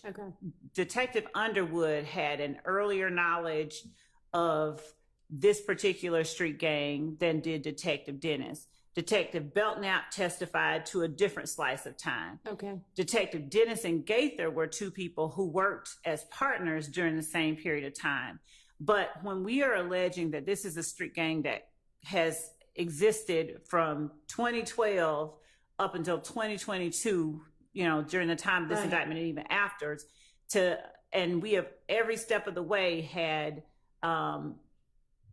cross-examination questions and the rebuttal assertion that this is not a gang, this is just a music label, and none of what you see really amounts to what the state is saying, to have gang experts who have an expertise in particular cuts of time that the gang existed is not cumulative. And the very fact that some of what they say overlaps doesn't in any way make what they're testifying about so cumulative. I understand. All right, so has this person already testified as a gang expert? She's not. She's just been qualified as one. Okay, so you do not anticipate having her testify in her gang expertise role just as custodian of whatever this evidence and getting it from one place to another then, is that right? At this point, like we said, at first we were, and then we were like.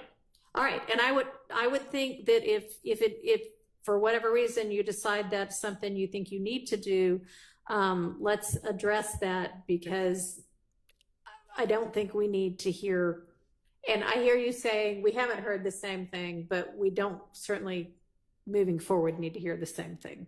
So, okay, that's clear. Thank you. Your Honor, as the state is announcing that she's just going to be, Investigator Underwood is just going to be a kind of custodian of or transferring evidence from one place to another, I assume that the operation planner's NIBIN chart and the operation planner's NIBIN leads new chart will not be introduced through her? Well, none of it's the same or substantially similar to what will be introduced through Kilgore. I agree. I just noticed that in the folder. Yeah, I mean, they do.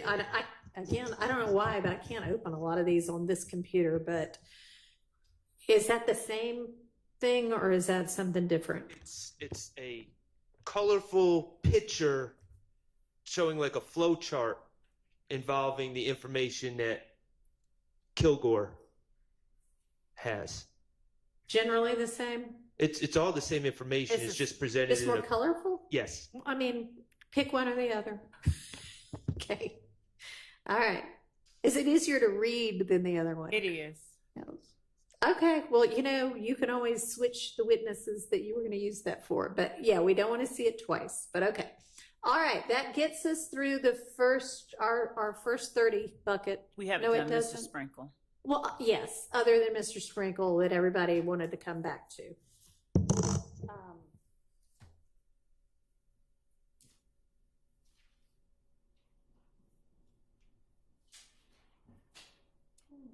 right. Trying to just look back through at things we need to revisit or visit for the first time.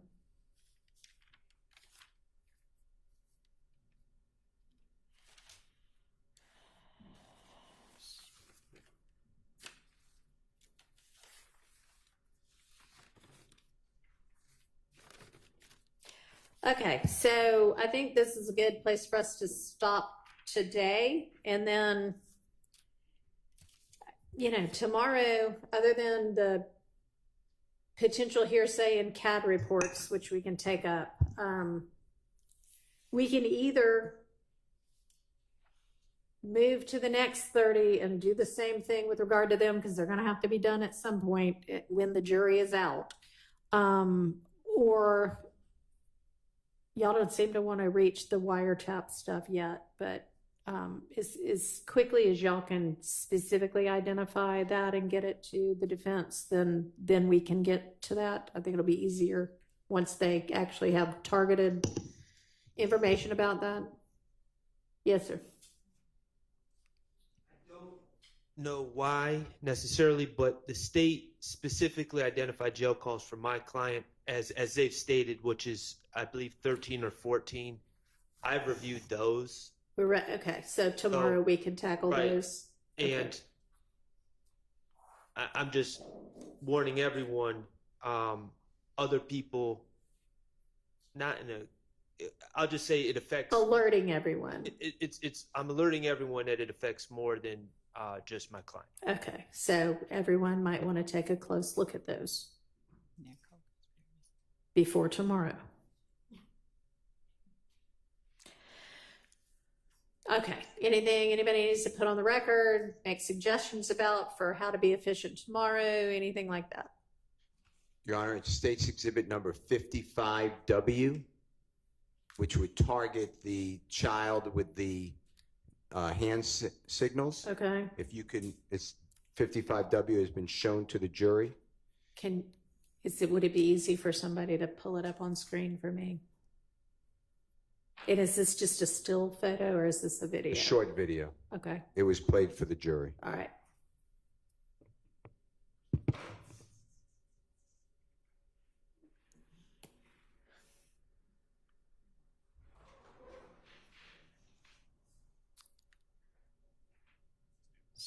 Is Mr. Kokomo going to play that for us, or is he? I don't see him anymore. I think the state's going to try to find it.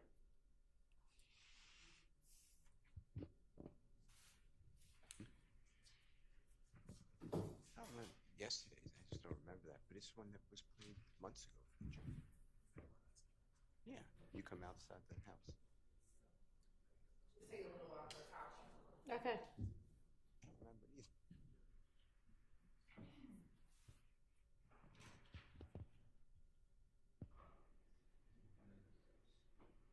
I have another matter while the state is helping us. Can I just tell you a case? Mm-hmm. Okay.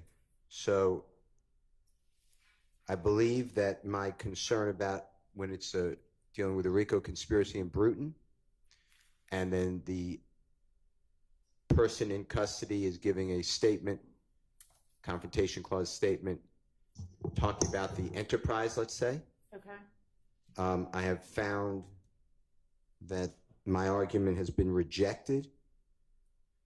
And this is the 11th Circuit, United States versus Espinoza, ESPINOZA. It's 635 Fed, FED period, APPX 739. It's in Division B as in Barry. And it's 11th Circuit, 2015. And the 11th Circuit found that we reject the defendant's argument that because the confessional statements may be proof that a RICO enterprise existed, which is a necessary element of the RICO conspiracy charge against both defendants, the statements trigger a confrontation right under Brutin. If the defendants were correct, then any incriminating statement made by one non-testifying co-conspirator would be inadmissible against the other, whether or not the statement facially incriminated the other co-defendant. Brutin's narrow exception to the general rule of admissibility does not extend this far. That's what I found.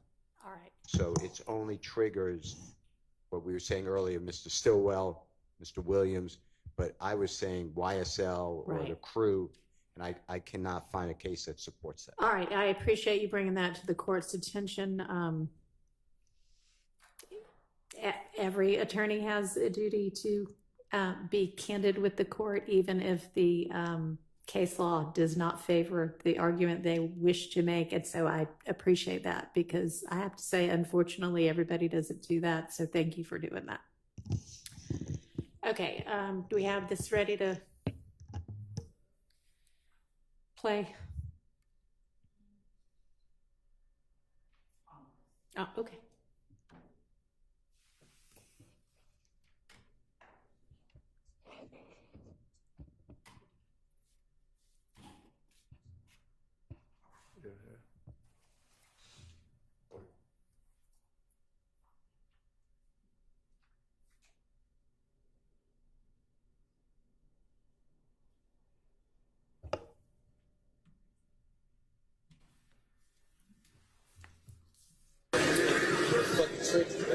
YSL, man. What you doing?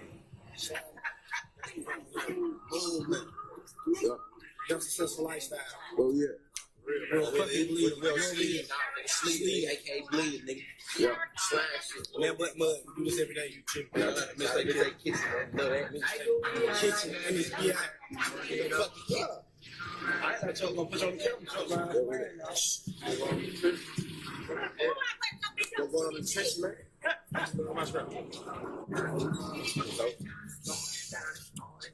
Yeah. I didn't have baby. Throw it up, baby. Throw it up, baby. Nigga, I want to give a special shout out to the man. Throw it to my niggas, master. Watch your nose. Watch your nose. Watch your nose. Yeah. Big B.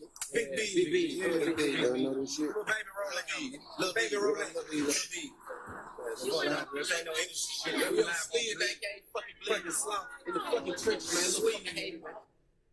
Yeah, that's actually the one I was thinking about. I mean, that child starts doing all that stuff unprompted and then maybe gets encouraged to do a little bit more, but I don't think that that shows the same thing as the other piece of evidence that we were talking about. So thanks, but my ruling stands on that. Can we have a continuing objection if I need? You may. All right, I'll see everybody at 9 in the morning. Judge, yes. One thing we did reserve, if you recall, waiting for the order from Judge Glanville on witness number 26, that's Dennis, particularly number 74. We can deal with that tomorrow easily, though. Great. Dennis, number 74.